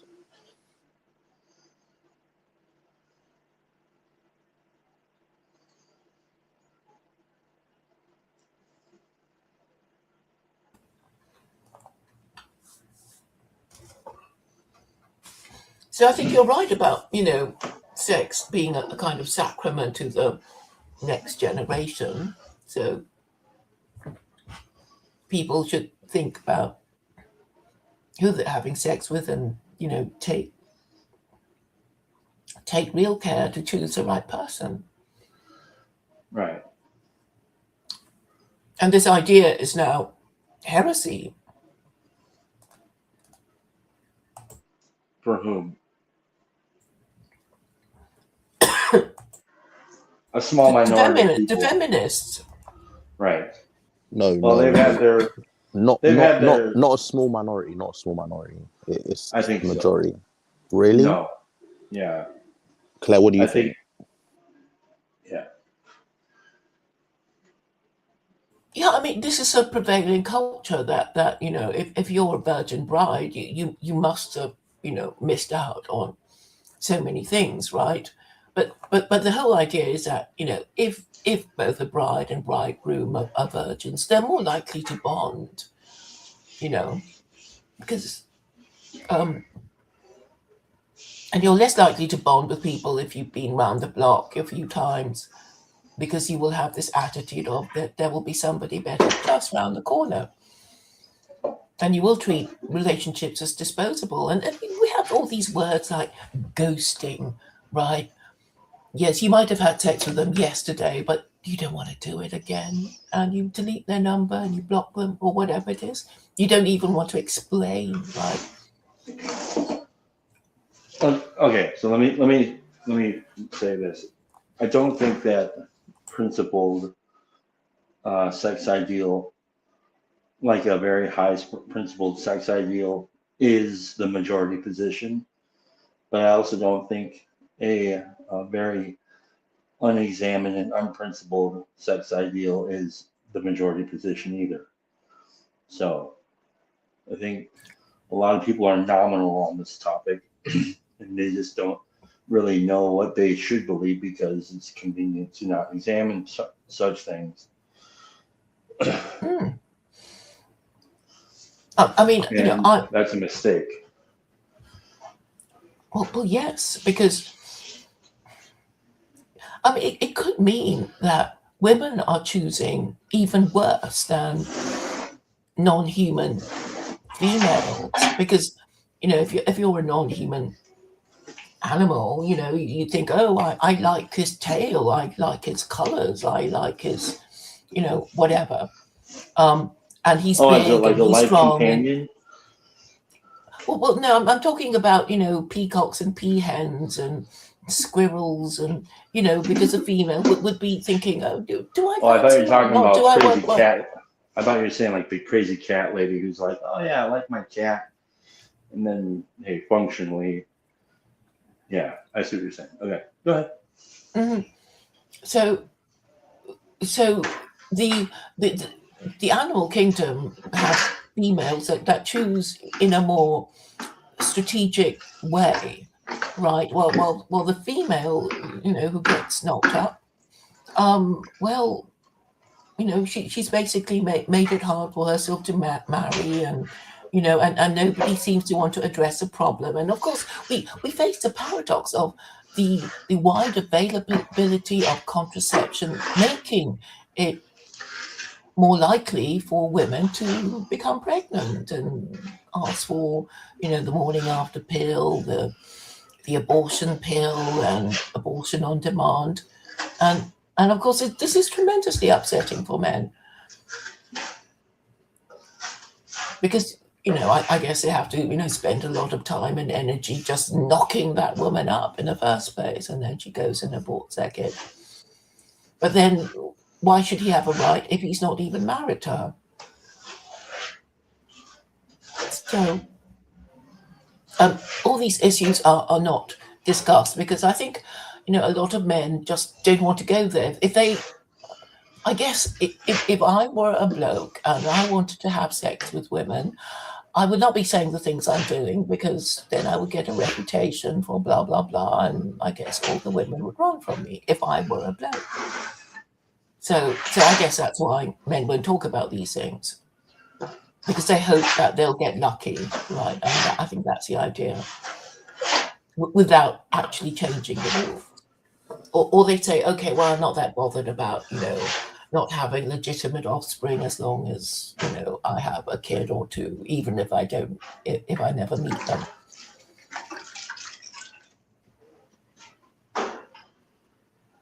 And of course, the government condones it.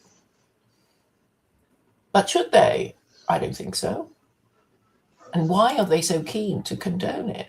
Because I think we're scared of them and they're scared of us.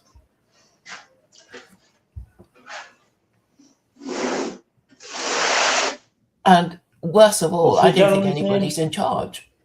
What's your name, dude? Is he talking?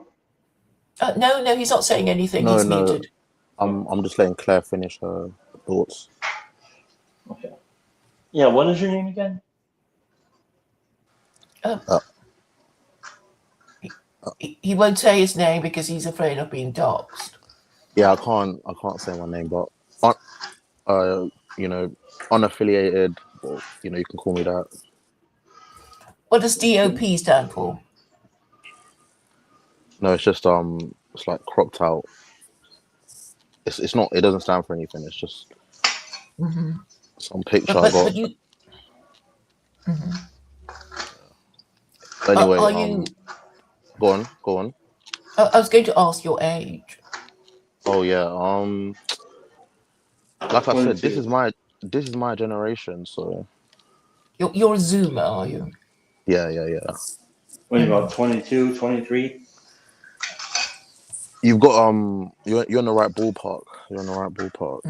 But yeah, this is my generation. So Can you tell me what dating is? Sorry.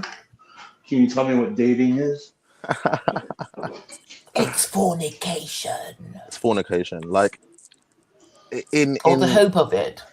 Yeah, I mean in our we've now got this new thing called a situationship. So basically, because a lot of people are like cultural Christians, they understand the weight of the label. Like if that's your girlfriend, you're expected to marry her in it. So because people understand the weight of the label, there's now this new thing called a situationship where, you know, you basically have the benefits of a girlfriend without her actually being a girlfriend. And then so that's like the most common thing now. It's not even like a relationship, it's a situationship. That's But the how most many common thing. situationships are you allowed to have at one time? Oh, only one. Like it's you're meant to be exclusive, but again, it's not like there's real rules because you're not actually together. It's weird, but that's just our generation. I'm sure if you look it up, you can find the full definition. What an occasional sex partner, that kind of thing? No, oh yeah, but you do have like what are the expectations? Well, that yeah, you guys get to sleep with each other. You probably go on dates if you want to, and she's not gonna sleep with anyone else, and you're not gonna sleep with anyone else. You have to tell the truth. Well, yeah, but again, in our gen, that's not common. But like in practicality, you don't really have to tell the truth, right? Well, I'd say each girl's different, but if she's in a situationship with you, then you should be telling the truth with her. Yeah. The first thing I would do, I would tell anybody who's your age who's playing this game. Yeah. I would say reject it outright.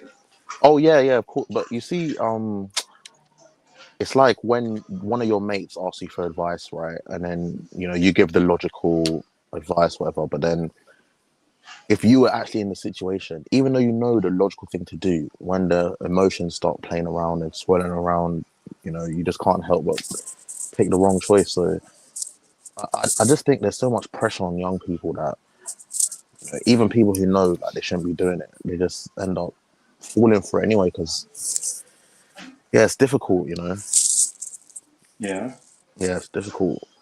even for the people who were like raised Christian, because it gets to a point where like, yeah, you know why I asked the question. Yeah. I mean, I would imagine you know why I asked the question because I mean, I've had the same.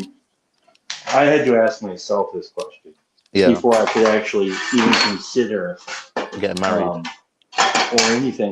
or anything real. Yeah.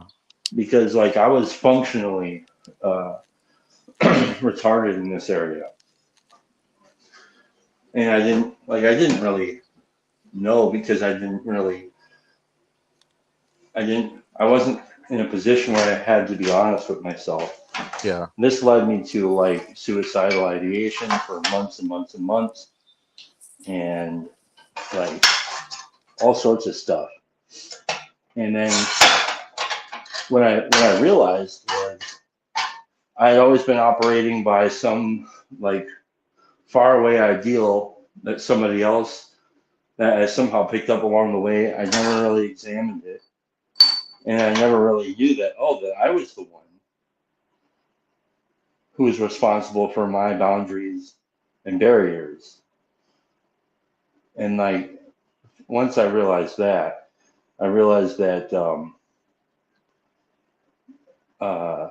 that I couldn't actually live unless I knew what my boundaries and my barriers were. And And then I realized, oh, I never knew what dating was. Oh, that's because I thought dating was just hookup. I had plenty of fish.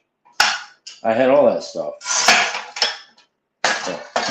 So yeah, that's why I say you're responsible for it. I don't care how hard it is. Yeah, no, because at some point you're gonna have to be a man. You're gonna have to grow up, and so why wait? Well, I do want to get married. Like, you know, I really do want to get married. But then why do you want to marry any fool that's gonna call you a situationship? No. I'm just saying that's the most common thing in England right now. It's not what I want. Of course, I don't want that. Well, I'm using you as a proxy for my Yeah. Well, even someone like me, I mean, this is how bad the situation is. Even someone like me who's Christian and, you know, understands the importance of marriage, like, we're still in the same boat as, like, the atheists, like, with no principles, so... I mean, having children is unethical. Yeah, I mean, Claire, like, fell victim to this, you know, before she, you know, realized, you know, it's just hard. I don't know how to describe it, you know. Well, what it is impossible to live by self-made values. Yeah, 100%. But what you said, Spawn, like, you just gotta, like, look yourself in the mirror, like, what do I actually want here, yeah? And what's gonna be the best thing? And, you know, obviously it's fun, right? Like, it's all fun, but nothing will satisfy you and complete you like getting married. I mean, I've never been married, but I know that's, you know, what it's meant to be like. Did you ever look up the etymology of the word fun? No, I haven't. Check it out. Do you mind letting me know? It's fake. It means fake. Really? Yes. Interesting. It makes sense as well, because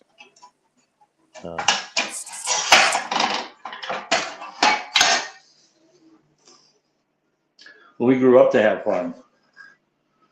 That's the plight of the individual. Claire, I've just seen your comments. It's not the same as friends with benefits. Friends with benefits is like basically a situationship. You are expecting to, you know, make it official. It is serious, you know, but it's just like that's how unserious our generation is, that we had to invent a step before you actually make them your girlfriend. Oh, you can't see Claire's comments because they're on her page. Okay. What, Claire, are you still speaking or not? Yeah, I'm speaking. So, as a woman, as a woman, Claire, like, what do you think? What do you think? Because, like, these girls aren't going to give up. Have you read my concubine contract thing? Which you can see the link. Okay, I'll put it in the private chat. And I think this is the only way to do it now. And Megan has seen it. And she said she was going to let her father, who was a divorce lawyer, do. Listen, you know, in a world where there's no such thing as kings, it's like, in a world where there is no kings, in a world where there are no kings in the West, that means that you are also the concubine, even if you're the man. So, good luck with that. Okay, how it works is for a modern relationship. So this is intended to be a way to, you know, hurry the man up. So the woman says, you know, we've been together for 5 years, we've been living together, and I see that no offer of marriage is forthcoming. But what I propose is this, that if you sign this concubine contract and I have a baby, the birth of the day the baby is born will mean the day we are married, and we don't have to go through this expensive, you know, wedding ceremony. The day of the birth of the baby will be deemed to be the date we are married, and so the child will be legitimate, because otherwise there is no way of, you know, forcing you into, you know, what? But Claire, legitimacy is not just like, oh yeah, here we've signed this piece of paper, you're legitimate. It was a concept. Like it wasn't just when you were born; it was also how you were brought up. So I don't see how that's going to help things. Well, it won't. It's a way of slowly edging people into the idea that you have to apply jointly as a couple for a marriage license before you have children.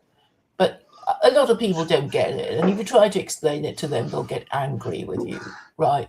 So, and a lot of people are in long-standing relationships. I've been going out with him for 3 years, and no marriage proposal is forthcoming. So the idea is for the woman to force a man's hand and say, "Would you be prepared to sign this contract so that if we do have a child together, it will at least not be a bastard, right?" And then he can go, "Oh, of course, darling, of course," or I'm really not interested, so I'll have to be off. So at least he will show his colors, and the woman, if she still has time, can has time to look for another bloke. Okay, well, so if you sign the paper, though, by signing the paper is one of the stipulations that she cannot have an abortion. Well, I guess if she waive her rights. Yeah, I mean, she can still have an abortion. It just means there will be no marriage, right? Because the marriage will be deemed to have taken place before the arrival of the child. In legal terms. So the child is legitimate. So it's a marriage. It's just a legal device. Yeah, so it's a marriage legal device. Yeah, it's a secular legal device, right? Yes. But this is it's pretty narrow, though, because I know a lot of men who, or I know a lot of women who are playing. Yeah. So that device where's the man's version of that device? Well, okay. The marriage contract protects his interest in that this would mean the end of no-fault divorce, because the idea of no-fault divorce is that you can you can walk away and nobody need be at fault. The person's just bored and irritated and they've had enough, but you didn't need to have done anything terrible to your spouse, and you can't even contest it. If just one party wants out, then they're gone, and there's nothing you can do about it. They don't have to prove desertion or adultery or anything of that sort. But under secular Koranism, you can't marry until you have a contract, a marriage contract. So for the concubine contract, there will be a kind of pro forma. This is how. The usual marriage contract, which the government will kind of imply or supply.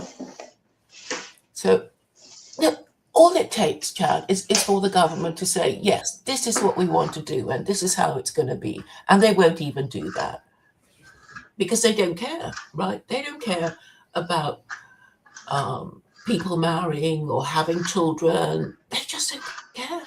And you can't even, ask them, because they're not listening and they're not answering questions. And this means that they don't care about us. But maybe you can guilt them into, well, you have children. Don't you care about your children, Mr. Politician? Maybe they don't even care about their own children. But obviously you're going to have a more rational and productive citizenry if you try to ensure that most of the next generation are properly parented by their two biological parents living together. Well, but they won't even support that.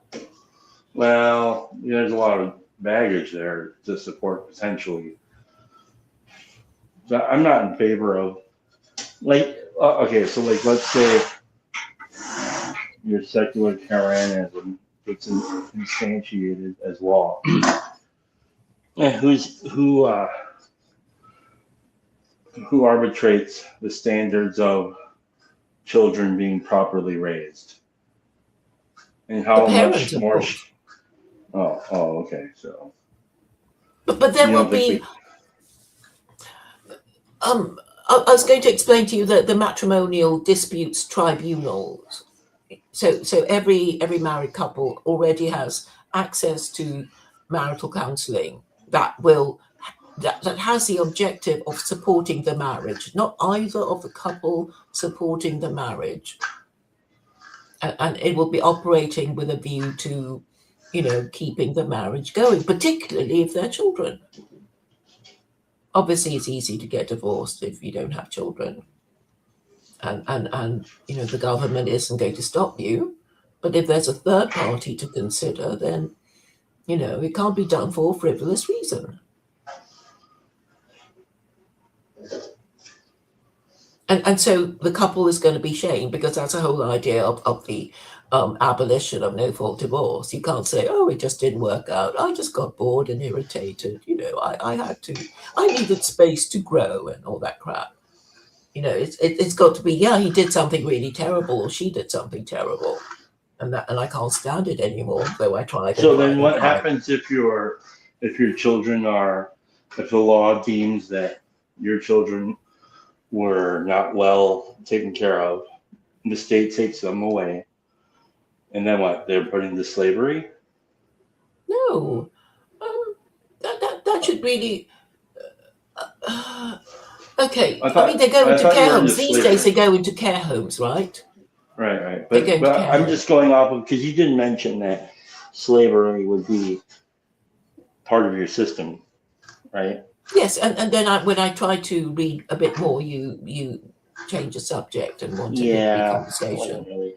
Yeah, because this is a lot better right now. Maybe we get back to it some other time. Mm-hmm. But I wasn't planning on enslaving children at all. Oh, okay. No, because children should not be slaves. So you have to ask, what's going to happen to abandoned children if they're, both parents, if the mother's an unfit mother and she was abandoned, and of course they would be taken into a care home. Right. Well, my point is, who arbitrates what unfit looks like? And I think that's what probably people are afraid of with your system. Mm-hmm. And that's the role of the church. Like they have to be doing that, setting the standard. Well, these days it's neighbours and the teacher calling social services, right? Yeah, but in the days of secular Koranism, what is it? That's the point. Like he's saying, who's going to judge what the standard for an unfit parent is? Yeah, you fed him a hamburger with bacon on it and cheese. We're taking your kids away. No. I mean, it would be kind of the same standard as now, right? So imagine the kid living with its mother, and if it does well at school and doesn't get into trouble, doesn't get mixed up in gangs or stab anybody or is stabbed, then there's no problem, right? But if he becomes a juvenile delinquent, then it would be implied that it can be inferred that the mother is unfit. Claire, there's a question for you in the comments about who's going to protect if they scrap no fault divorce or something. If you can address that comment. Okay. I think it's Neil, is it? We've outsourced marital disputes to the state better than the local community sometimes. But what if there's no local community? Well, there would be a matrimonial disputes tribunal. No, it's the one above that. It's like. Oh, you're out. Okay, under my thumb. No. Well, seeking genuine. Okay. Who protects the men, women when there's abolition of no-fault divorce? Because to get to the point of bringing up a worthy event reason to get divorced, it's likely a dangerous situation. Well, if you have a marriage contract, right, and you think your spouse has broken it, then divorce would be a breach of the term of the marriage contract, right? So I don't see why that's scary or bad, and obviously, you know, adultery is considered a ground for divorce, and you know, unreasonable behavior, desertion, domestic violence. You know, nobody's forcing anyone to stay in marriages that are abusive, but of course you also have to say, well, you know, choose your spouse carefully, and try not to, you know, have a child and then divorce and then, you know, have a problem with your child not adjusting properly post divorce. Is that a reasonable answer, Megan? Oh, also then, can you address the one you were addressing originally about how they've outsourced? You'll see it down there. Who gets appointed to this marital tribunal, right? There are already lots of people who train to be, you know, therapists and marital counselors, right? So under my system, before you marry, you too have to appoint a friend of the marriage. So it would be like, you know, in the UK, it's 2 witnesses, right? You marry, and you have to there has to be 2 witnesses to witness the wedding before it is valid, and then, as well as this requirement, there will be the friend of the marriage. So this person that, but the couple appoint will be their kind of friend of the marriage person. So, you know, they might have a problem. They might, you know, have a dispute about, I don't know, cleaning the house and looking after the children, and both of them can go to this kind of marital disputes arbitrator, because that's what this person really is. So at least, you know, if they can agree on a person, and then they go to the person, and this person says, you have to do this, you must stop doing that, they have to obey this marital disputes arbitrator, which is this friend, which is also the friend of the marriage. Does that sound fair? Enough safeguards to kind of stop people from worrying about, I don't know. No. Really? No, because I don't understand what's the difference between what exists now and what you want to instantiate. But you have no system under currently now. It's like, oh yeah, you go to, is it the county court or whatever, and then you get married, and there's no kind of after sale service provided, is there? You're kind of on your own, and you know, if your marriage gets into trouble, you have to find a marriage counselor. And I discover that a lot of these marital therapists, they actually encourage divorce. This is actually a very old problem. So if you look, if you search the internet, they will say, you know, we are, you know, marital therapists who don't encourage divorce, because most of them do.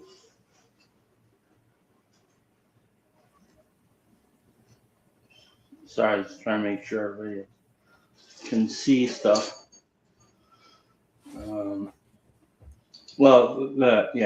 point that I'm making is who's to say that once power is handed over to the rule that you want to have, which is secular Koranism, who's to say it's not going to all go hitting the fan?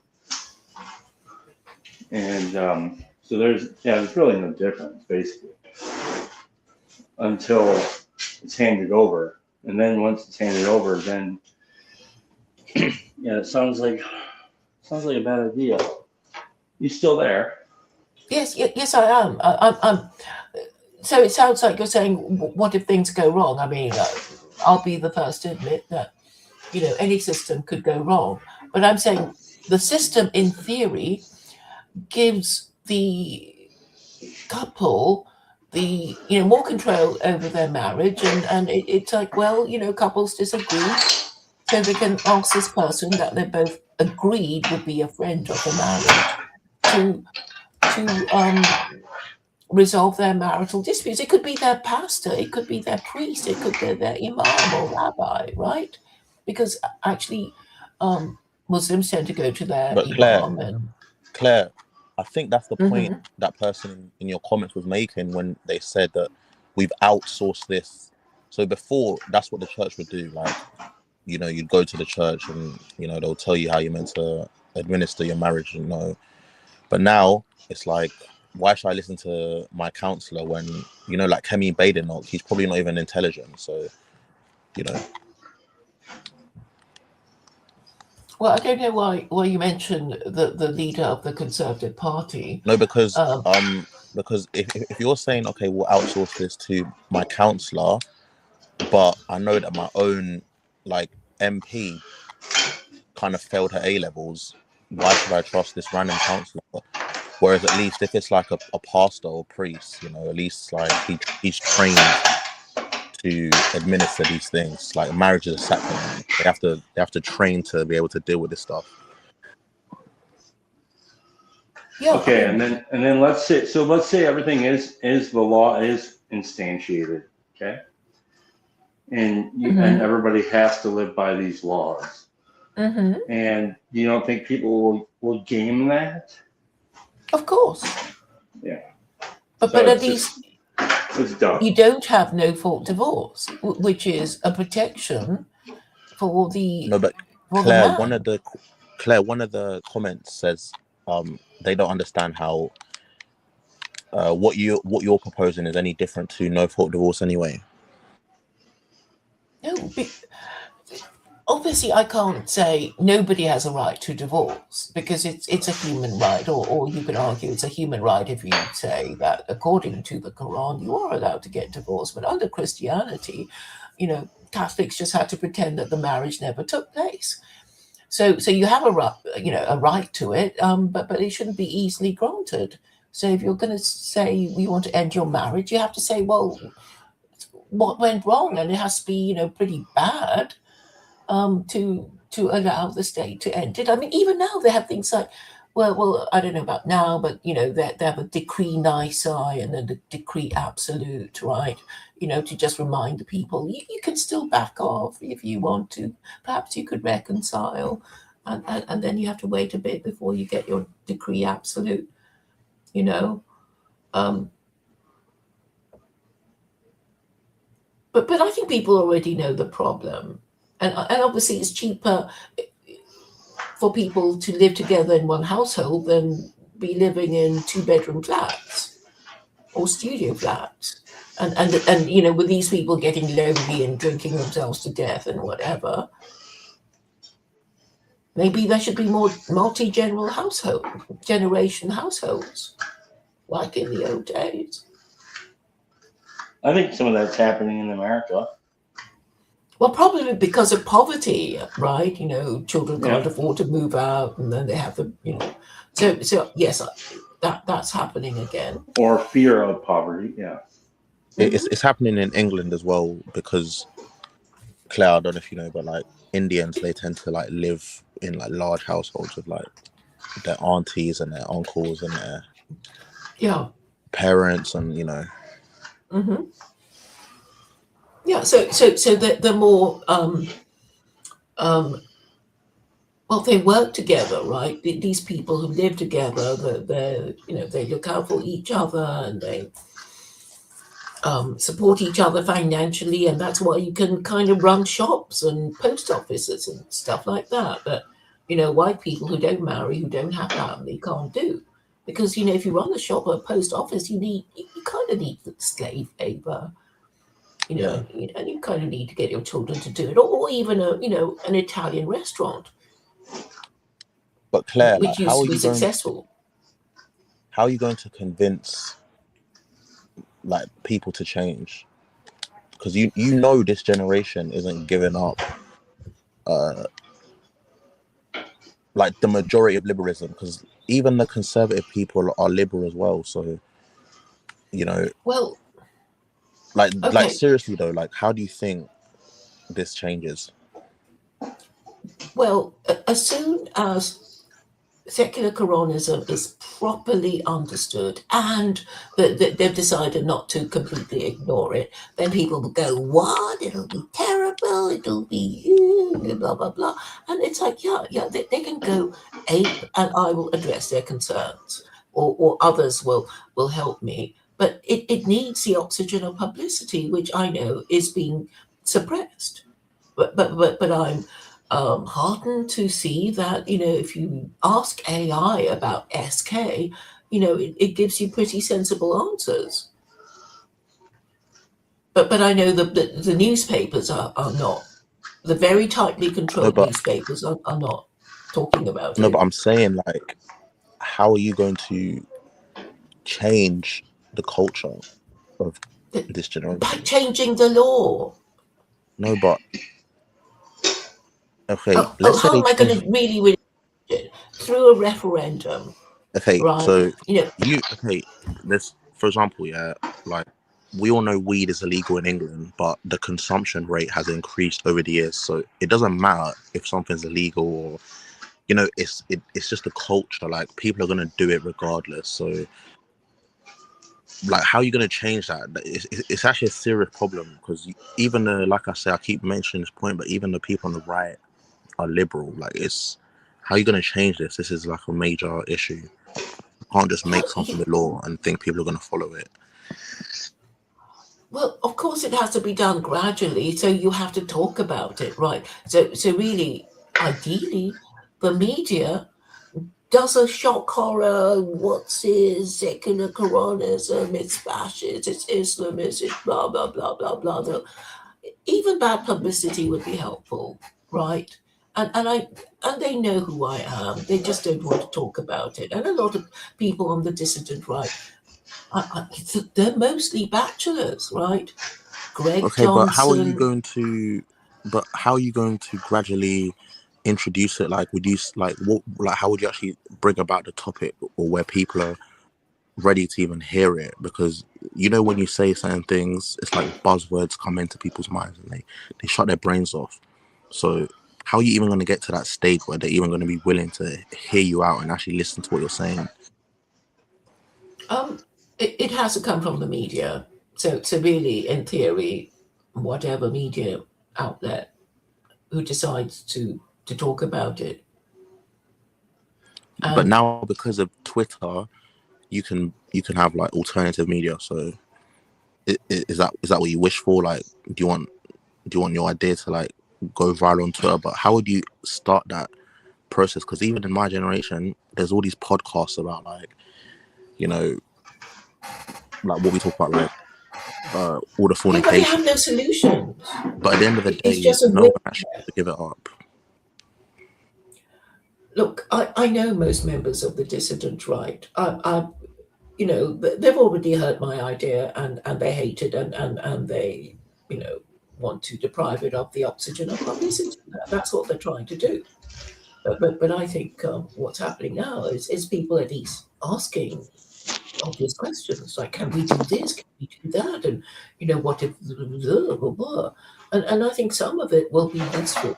And you know what, particularly about what I propose, even if you hate the idea, the abolition of inheritance tax would be so attractive to so many people. I mean, middle class people, they know they're being taxed to death by the government, who doesn't care. It's like, well, we'll just tax whatever. You pay tax on it, when you were working and when you were, and then they tax your pension, and then when you're dead, they're going to tax you 40%, But just to say that by adopting secular Koranism, they can just abolish inheritance tax, it might be quite attractive to, middle class educated people. But as I say, I need high caliber people prepared to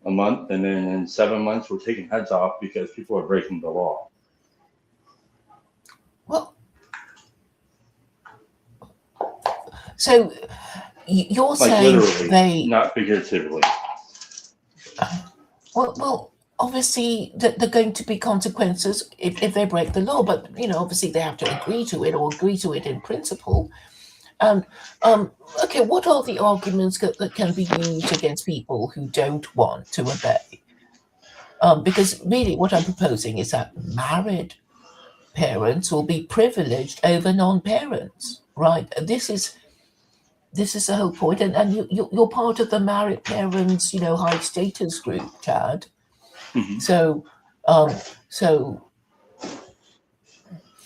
there may be people who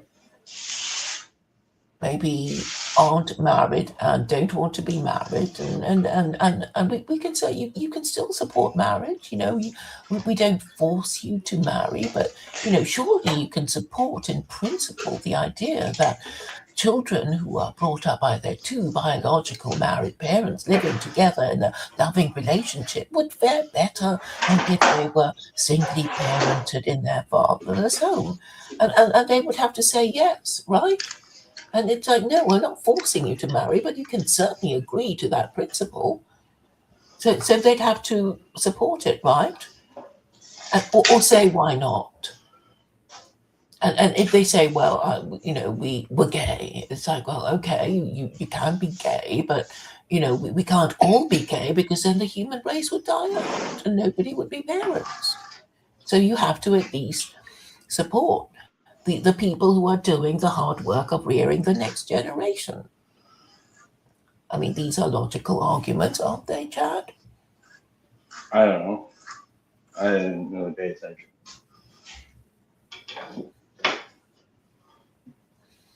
Oh, I think that would work. I mean, so I can imagine, a gay person saying, but what about our loss of status? And it's like, well, but you're not, doing the hard work of rearing the next generation. So why can't you at least, encourage the people who are, by giving them a higher status since they're doing the harder job, right? They have to, parent their brats, right? And pay for them to holidays and school and all sorts of things. So you should be at least saying that they are higher status than a confirmed bachelor, for example. I think that's fair enough. Sure. Yes. I think it's a different a matter of nations, different things. So like you're dealing with a completely different set of outcomes in your nation than in our nation. No, it's the same. We all have the same social problems, complaining about immigration. And this is all linked because, obviously, if you have a labour shortage, then you will be importing immigrant labour. I mean, that's why then, that's why they're in the West, right?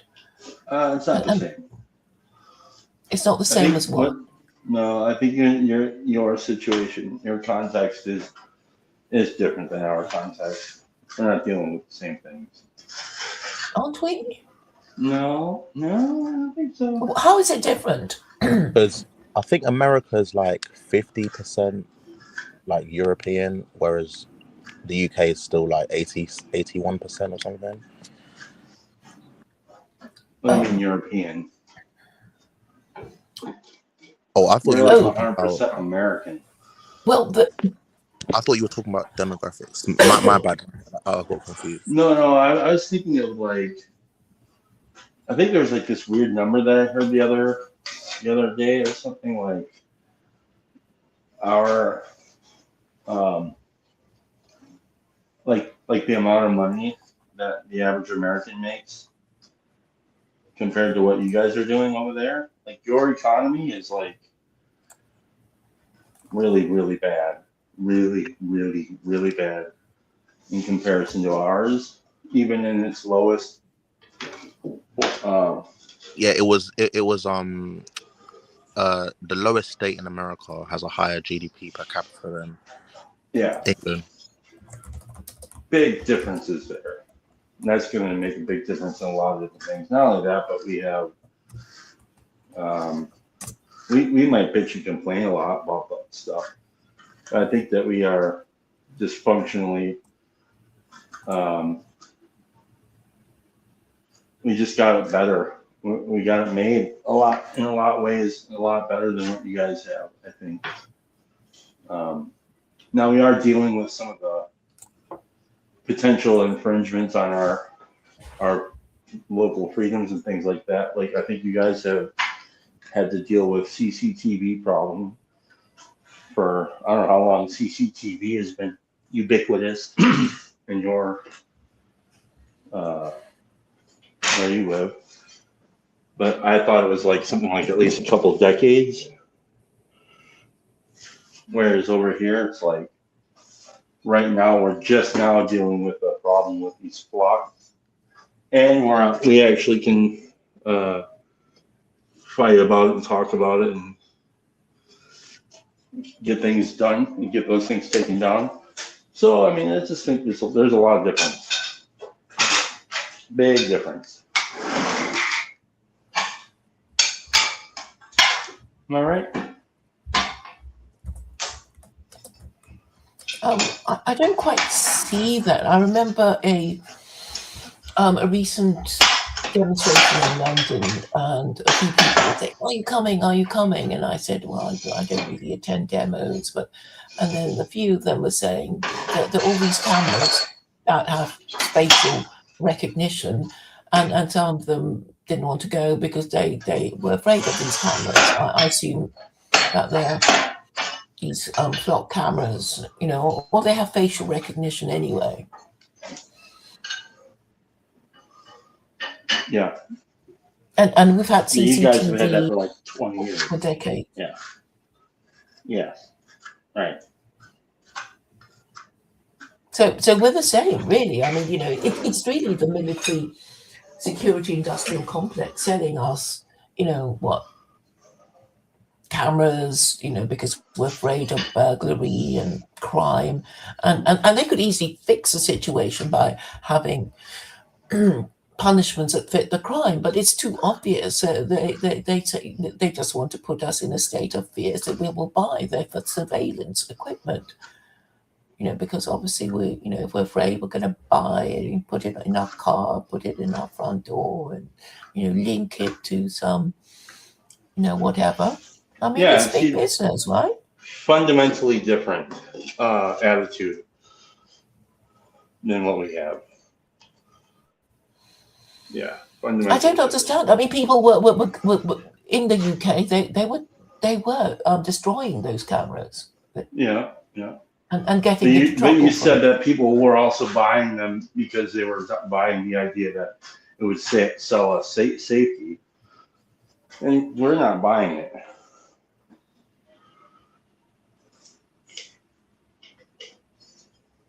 You're not? So anyways, that's one. No, I think most of us are not. When you wake up to it, we're like, oh, what the fuck? What was that? What's happening?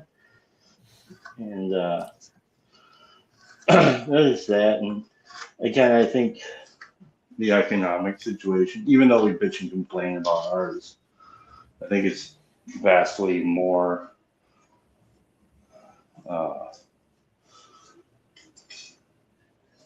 more secure, I think. There's a lot. You think America's more? You think America's lower crime than Britain? No, economic. Yeah, I don't know about the crime. Well, yes, because you have the bigger economy. Yeah, sure. We're talking about cost purposes. But I'm also talking about I'm talking about kind of like the social or the kind of attitude around how we view things, like our freedoms, our plight, all of these things. We're different in so many ways that I think you guys would be actually more likely to adopt the Sharia law, secular Koranism than we would. I just think that that's the case. Why? I don't see all this. How all this talk about plot cameras means. Because you think your economy is doing better, and I'm pointing to like our basically. I'm pointing to like the I don't know how to say that. There's like our like the spirit, our spirit, something like that. I don't know how else to say it. Well, the American revolutionary spirit. No, I think we're more unified than that. Hard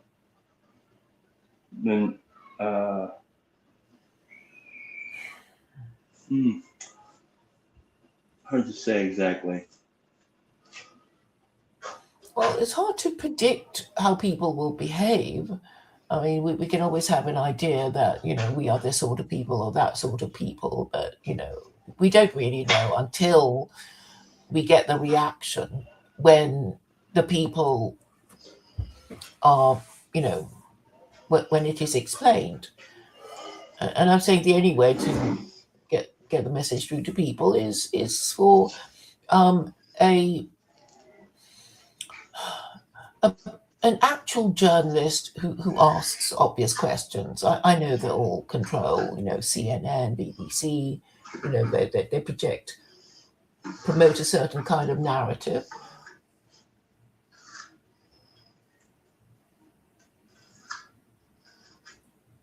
And I think maybe on YouTube people have more access to a different narrative. And maybe we're on the best platform to do it in. And of course, shifting people's attitudes is going to be different. But it can be done quickly if somebody with integrity and with a degree of status, which is generally accepted, will agree to talk about it. But I think a lot of people will just be saying, over my dead body, right? Or I won't be the first one to be talking about it. No. Or taking it seriously.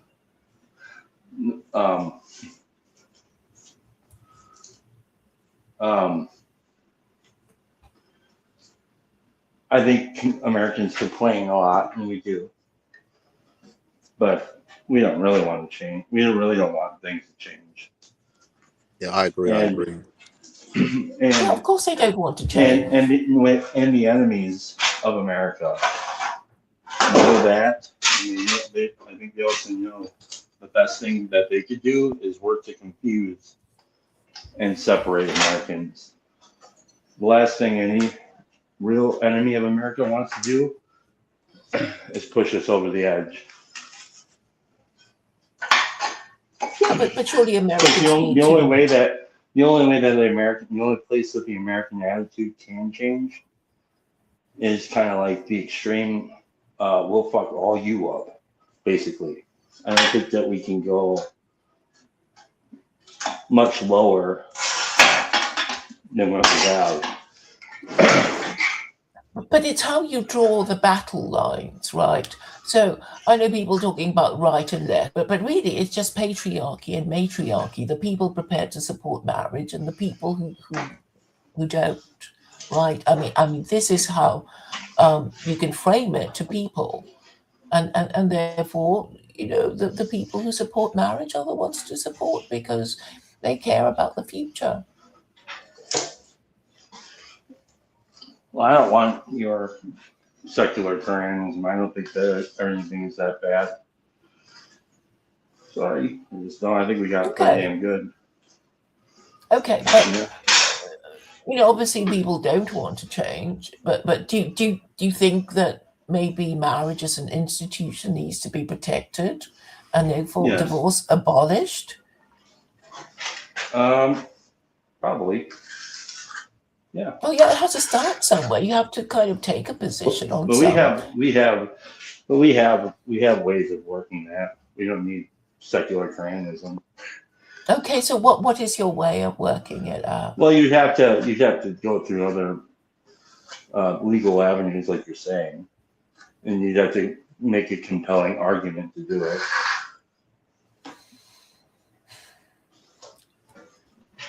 Well, I To suppose get enough people to co-sign it. But before you even do that, you have to change the culture, because as we how saw can with you change the prohibition, culture without changing the law? because It's horse and carriage, isn't it? the law is downstream from the culture. How If can you you just prove that? because Well, if you I can tell you my own experience. I already told you how my attitude around marriage changed, and I'm part of the culture, and it wasn't the law that did it. What was it that did it? It was just a time in your life when you fell in love. Well, yeah, some of it is like hitting bottom in a particular way, and then the other part of it is having somebody lay out a compelling argument for it. That made a lot of sense, and then just seeing the truth in that, and then making the leap. Yeah. So, what happened to you? I mean, it seemed to me that you met your wife and you fell in love and you decided to marry her, and that was it, right? Isn't that how your life was changed? Because you wanted, to marry your wife. Yeah, but it wasn't. What I'm saying is the law didn't do that. It was the culture changing. I want our friend to give his comment, please, because we both cut him off. Sorry about that, guy. No. Yeah. I mean, I don't think Claire understands what I'm saying. Like, the law doesn't matter because people just won't follow it, but it's the culture that matters. When did they not follow it? I mean, they have to pay their parking fines and their speeding Yeah, but that's fines, different. right? That's different. I mean, okay, so please explain why you think people would just ignore the law if it were the law. Because they don't want to do it. I mean, it's not like yeah, but then they'll be punished. No, it's not like a regulatory something like road tax. That's like regulatory for a system. It's like when prohibition was in place, and then because people weren't following it, they had to change it. So it's going to be like that. It's like with I always say it's like with weed, right? It's illegal in England, but everyone still does it. So I mean, yeah, because the government allows it. It's saying, yeah, you can take all these drugs. We don't give a shit about you, and they allow it in prisons because it stops the prisoners from rioting, right? So, yeah, they allow them to get themselves stoned because then we won't be rising up against them. That's why in America, you would have to convince the culture that secular Koranism is a better answer. So you'd have to change the culture first, not the law. And I think it's probably the same in the UK, I think, maybe. So in that way, yeah, it's going to be the culture first. Well, I don't see how you can change the culture without changing the law. You're just making. Well, how are you going to convince the law to adopt your law? How do you do that? Obviously expect, intellectuals to show that it's stupid, right? That's what I'd expect. I mean, this is a logical thing, So if you're saying we don't think it will succeed, then I would have to ask why, and then they would say, "Oh, we don't think the people will like it." Well, they don't need to like it. They don't like a lot of things, and it's all been pushed through, right? Yeah. A lot of things they don't like, but they have to put up with it, and then I guess you have to say, well, how is your country or your group going to stay in existence if you refuse to marry and have children and parent them properly? This is the only way for any group. Forget, Europeans or Americans or whatever. And if you don't respect that institution, as all the religions who have any kind of lineage do, you're just not going to make it? If you can't even do this, if you can't even say, well, perhaps our screwing around is not helpful to the parenting of our children. But of course, somebody has to say it. I'm happy to say it, and I'm happy to deal with somebody who goes, "Oh, that's terrible. We want to be gay and transgender. How dare you threaten our, sexual liberation with your silly ideas?" But yes, we would need to have a dialogue or a debate, and people need to. Yeah. So I'm glad I've been able to discuss these ideas, and I thank you all for all your questions. But the way I see it being implemented would be an interview, hostile or friendly, from a major news outlet. And I've already said, well, Tucker Carlson would be ideal, but he may not wish to do it. But there are other people who can still discuss it. So, I mean, there's no other idea, is there? okay, so let's say it was your first interview. Would you would your main point be that we don't have the institution of marriage?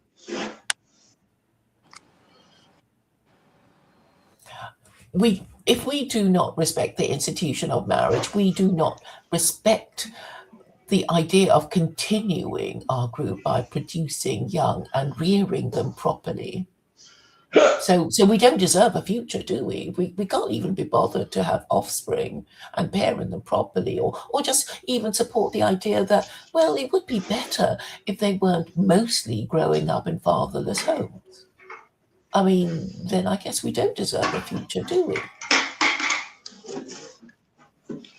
I mean, if you're going to say it's better if we just all became gay and transgender, then yeah, I guess we don't deserve a future.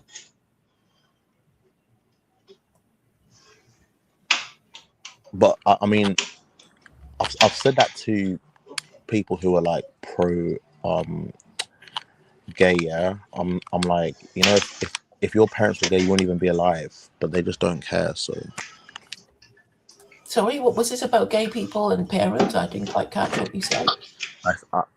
I make the same point to gay people that, if we were all gay, like no one would exist, or like if your parents were gay, you wouldn't even be alive, yeah. But they just don't care. So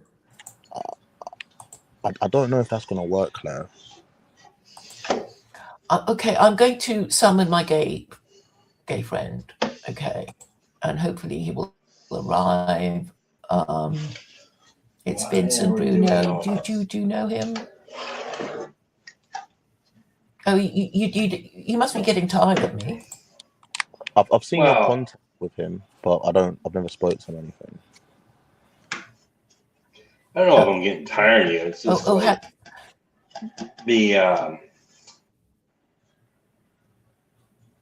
the topic is a little boring now. That's all. Is it? Okay, well then you probably want Vincent to kind of liven things up a bit. I know he's just there, so I hope he'll come.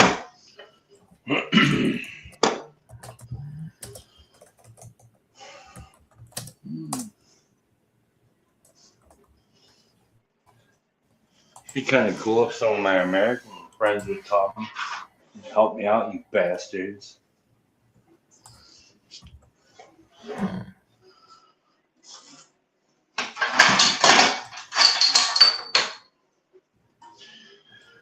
I mean, Vincent has, quite a few ideas, and he's also concerned about immigration. I'm not concerned about any of this stuff. I'm really not. I don't know what the big concern is. What are you concerned about then, Chad? So I feel like, here's what I kind of get. I feel like you're doing like this interesting move where you're like saying, nobody's paying attention to like the dangers of Sharia law. Not really. So what if we frame it like this, and then we get them to actually look at it, and then So you're doing. That's what I get. That's how I feel like you're doing it. So that's all. I don't understand what you're saying. I'm afraid you're saying I'm trying to present Sharia in a good light. Is that what you're saying? So that people look at, so that people actually examine rather than do this thing where they're like, blindly not paying any attention to the dangers of other cultures, something like that. Well, I would have thought that Vincent. It might be. Yes, it's Vincent. Okay. Hello, Vincent. Hello, am I on the stream? Yeah, you're on the stream. You are. Oh, what are we talking about? Hello, mate. Who's that? Secular Koranism. but I think Chad is getting tired of it. But it's just boring. Okay, we can talk. Did you send him your web? Did you send him the blog? I don't read blogs. I don't know how to read. Okay. No, but she did. But I've been reading the 2 book. hours. Oh, you've been reading the book on the stream. My book, I mean. Plus, I'm aware of Claire for like, I don't know, how many years now, Claire? 3 years? 3 years, something like 4 that. years. Yeah. Well, mates. But she said something that you would have something to say about it. Something. About what? I don't know. She was saying because you're gay that you would have something to say. I don't know. Well, about secular Koranism. Oh, well, I mean, if you admit to being gay in public, it's a lewdness violation, and you'd probably be whipped 100 times. But which I don't agree with. No, I think the actual point was, she was saying that if we were all trans and gay, like we're not going to exist anymore. And I said that gay people don't care about that because when you tell them that, if we were all gay, no one's going to be alive, or if their parents were gay, they wouldn't. Okay, but that'll never happen. The whole world See, won't they just ever don't care. become gay. So that was my point. No, the whole world won't ever become gay. I'm gay and I care about population. The only reason I don't have children is I can't afford it. But no, gay people care about population. They care about the health of the population. They care about the continuance of the population. They may not be breeding themselves, but they have aunts, their uncles, they have nieces, nephews, cousins. So as like a gay person, what are you, like in your worldview, what are you actually worried about? Because I think Claire mentioned that you had some issues on immigration, but like what else are you actually worried about? Well, I'm worried. It's not just because I'm gay doesn't mean that I'm not worried about immigration or that I'm not worried about this or that or no. I'm asking like in your worldview, like what are you worried about? Like I'm generally asking. I'm worried about the quality of the population that's being produced. Okay. Can you elaborate? Can you keep going? Okay. Well, I think that I don't believe in just breeding willy-nilly.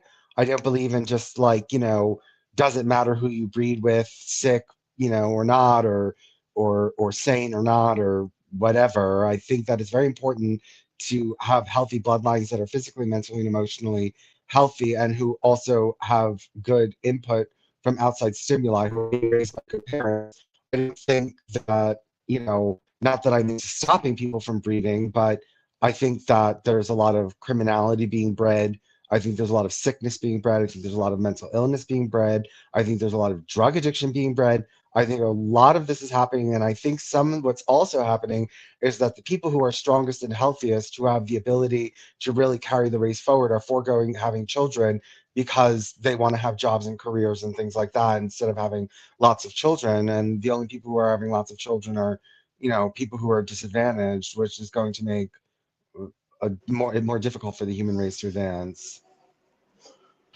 So how would you address those problems?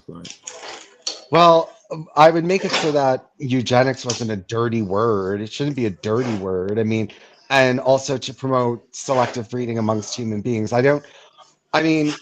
No, I mean, not for everyone, but I would want to be part of a small society who was engaged in scientific breeding, not, oh, I fell in love with this boy, I fell in love with this girl is pretty, that boy's handsome, she has wealth, he has wealth. No, like more of like a very scientific, rigorous breeding system like we do with animals. Now, I know not everyone could do that, but I want to be part of a community that does it, which is possible. You know, I know.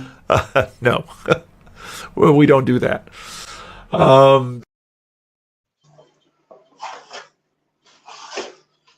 Continue. Sorry.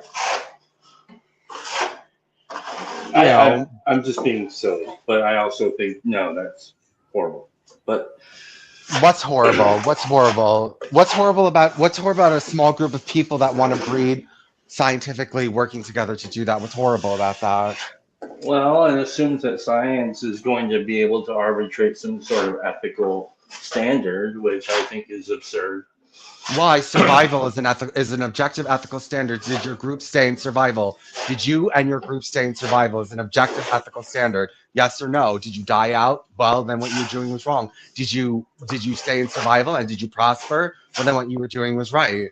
You know, and so there's lots of things that we've learned from societies that you can and cannot do. You cannot have murder in your society. If you allow murder in your society, then anyone will get murdered. Your society won't stay in existence. Yeah, but like, what if it's like scientific murder? You know, I mean, what do you mean scientific murder? Why not? What do you mean scientific murder?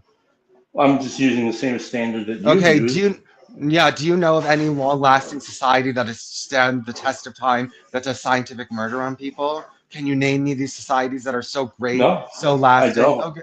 Okay, so then I also don't know ones where you're saying there's scientific breeding. Okay, well, I mean, it's never been done before, but I mean, you can try well, neither it. is scientific murder. Yeah, the Nazis tried it, didn't they? Well, maybe they did it wrong. I don't know. Okay, well, they're not in survival. You can learn from them. Okay, well, then, I mean, how many times does a society have to go through a Nazi regime and collapse for you to realize that that's just not the way to do it? I mean, I agree. I agree, but I also, I'm not saying that, what I'm saying about this idea of scientism is like the standard. I don't like it. I don't like it at all. Okay, the standard is survival. The standard is survival. Well, I think we're surviving pretty good.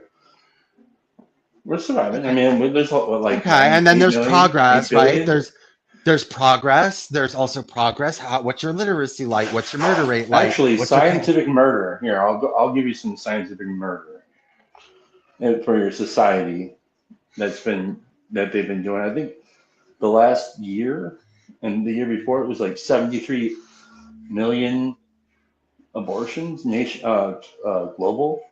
Okay, and do you think that a society that practices abortion is going to last long term? We'll have to see. We'll have to see what happens to a society that practices mass abortion and well, what's going to have to happen if you're practicing mass abortion, you're going to have to bring in more people because we live in a capitalist society and you need a growing population in order to keep, this ever expanding economy going. So if you're just going to abort all your children and import foreigners, well, your society is going to collapse and die. Actually, America had one of the lower numbers on that list. Okay, America has a very low birth rate, a very high abortion rate, high immigration rate, especially from Islamic countries. So if your idea of maintaining civilization is to abort yourself out to existence and import Islam, I don't know what to tell you. That's not continuity of bloodline. That's not survival. That's not continuity of existence. That's not continuity of culture. That's not continuity of anything. It's just obliterating yourself. Yeah, I agree. I'm not for abortion, by the way. I don't know if that was clear or not. So. No, you're obviously not, but can't we see the effects of what happens when you abort children? You reduce your population size and then you start importing other people into your country that might not share your values. It's kind of weird because it seems like population went through the roof once we made abortion like well, in the West it was used much more than in other countries. So, we used it on ourselves And then we said, look, we don't have any more people. Let's import more people. So obviously it's not a very winning strategy, is it? No, I think it's probably not. Okay, so there's an objective measure. Did it help society? Did it progress society? Did it keep it in survival? Did it keep it in existence? Did it increase it? Did it increase it didn't increase the population, I can tell you that much, which would be important for survival, is increasing your population.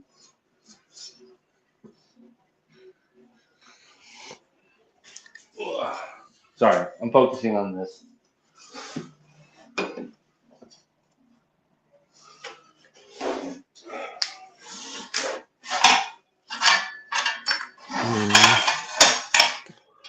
So yeah, survival and progress. You can measure these things, you know.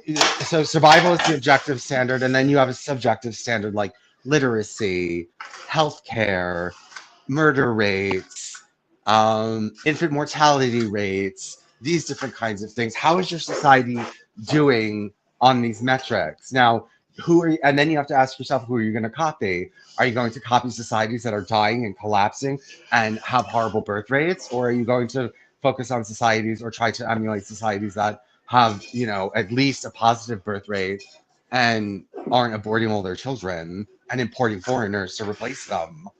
But Vincent, why do you think you're in this position? Like, why have you adopted this suicidal policy?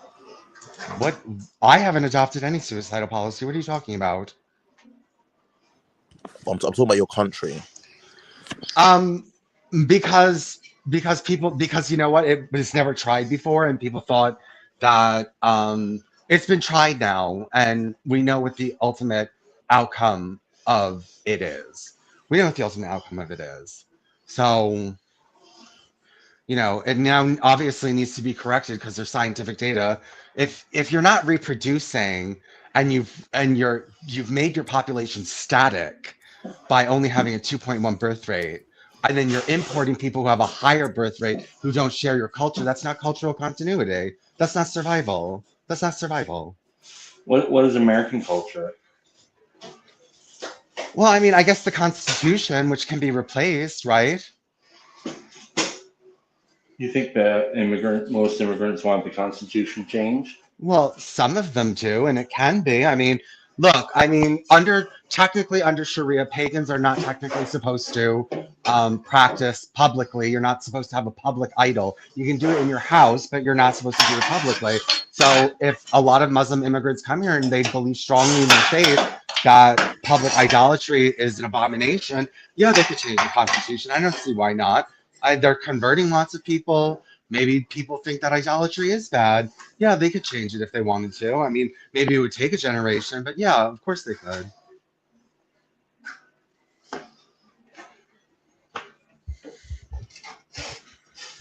I think Alex showed up.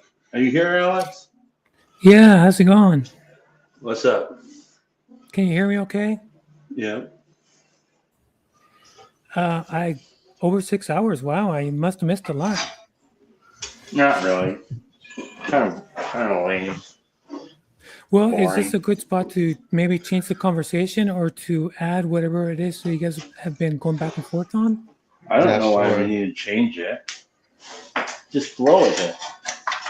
Well, Chad just asked what is American culture? Because Okay, so I can run with this. And this is my opinion, so it's all opinion based.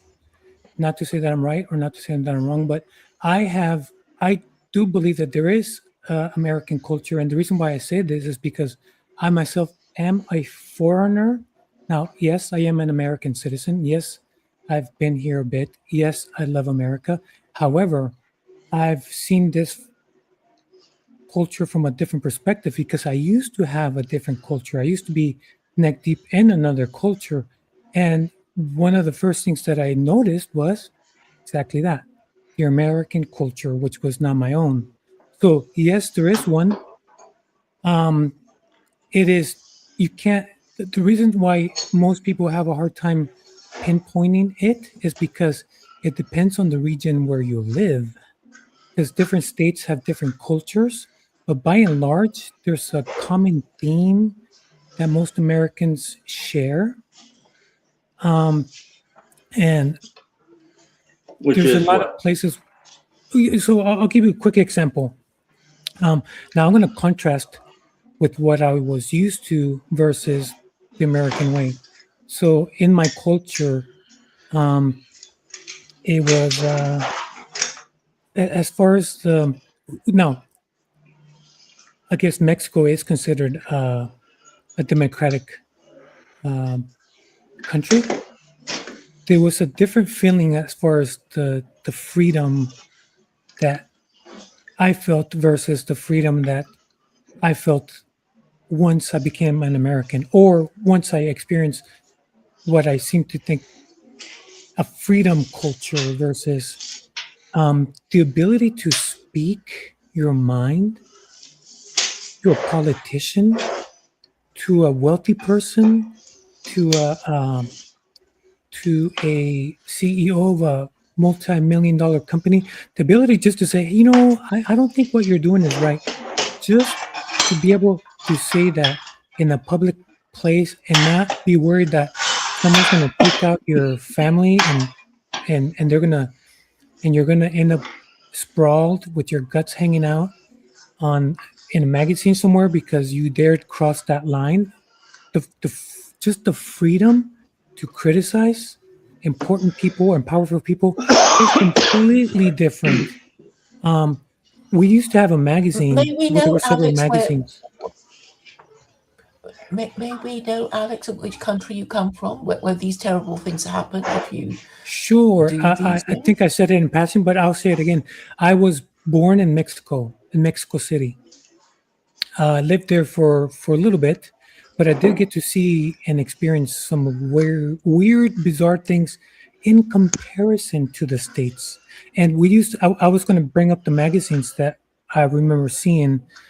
One of them, I still remember the name, is called Alarma, which means alarm, like it's alarm. And what I remember seeing is the graphic pictures of the dead people sprawled about the magazine because, long story short, they had said something that they shouldn't have, and nobody knows who, nobody knows why, supposedly, just took them out in a very grotesque way, and sometimes even their family, depending on who they were giving their opinion on. And this was a magazine that was public run. I'm assuming a private corporation, but it was as an adult, when I look back, it's a clear message. It's like, you better not cross the boundary because there's consequences. So that freedom that we have here is not anywhere near what other countries have. And I know that from personal experience. But again, that's just my opinion.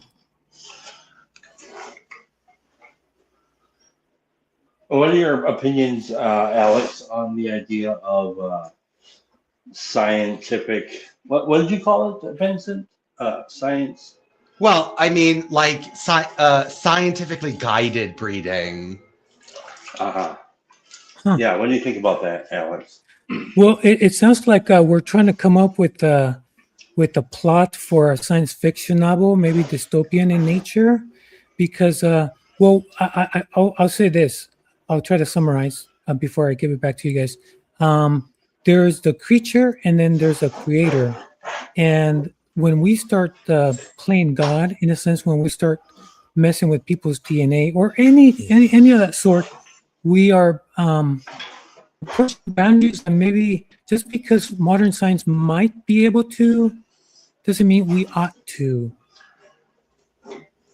Okay, all I'm saying is, of a group of people who say we don't want to, not everybody, all I'm saying is I want to be part of a group of people who say we breed based on metrics. We're not breeding because we're in love. We're not breeding because we're on alcohol. We're not breeding because she's pretty. We're not breeding because there's nothing else available. We're not breeding for any of these other extraneous reasons. We're breeding in order to produce certain types of children. Okay. I mean, so I was born with a cleft lip and a cleft palate, and like the stories I heard about babies that at one point in history were born with that sort of thing. would be thrown out on a pile somewhere. in the Okay, woods. and are those societies still in existence? Is Sparta still in existence? Are any of these societies that killed children and threw them off cliffs, are they in existence? Are they in existence? Well, what I'm trying to tell you is, explain is like, I don't see how much farther away it is from the science. I don't know what science is going to provide to be a hedge against. Okay.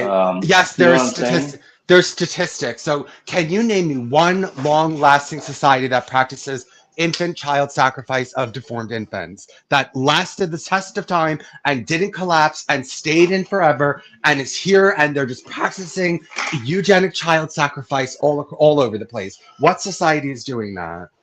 I mean, I can't think of a society that's been around forever anywhere. Okay, but there's societies that have lasted a long time. Islam has lasted a long time. It hasn't collapsed. America's lasted quite a long time. Okay. In comparison to a lot. Okay, but you can see it's starting to collapse. It's only 200 years old. It's not as like robust as a religious civilization or something like that. And obviously, we can see that it's going through problems. And at the moment, it's going through problems. So its metrics aren't very good, are they? But I mean, in survival, if there's no long-lasting society that practices eugenic infant sacrifice. There's no long-lasting society that allows rampant murder. These things don't exist. Long-lasting society, really. If we want, like, what's the metric of long-lasting? I mean, well, Christianity has been around for a long time. Islam, Judaism, Hinduism, Buddhism, they've been around a long time. They haven't collapsed. They haven't disappeared. They haven't faded. There's monarchies that have been running on Buddhist principles. And they're not using science to propagate. Oh, okay, but nobody's ever even tried it. Just because something's not being tried doesn't mean that it's necessarily bad. So it's okay if I interject here with a different kind of point of view with what you guys are saying. One of the things that I notice is there's never going to be a lack of shortage of people that want to change the world because of how they feel, how they see things, and how they think things ought to be. But we really do have to be careful when we start thinking of people as not people. I never said that. I never said that. I never said that. Let me finish. Let me finish my frame of thought. I'll pitch it back to you. So, like I said, we have to be careful when we start thinking of people as not a people. And most societies are criticized depending on how the strong treat the weak. How the strong treat the weak in any society is criticized as barbaric or very noble, just by the simple fact that the whole concept of I can take your stuff, but I'm not going to, just because I'm more powerful than you, I'm not going to take your stuff. So how a society treats the weak when they're strong says a lot about that certain society. And like I said, it's I get scared about when some person wants to have a big impact on the whole society as a whole. It's like, oh, this one person is going to do it? Okay. Well, I just said that not everyone needs to practice scientific breeding. It would be a small group of like-minded people. I mean, like, whatever, they set up a commune. I don't think that's a threat to your way of life. I don't think it's a threat to anyone's way of life. It's just people that say, hey, we want to produce these types of children. You don't want to, you don't have to. So what the words that I said, do you have any did that mean anything? Do you have any you don't have to just because you're a eugenicist doesn't mean that you need to be unkind to weak people. And actually, we learned not to. What did the Nazis do? Are the Nazis around? Have they survived? Did they last the test of time? No, they didn't. So maybe you can get it into your head that that's not the best way to go about these things. I think that there's so much, there's so many problems with the world and with different governments, because there's close to 200 governments, and everybody's a critic, true, but I think we're asking the wrong questions. And to be able to want to change society by we're going to do this now and it's going to affect the population of millions, I wouldn't feel comfortable no matter who it was. I just said it would be, all I'm saying, okay, like the Amish, they want to live as Amish. Are they hurting people? No. Are they doing anything bad to anyone? No. Are they taking over society? No. What if the Amish practiced eugenics? What if that was just part of their religion and they did everything else the same, but they did selective breeding? I don't see how that's going to start any kind of problems anywhere. Well, it seems like you want the approval of people. As far as what your take is, and what I'm saying is, hold on. opinions are opinions. Opinions are opinions, and that's quite all right. Hey, hold on. I think you need to understand.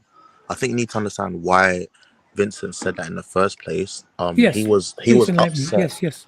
He was upset with. He said that the quality of people that our society is producing isn't good enough, and he said that we're breeding too many criminals or drug addicts or emotionally unavailable. So that's why. Okay, I still think that's the wrong question to ask.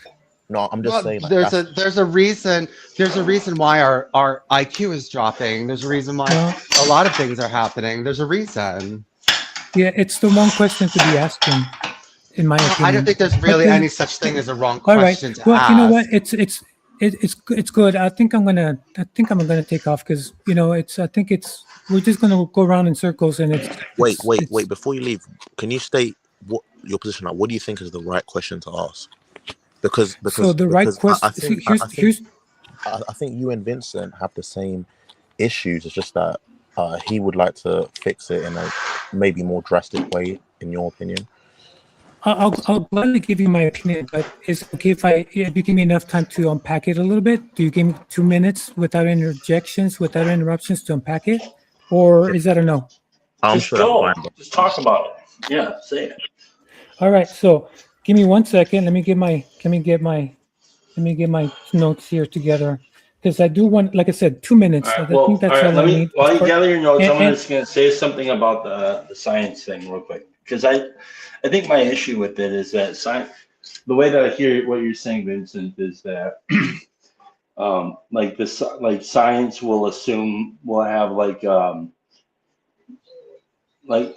just because it's science, it has a moral good wrapped up in there or something, and I think that's. No, I said what I'm saying is that survival of the individual and the society is the metric. Is what you're doing keeping you in continuity? Yes or no? Did the Nazis stay in continuity? No, they didn't. Did even the communist Chinese, they had to evolve. They didn't stay the same. They didn't stay rigid. They had to change in order to survive. So you can see, so what can we learn? Pure unadulterated communism doesn't even work when you want it. Even when you try the hardest to make it work, it doesn't work. Right. So we know not to be communists. So we know not to be communists. Yeah, but there's still science as such was at the root of what these other things were trying, and that's what I'm kind of getting at. Is it sounds like what you're saying is if we apply a type of science to this experiment of making science-born society, a science-born society, even a small one, that it would work because it hasn't been tried properly. But part of the issue is that the sciences didn't seem to have it didn't have a discernment around what is good and what is bad, I guess, morally. And so how do you decide? How do you decide what's good and bad? Well, I would say I would probably it be rooted in my religious beliefs, pretty much. Okay, and what are those? Christian religious beliefs. Okay. So my ethics are based in the science of survival, of who adapted and who made it out in the end. And there's a lot of things like murder. Obviously, there is no long-lasting society on the face of this planet that has ever risen to grade where you could just go into a market and start stabbing babies and women and children and all this stuff, and the king did nothing about it. There was no such thing as a society like that ever existed. It's also intuitively obvious if you allow murder in your society that you're going to collapse. It's also intuitive, but we can learn there's no example of a long-lasting society that allows murder, and any ones that did collapsed obviously a long time ago. So you could scientifically deduce not to murder each other. Okay. As well as what else? Theft, rape, slavery, all these different things, all these horrible things that no society is practicing anymore. That's legitimate or working or functional. Vincent, what Chad's saying is you can't get an ought from an is. So science can't tell you why something ought to be the case. No, it can tell. Yes, no, but science can tell you whether something survived or not. It's an objective metric. So, did your group stay in existence? Did you last the test of time? Have you been around for thousands of years? Yes or no. That's a yes or no question. That's a standard. That's a gold standard. That's objective.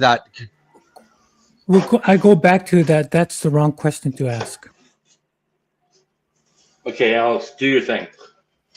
If you allow me 2 minutes. Yeah, do it. All right.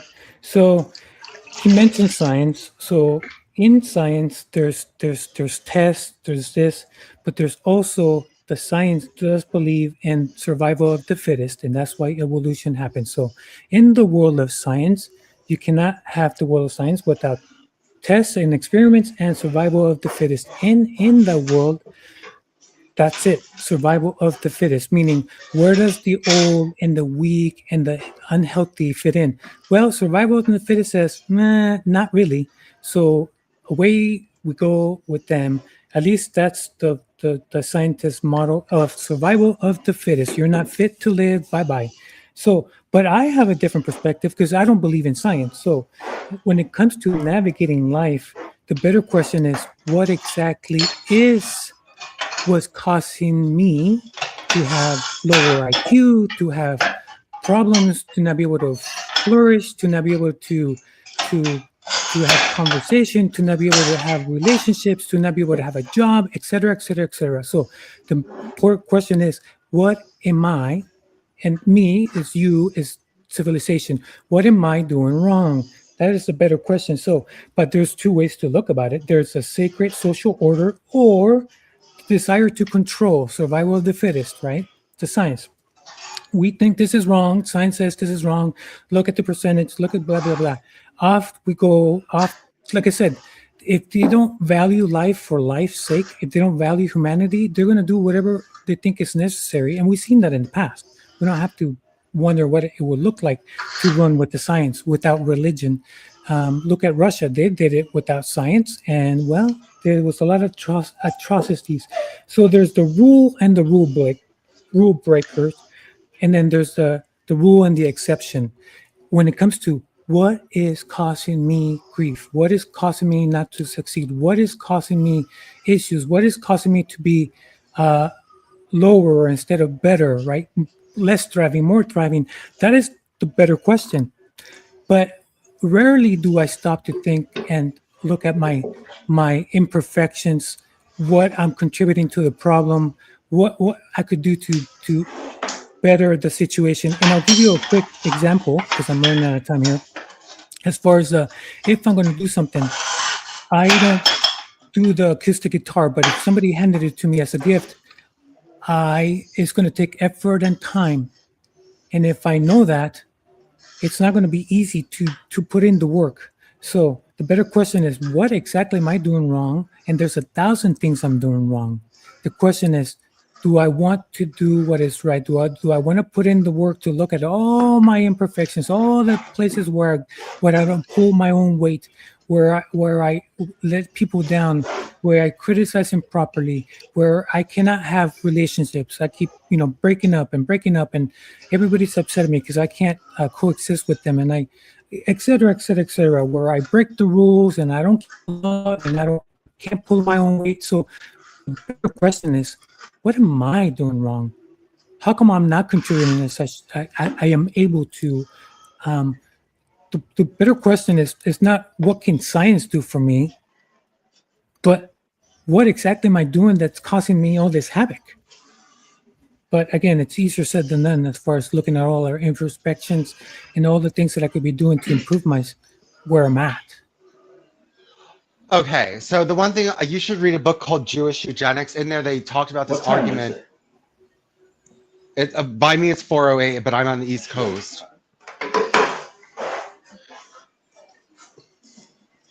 Oh shit! I gotta get going. Okay. Here, let me do this before I Till go. next time. Hey, Bye. see ya. Thanks for coming. Yeah, bye. The other guy that was here, I want to say thanks for coming. I really appreciate the time that you guys spent. Vincent, come back anytime, man. Really appreciate Okay. you coming and hanging out. Claire, Thank thanks for you. coming and talking with me and sharing some of your story. It was nice. Okay, Well, I'm thank so you. happy you got on. All right, bye. Bye. Bye. Bye. That's it.